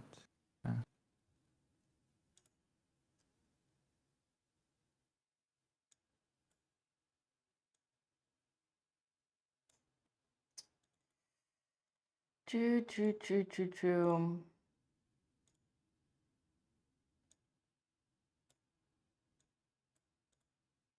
You really think the clock is gonna save? okay, actually, now that Matter we have a here? result, I can try to predict who's gonna be Andrea's opponent tomorrow. And I have white pieces for sure. And she's gonna play somebody on 3.5. So the strongest person sitting on 3.5.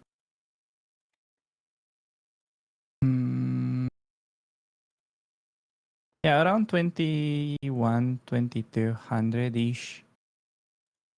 That zone. Yeah, actually, 21, 22. Okay, this is still good. Means not too weak, not too strong. Yeah.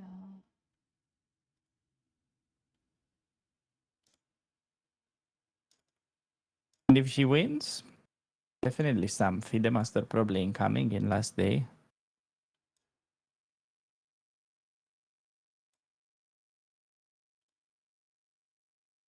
These pawns are getting pushed. Trust me, you don't want this board to be updated, chat. Trust me on this. You don't want to see that. You don't want to see the evil bug going lower and lower and lower. It's annoying because usually these connected passed pawns are so strong that sometimes you can even beat down a rook and win. It's just even the rook cannot stop these pawns alone once they cross the middle of the board. But yeah, they're even supported by a rook. That's not good news. Yeah.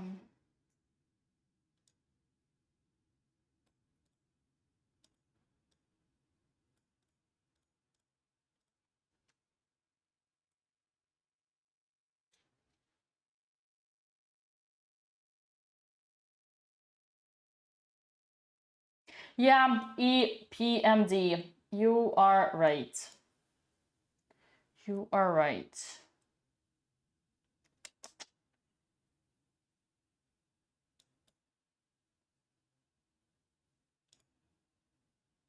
Should I put some music?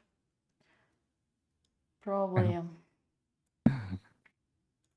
No need for music. We'll just take the beating. We'll take it as it is, right, chat? We'll take it as it is. Yeah, unlucky. Like, we mainly prepared the Trompovsky because that's what her opponent had, like 40 games with, but it was impossible to predict any Fianchetto. Man, he's not even trying. Look at his body language. He's like already on a vacation. Look how relaxed he is. I mean, is that the same guy from Iceland, Chad? The hat guy? No, it's probably not. Probably not. at this point, he's just promoting by force. So, yeah. Not much to do. Look at him. He's so annoyed. He's so annoyed. He's so bored. Let's say more of like relieved. If Alex played rook b2 there, all of a sudden, it wasn't easy to push the pawns. Yeah. Oh. Like as you mentioned, if he was taking that pawn on d6, Alex wouldn't have gotten much activity, but he gave away, okay, not any obvious chances, but some chances. Yeah. Rook b2 was making the game a bit longer, and you have to play a bit precise after. Does someone have the link on the tournament that Anna Kramnik played where did she play? Minorca? That one Minorca? pretty strong, huh? I think Eddie Geisy won it. I'm trying to, in order to cheer Alex up, I want to see how many games did Anna lose there. No, that's not how you cheer her up. That is how you cheer her up. No. Trust They're me. friends. Yeah, but it's like she asked me and David the other day on the broadcast, how did it? Oh, really? Like, Okay. how did you guys ever lost 4 games in a row? How many games you guys lost in a row? And I said I lost 5 in a row, was 0 out of 5. And David said I was once 1.5 out of 9 in the GM close round robin. Oh, I see. Okay, that's a bit surprising for David, but even he. It does, like, even your friends, you ask what was your lowest. It helps. It's not mean. It's not mean, chat. Okay, but also you have to think in consideration that he was 1.5 out of 9 when he was probably 10 years old. So no, he was already a GM, and he was a GM. You were round robin. he was a GM and he scored. Yeah. Yes. I mean, yes. He was then playing these super tournaments with Carlsen or other players, right? Then it's understandable.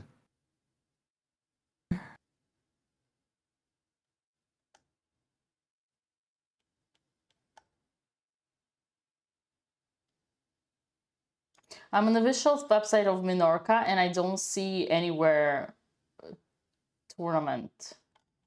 Wow, that's interesting. Never tournament table. Yeah. Okay, just results. All right, let's see.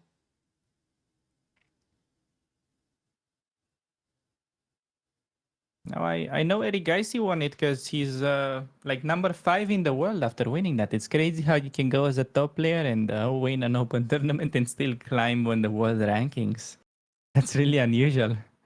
Oh yeah, that's true.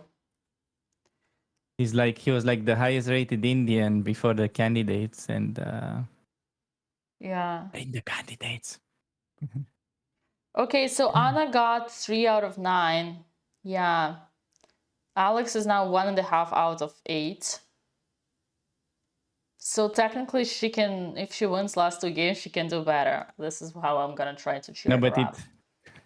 it doesn't count because she had the bye. Hey, shh. Don't remind her. Don't remind her about her Okay. only point.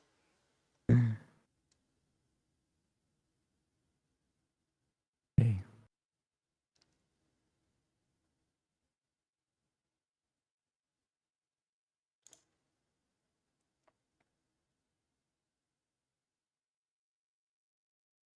Yeah.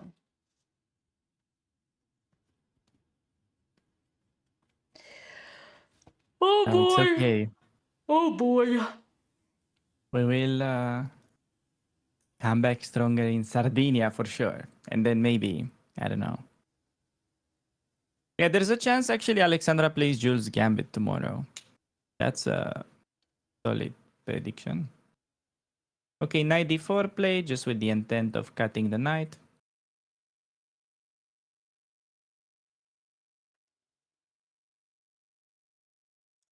Okay, I have to say this is a bit confusing for me why the pawns were not pushed, but maybe. Yeah. I don't understand in games.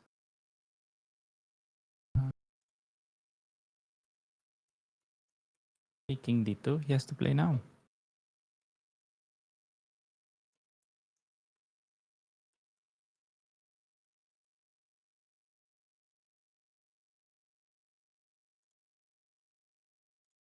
Realistically, if Alex saves this, it would probably be one of the biggest miracles that I've seen in chess. Her only chance would be to do something like h5 next and just try to push the pawn, I think. But then, I mean, I why like her just promotes? optimism. Why just promotes? But maybe there is in time if king d2, there is knight e4, knight d6, and try to sacrifice the knight. Actually, if I get h5 and I sacrifice the knight for the c pawn, it's not clear at all because I can get 3 passers. Mm-hmm. I don't understand why he did it this way. I think maybe some counterplay now. Yeah, king d2 and then perhaps knight e4 first. It's important so you make sure you get the check so you're in time to d6. Yeah, knight e4 and h5 I have to try what to do.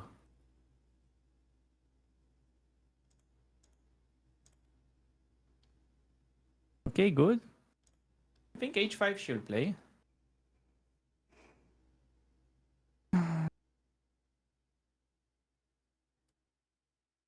Maybe this is not so over as we thought. Like realistically speaking, you don't have an obvious way to promote anymore.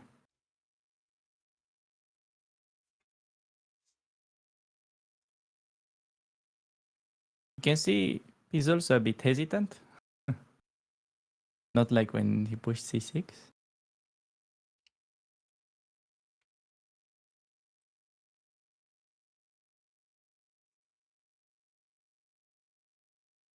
Objectively, we got 1 pawn down, right? No, I don't see an obvious win for white. I'm not like exaggerating. I'm just gonna go h5 and then I'm sacking the knight. Actually, yes. Wait, hold on. Is it time for another coffee?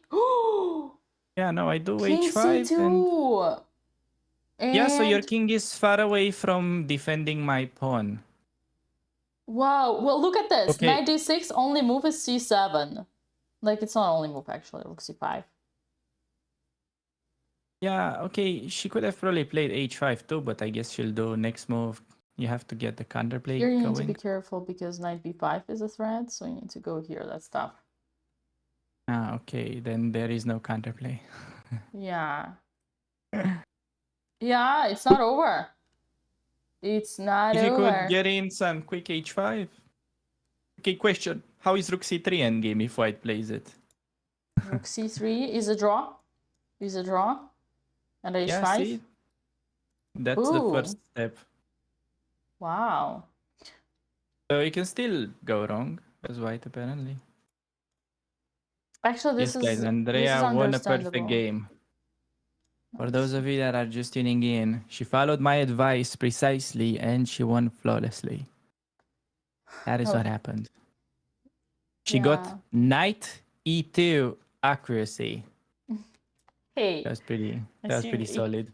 got some jokes over here going. Ooh, some high level humor. Facts.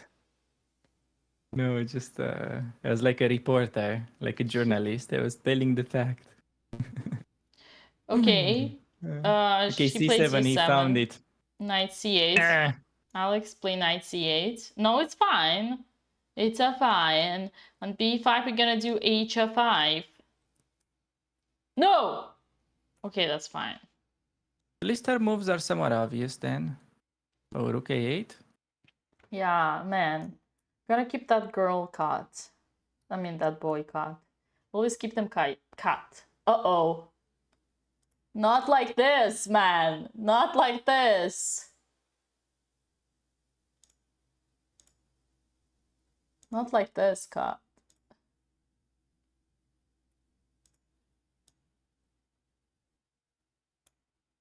That's a sign. Right. Rook e8 on the board. Camera was like, get out of here. Yeah. Oh boy. Okay.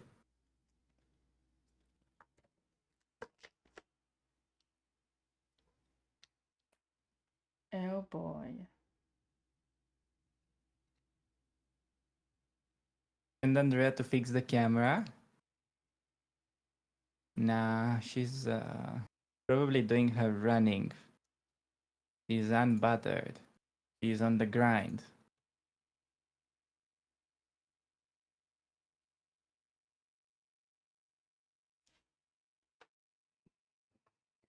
Okay, I mean, Alex played 60 moves almost this game. That's performance for King's Indian.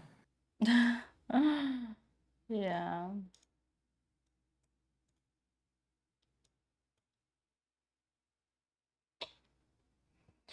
Oh boy, Okay, now you can't even push h5, so it's over. Like window to push h5. Like for instance, after 94, I would have tried h5, but maybe it's losing to something like c7, knight d6. Knight b5 is the trick. Yeah, apparently she had no tricks to play for, but still. Knight d6, c7, knight c8. Okay, b5, h5. Well, honestly, if she would have tried h5, it wasn't trivial at all, Dina. Let me show you this idea. Yeah, that's... So if instead of rook a8, she played knight c8, you think white will find f5 move? I don't know. No, they wouldn't. I was also expecting that. I was also hoping for that. If you play like b5, I do h5. Yeah. And still, your only winning move is f5 for some reason. Yeah, no, I agree. He wouldn't have found it.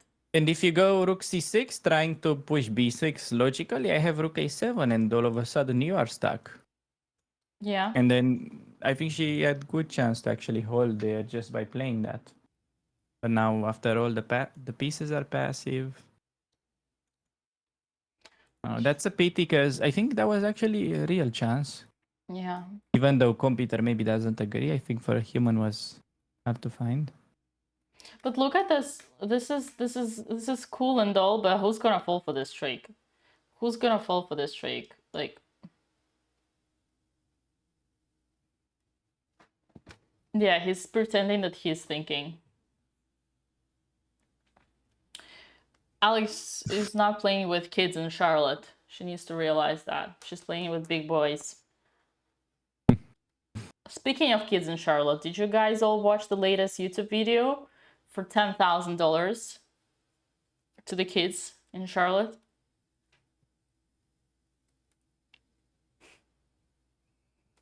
Big boys on vacation. I did. You did. Nice. I'm a fan. Hey, no spoiler. No spoiler.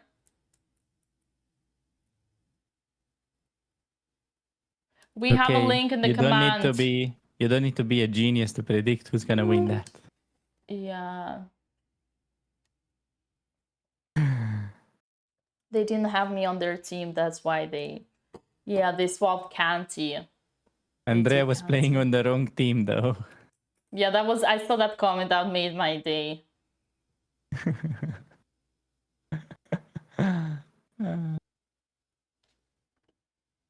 But still, the most hilarious one this far is with Vidit. Yeah, nothing can beat it.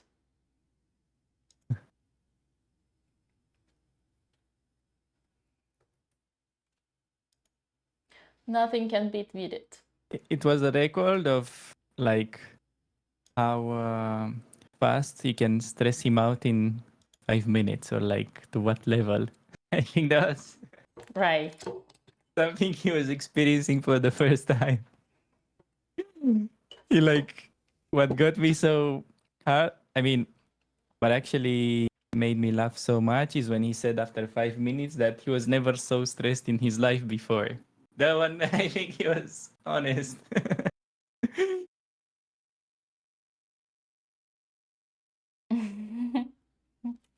Yeah. The sad part, I offered him a rematch 1-1. He refused. And then next day, he was already at the bottom. He had a bad tournament. Next day, he was playing against some GM because it was Prague Masters. He was completely winning it. But man, when I say completely, I mean +5. And he blundered something in one move and he lost. So that was the saddest part. It hit him so hard. He was so deep. And the next game, it only went worth.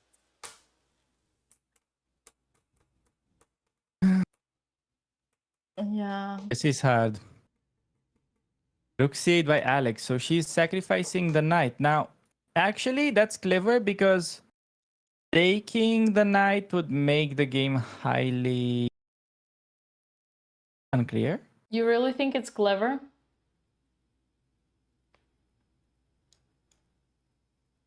To a degree, yes. I think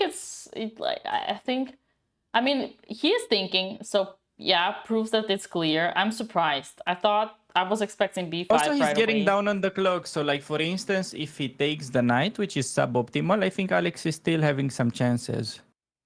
Honestly, if this guy takes the knight, I would...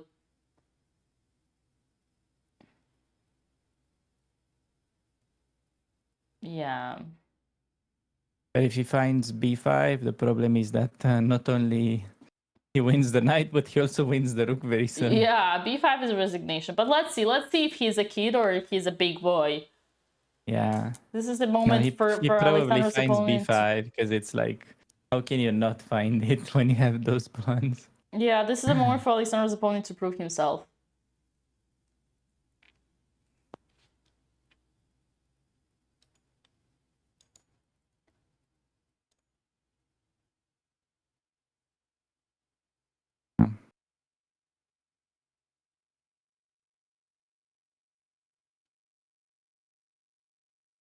I want him to take the knight, but I feel like he's gonna find b5. Just because it's the only pawn you have left on the board.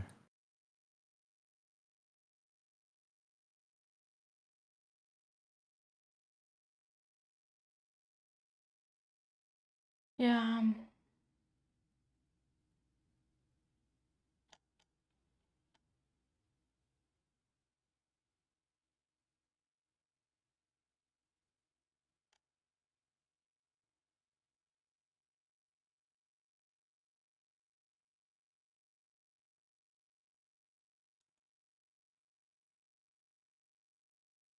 Taking his time, but could also be because he feels like it's the final moment of the game if he plays the best move. So that is double-edged.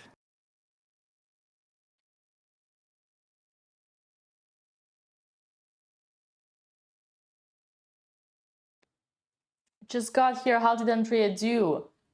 Andrea destroyed massively. Oh my god! Took the knight. What? He took. Oh, you serial? Are you serial? How could you? Come on! What a cheap guy! What a cheap guy! Unbelievable! Unbelievable! And he's like down to Amazingly last played. 5 minutes. This is still. Amazingly some played fight. by Alexandra. She's now got a chance to stay in the game for 5 holes more. Maybe take on F4. Oh no, you cannot take on F4. Duh, I just blundered the fork. Maybe you have to play F5. Yeah, F5 is the best move. Yeah, so F5, B5, and then. The problem is we cannot push. So actually we're overrated here. Chai, we're overrated. This is also winning. But he's a cheap guy still. This trick. So after B5, I can. So F5, B5, I can still take the pawn on F4. Oh yeah, I thought it was protected. No, F5 instead. Yeah. F5, B5, now I take. Because if you fork me, that's a draw actually. That's a draw. Whoa, whoa, whoa, whoa, whoa, whoa, whoa, whoa, whoa, whoa, whoa. Yeah. Whoa, whoa, whoa. I can see this happening. It's funny because, okay, I have to stay defend your pawn and your knight is frozen, while you cannot win my pawns because... Yeah, in that position, if anyone playing winning. for a win, it would be black. Maybe, yeah.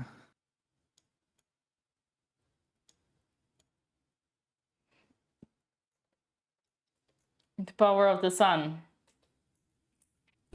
Let's go, Alex Oates. I'm still mind blown about the fact that he didn't play B5 there. Yeah. So. Look at he knows, look at him. He realizes B5 would be game over. He knows what his price now. He knows what he just heard me. You heard what I said about him.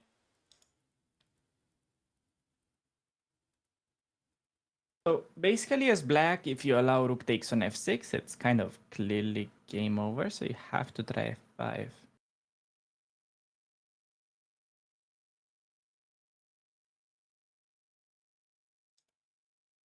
She took the pawn. Wait, so she allows this, but it's actually fine. Okay. How is this endgame? It's so fine. He instantly went for the fork. What? What? No, this is a draw. What? WTF? What? This is a draw. What? If he trades rooks, he can keep rooks still, but no, that's actually, I don't believe this. There's no way he's trading rooks, right? How does he want to win those pawns? No, already, even if he keeps rooks, it's complicated. But there's no way he keeps rooks and plays it like that. He will go for the endgame. Oh, now maybe he's actually... No. This cannot be real. No, great idea by Alex, actually. I didn't realize that she can just go for this right away. Through F5. My F5 move was bad. Her move was better. Oh, by the way, I think, Dina, you're muted. You muted yourself out of excitement. It happens.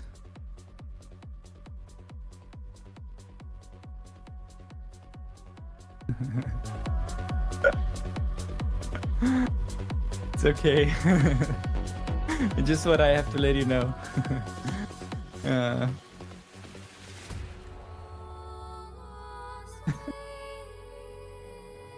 Okay, White is definitely gonna go for the rook trade. Although, he's probably realizing that the endgame is a draw. So, he has to keep. White has only one move to still press for a win, which is rook a6, but that makes no sense. He just lost a pawn and some tempies. And apparently the computer thinks it should be a draw with correct play. Okay, I don't know what is up with Dina. I hope you guys can still hear me. Wait, can you guys hear me?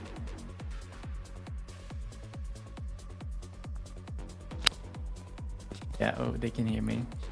Okay, Dina, I got it. Okay, he's about to make a move. Is he taking that rook? Oh no, he wants to move the rook. Damn it, he realized it's a draw. Oh, he's so pissed. He's realizing it. Look at that face. He finds the best move, but it should still be good. It should still be good.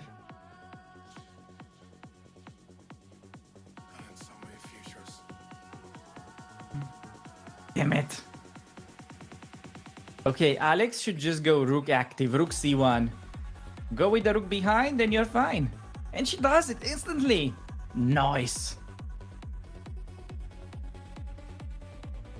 Oh my god, this may be one of the greatest comebacks in chess. If this actually happens, I swear. I don't remember seeing something like this.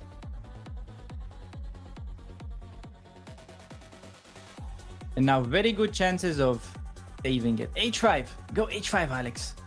Rook b1. Rook b1 also fine, but we gotta push them pawns. Also f5 is good. Also f5 not to give him the pawn. f5 or h5 is good.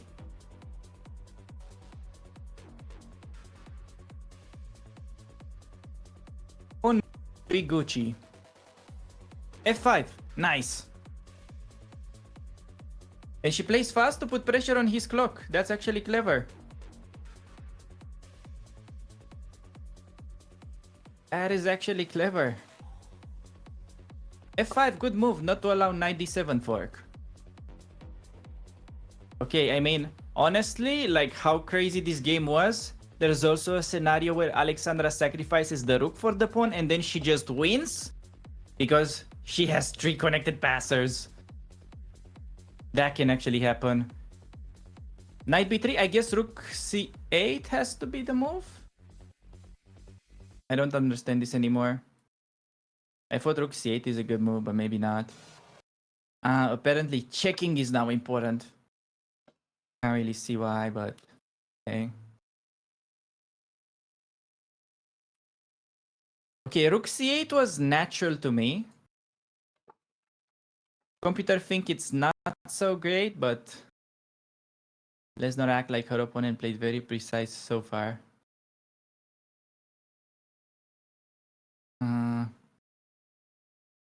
Oh man. Not clear why b5 is so strong, but you gotta push the pawns. Hello. Okay, I can hear you now. Listen. I got so excited, man. Man.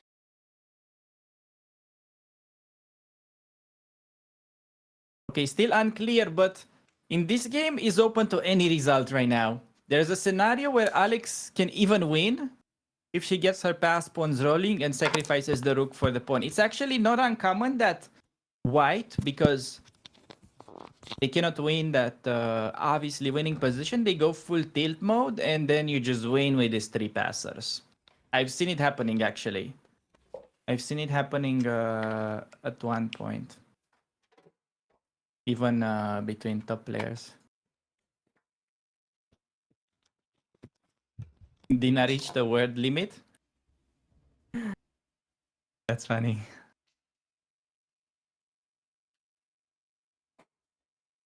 So each player is getting 30 seconds per move. No more time control.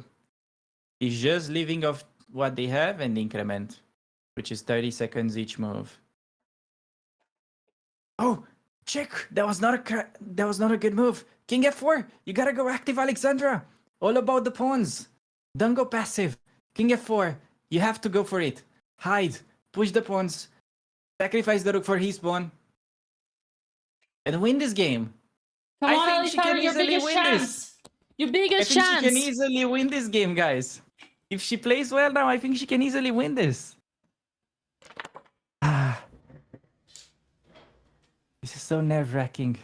And I really need to use the bathroom, but we'll stay here until she manages to win this game. He knows it. Look Come on, at Alex. him. He knows he threw. He realizes he threw. Oh man, he's not comfortable. Oh man, he doesn't feel right. Let's It's go. such an unbelievably winning position to not win. Like, that's why this is getting to his mind.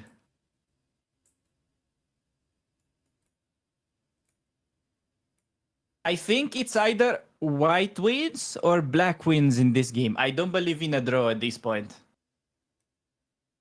So many mistakes all of a sudden. Oh no, we have Mama Botez in the chat that is really stressed out. I think Alexandra will win now. I think based on her time and the way usually these positions go, usually the pawns prevail, even though the computer thinks white is still better. But yeah, I'm just a guy on the internet. Don't trust me. It's tough. It's actually tough. But we are in the best situation ever. We haven't been in a better situation, chat. This can easily go so wrong for white. He's not happy with it. He's not happy. The point is, as white, even if you want to like make a draw, how do you make a draw? Like, how are you stopping these pawns? And if I sack the rook for your pawn and I push, it's easy win for me always as black. It's much more obvious how to get the counterplay than how to keep the position as white. And remember, And he's also only 3 time control. minutes. Yes, she goes for it. Let's go. Let's go. The guy's 3 minutes on the clock. Will we see a win for Alexandra Botez? Very strong move, King F4. Now, I think perhaps at least a draw because her pieces are placed optimally. Now she just needs to start pushing the H pawn, I think. Yes. Not the G pawn, because B5. Then the H pawn remains alone. So you push H5 because you can always go G5 and defend it with your king. Uh-oh. Where's the king? Oh, she wants to push the F pawn. Oh. No, that's not it. He's gonna be way too close to the pawn. You need to use the H pawn. No, you're losing a tempo for no reason. Oh, yeah. If you play F4, the knight is getting to it immediately. You cannot play it like that. D6. Rook B8. Why You also allow this pawn to push way too fast. She could have gone rook B8 to we putting the slow rook him so down. passive again? No, why rook is behind the pawn? H5, another chance? What? Why F4? She has Alex, to you play have all the H5, time. not F4. Alex, you have time on the clock. What's going on here? No, You have freaking F4. 18 minutes. Oh god.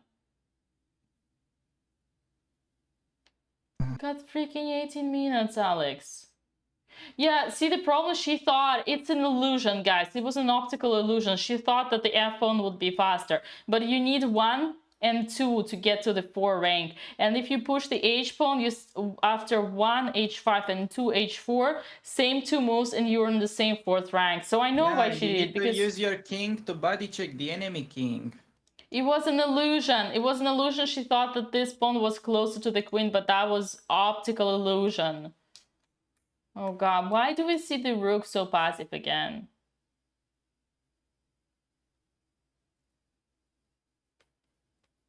Yeah.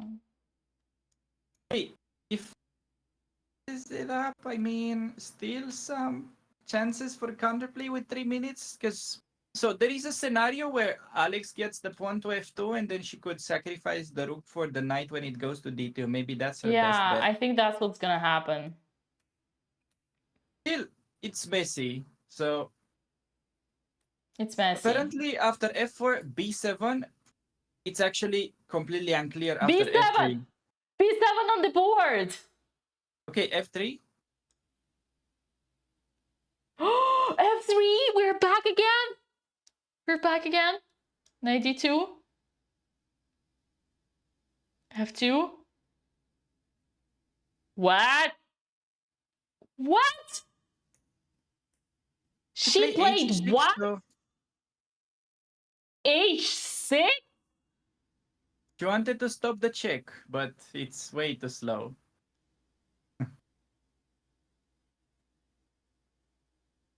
Oh boy. Am I blind?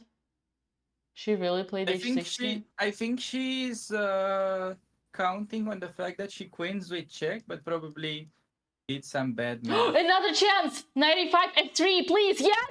F3, another chance? And he cannot do right! Alex, you're right, knight f3 loses to f2! Oh my god, Knight oh my c6 god. loses to f2! There's no Holy way Jesus! He's falling for the only trick that's actually impressive. That's And he the only doesn't trap have time on the Alexandra had. clock!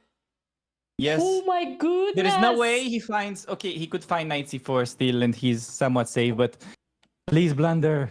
Knight c2, what to find? He has to go knight c2 to bring it back. But then g5 and all of a sudden Alex's idea works. Not that it works, but... King g2, what is this? No, she's not gonna go. Okay, this is... I can't understand. He's gonna fall for this. He's gonna play... Chat, he's gonna play knight c6. No, actually, Come on, you have to go knight c6 if you played it like this. Yeah, he has to do knight c6. Okay, what But are like, we doing? What are we doing? if he goes knight c4, it's like... He had so many moments in this game where he goes wrong and then he realizes and goes back. Knight, come on. When are you bringing your knight, man? Come on. Oh my god! Yes, knight c6. This can be winning. I think he... What is going on? Alexandra wins the game after f2. She played. He simply missed that rook b1. There is rook takes on b7. She is winning. No, he's missing rook b1, rook takes on b7. That is not on his radar. That's what he's missing. She is winning. Music on. Wow. Andreas, do you mix? That is... Oh my god. The craziest What is going comeback on? that I've seen in like 5 years at least. f2 on the board. Completely lost for black. He has to go rook b1, but then rook b7, no? Rook b7, and then yeah. you also promote kind of by force, like king g2, and then... Oh my god. No, she just won. That's... I think it's not negotiable. I think at this point it's just a win, because king e2, obvious move, king g2. And rook b1, the same trick, rook b7. And she knows she got him. Oh my god. That's King's Indian Dina right there. The hidden power of the King's Indian. King e2? King e2! What's king e2? King e2, king g2. King g2, come on, nothing happened. Yeah. King g2. King g2, simple move. Rook b1. Just now don't go rook everything e8. wins. Now everything King wins. G2. Even rook e8 wins. No, actually only rook No, b7. she has to find king g2, it's simple move. I mean, she's gonna do that. Yeah. King g2, yes! Obvious. Yes, mama. Mama is cooking. Oh boy. This is the worst chess I've seen since like a week. What's their accuracy like? First brilliant move for Alexandra. King g2, brilliant move by chess.com. Amazing. Amazing. It's amazing. It's gonna be a double win day. It's gonna be a double win. It's a double you win day. didn't see this coming, chatters. Andrea predicted it's a double win. Jesus. No, he knows. He sees that he's losing it. Oh, man. Unbelievable. Oh, he's Come gonna on, be so angry Alexandra. with that. She's cooking. It's crazy how this h6 trick that should never work actually worked. Unbelievable. What a swindle. 23% accuracy, lol. I don't know what is this chess. 1-digit accuracy game. Rook down. He did on 4 seconds on the clock. 4 seconds on the clock. Yes. That's it. That's it. I can't believe. Rook B2 coming on the next move and then promotion. I Rook cannot B2 and believe my promotion. eyes. 2 brilliant moves in a row. 2 brilliant Take that, moves in a chess.com. row. I cannot believe my eyes. That's the fighter mode. That's what we say when we don't resign. We don't resign, we fight. Well deserved, well deserved. After all the suffering we had here, we finally win the game in the most peaceful way possible. Oh no, he lost on time? He lost on time? No, what did he do?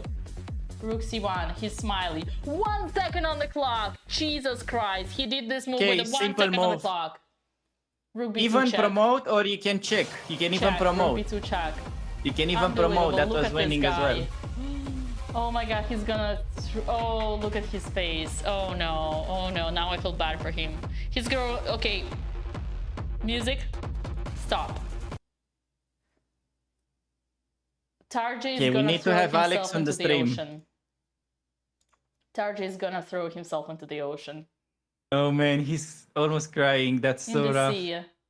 He lost on time. Lost on time. He lost on time, chat. It's win. Alex knows that. She knows that. She shows consideration, but he lost on time. Yeah. He lost on time. He had only 30 seconds. His time is that. He sees that. Oh my god, he resigns and greets Alexandra with the win. Oh no. Still has the power to laugh. Wow. Oh no, he's crying. Look at him, he's crying. She's trying to... Oh man, this is so emotional. Oh god, he's crying. He's actually crying. I mean, I get it.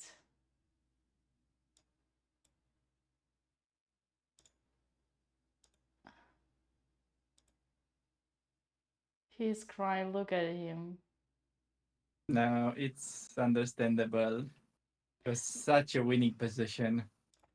What's the moral of the story, chat? What lesson did you learn? It's like once in 10 years something like this happens. What lesson I'm did you telling learn? you. I'll This is tell you what completely nuts. lesson. I'll tell you what lesson. Never put yourself in a time trouble. Because you can have 10 extra pawns and you will still throne. The lesson is time trouble. He was completely winning. He didn't have to put himself in such a time trouble. He panicked because of the time. Oh my god. And that is the first win for Alexandra Botez. What a thief. What a robber. The biggest robbery in the history of chess. Now she realizes she actually feels bad. We have Mama Botez in the chat who says, I almost died and rise again 100 times today. Well, we got a double win, so... A double win There's for the a chance. family. There's a chance we get a double win tomorrow, but she's also crying. Look at her. She's crying just because he made him feel so bad. That's Well, crazy. she should feel, in a way, Alex should feel ashamed of herself. But it's chess is luck, so it's very deserved. These guys are both crying over a stupid wooden game. Can you imagine that? Oh, well, yeah. Yeah. No, I mean, she's a thief, but like... Oh my god, they're both crying. This is too emotional. I can't, Dina. I'm sorry. This is too emotional for me. Seriously? Is it a joke or? No, they're both crying.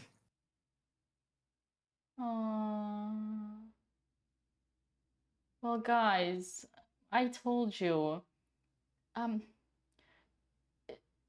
She didn't deserve it, but she also did in terms of luck. End of a story. In terms of luck, you know, technically she didn't deserve it, but it's about time she needed. It's about time she got some luck, because all this misfortune in the openings. Alex crying? Who is crying? You're crying? Don't cry, man. It's okay. I'm here. I'm here for you. No, not me, Alex. Oh, Alex is Both crying. is. Yes. Oh, yeah. I'm crying on the inside, though. That was a moment right there. Yeah. You know how I'm many not games crying, I you're lost crying. like that? Guys, you know how many games I lost like that? You know how many times I cried? The worst is when you are completely winning against GMs. I had it twice this year, completely winning against GMs. Happens. You won the boat?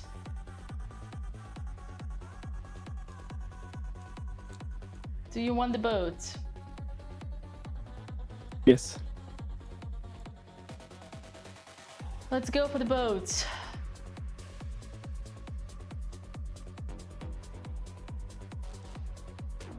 Okay, not sure if she will join the stream after that emotional roller coaster. I mean, now she has to. She owns it to us. Now she owns it to us. Let's go. Alex and Andrea on the boat. Oh, the ship is sailing. Double wins for the family.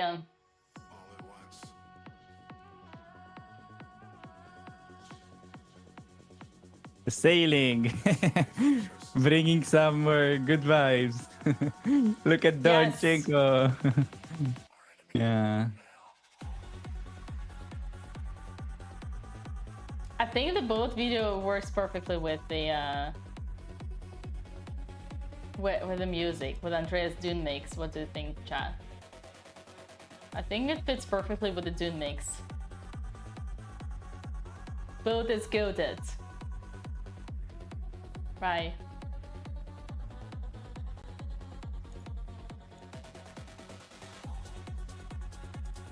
We're just gonna wait for our champion! For our champion!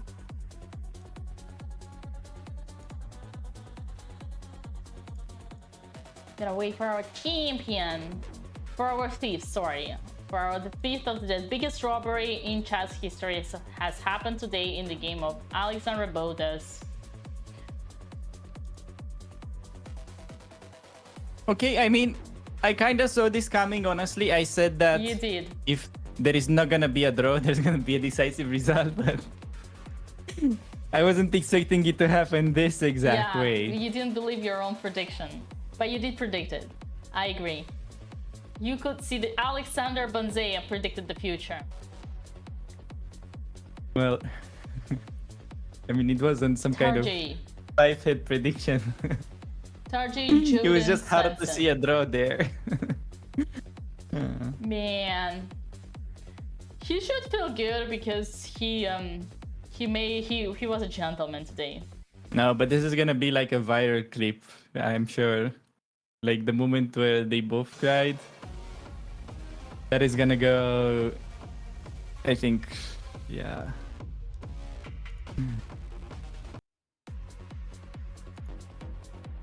You get it. She forced him to make mistakes. She deserves that win. That's true. That's the swindle, the power of swindle. Not the most accurate way, but she actually provoked him into swindling. That was amazing. There is this book, but I think David Simerson or something like that, The Art of Swindling. I highly recommend it to everyone who wants to play in tournament games. Great book. It's an actual skill. It's an actual skill to set your opponent into where he can fall, what traps he can fall for. It's a great skill also for what's this name? How is it called? For blitz games. Yeah. Mm-hmm.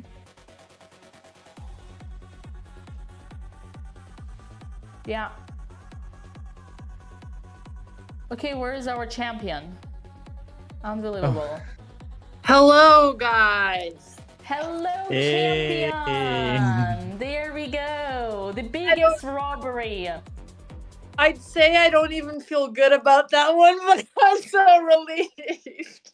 I mean, I feel bad for my opponent. He looks at me after the game. He's like, "I hate this game." I'm like, "No, I'm with you, buddy. Like, I'm sorry." Like, I didn't even want to do it to him because I've been on the receiving end this entire time. Alex, you didn't deserve it, but you also did. In terms of for all the bad luck, it came back to you. I mean, we take those. what happened? Like at the end, I don't know who was more confused, me or him. We were both looking at each other like, I don't know how we got here either. Oh, yeah. But nice swindle. You know, there is this book, The Art of Swindling. You made him fall into the single trick, and he did, and that's a skill. You thought till the end, so you deserved it. Yeah. I mean, very interesting camera work right now, Dina. I'm doing my best. I'm doing my best. Give me time. You can see my little burn. I think my skin is so red because I'm burnt. But it's okay, chat.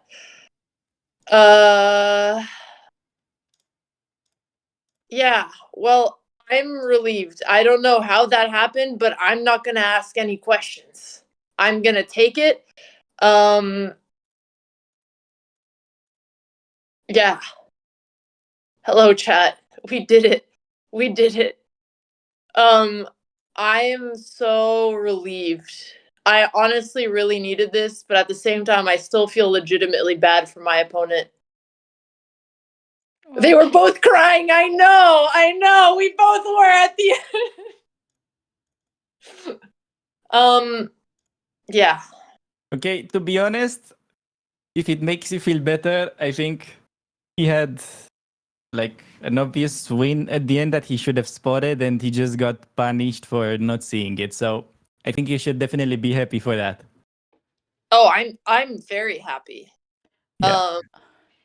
Don't know feel bad for him because he had the first win. Like he could have pushed b5 and You it was played game, for the but cheapest trick out there. Yeah. You thought he was just one of those $10,000 kids that you played last month and put the rook on c8, offering to take the knight instead of the pawn. And he was supposed to be a big boy, but he ended up being just a cheap guy. He took the knight, and that was the punishment. Be nice to my opponent. He's down there in the trenches with me.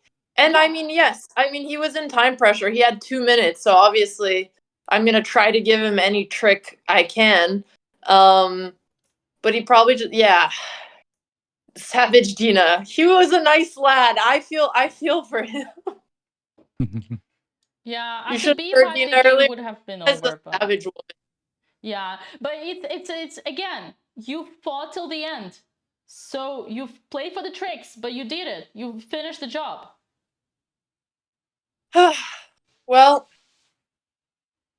feels nice to not be a loser, just even for one day. I'm just gonna enjoy not being a loser for one day. Today is the day I'm not a loser. So Chad, I'm gonna go enjoy my dinner as a non-loser, and I think the food will taste better than it ever has. Yeah. Yeah, that sounds like a plan. I think maybe you'll get a double win tomorrow too, because you have double white. A swindle of this caliber. I know it was a wild ass swindle. Again, I don't know how any of this was possible, chat, but we take those. Get drunk. I literally feel high from the swindle. So I'll take it. All right. Okay. Thank you, Dina. Thank you, Alex. Thank you, chat. He was 1 out of 7 before this game. Yeah, I know. We were in the same boat. We were both struggling, which is why I feel so bad for him. But I would have felt worse if I lost, so I'm gonna take it. Your mother all right. said she lived and died 10 times today. No, 100 times said. Oh, 100 times. Okay. Bye, everyone. Congratulations, Faith. Thank you.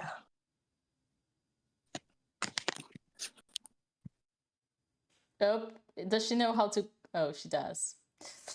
And on Hey, that Dina. note, we are ending That up was a game. the show. We are ending up the show on that note. That was the biggest robbery in the history of Botez, but hey, we take it. Congratulations all. Big fighting spirits. We're gonna raid. Now we're gonna end up this on a positive note. On a positive note, it's been hell of a game. We lost trust, we lost hope, but Alexandra showed us It's never resign, never surrender. Yeah, I mean, couldn't say it any better.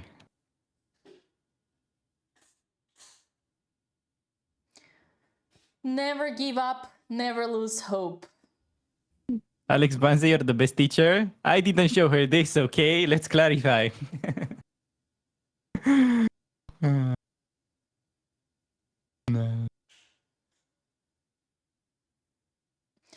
I was like, should I tell her, please, can you develop your pieces next game? But then I said, okay, I'm not gonna kill the vibe. Oh, I see. You had the when you're gonna urge. talk to them, please remind Alex that she needs to develop her C1, C8 bishop, just like yesterday and today. We'll see, Dinam, hopefully. We'll finally catch somebody in prep. It wasn't the awkward like silence. Yeah, no. It was the I mean, I think we're all in shock. Right, chat? We're all in shock.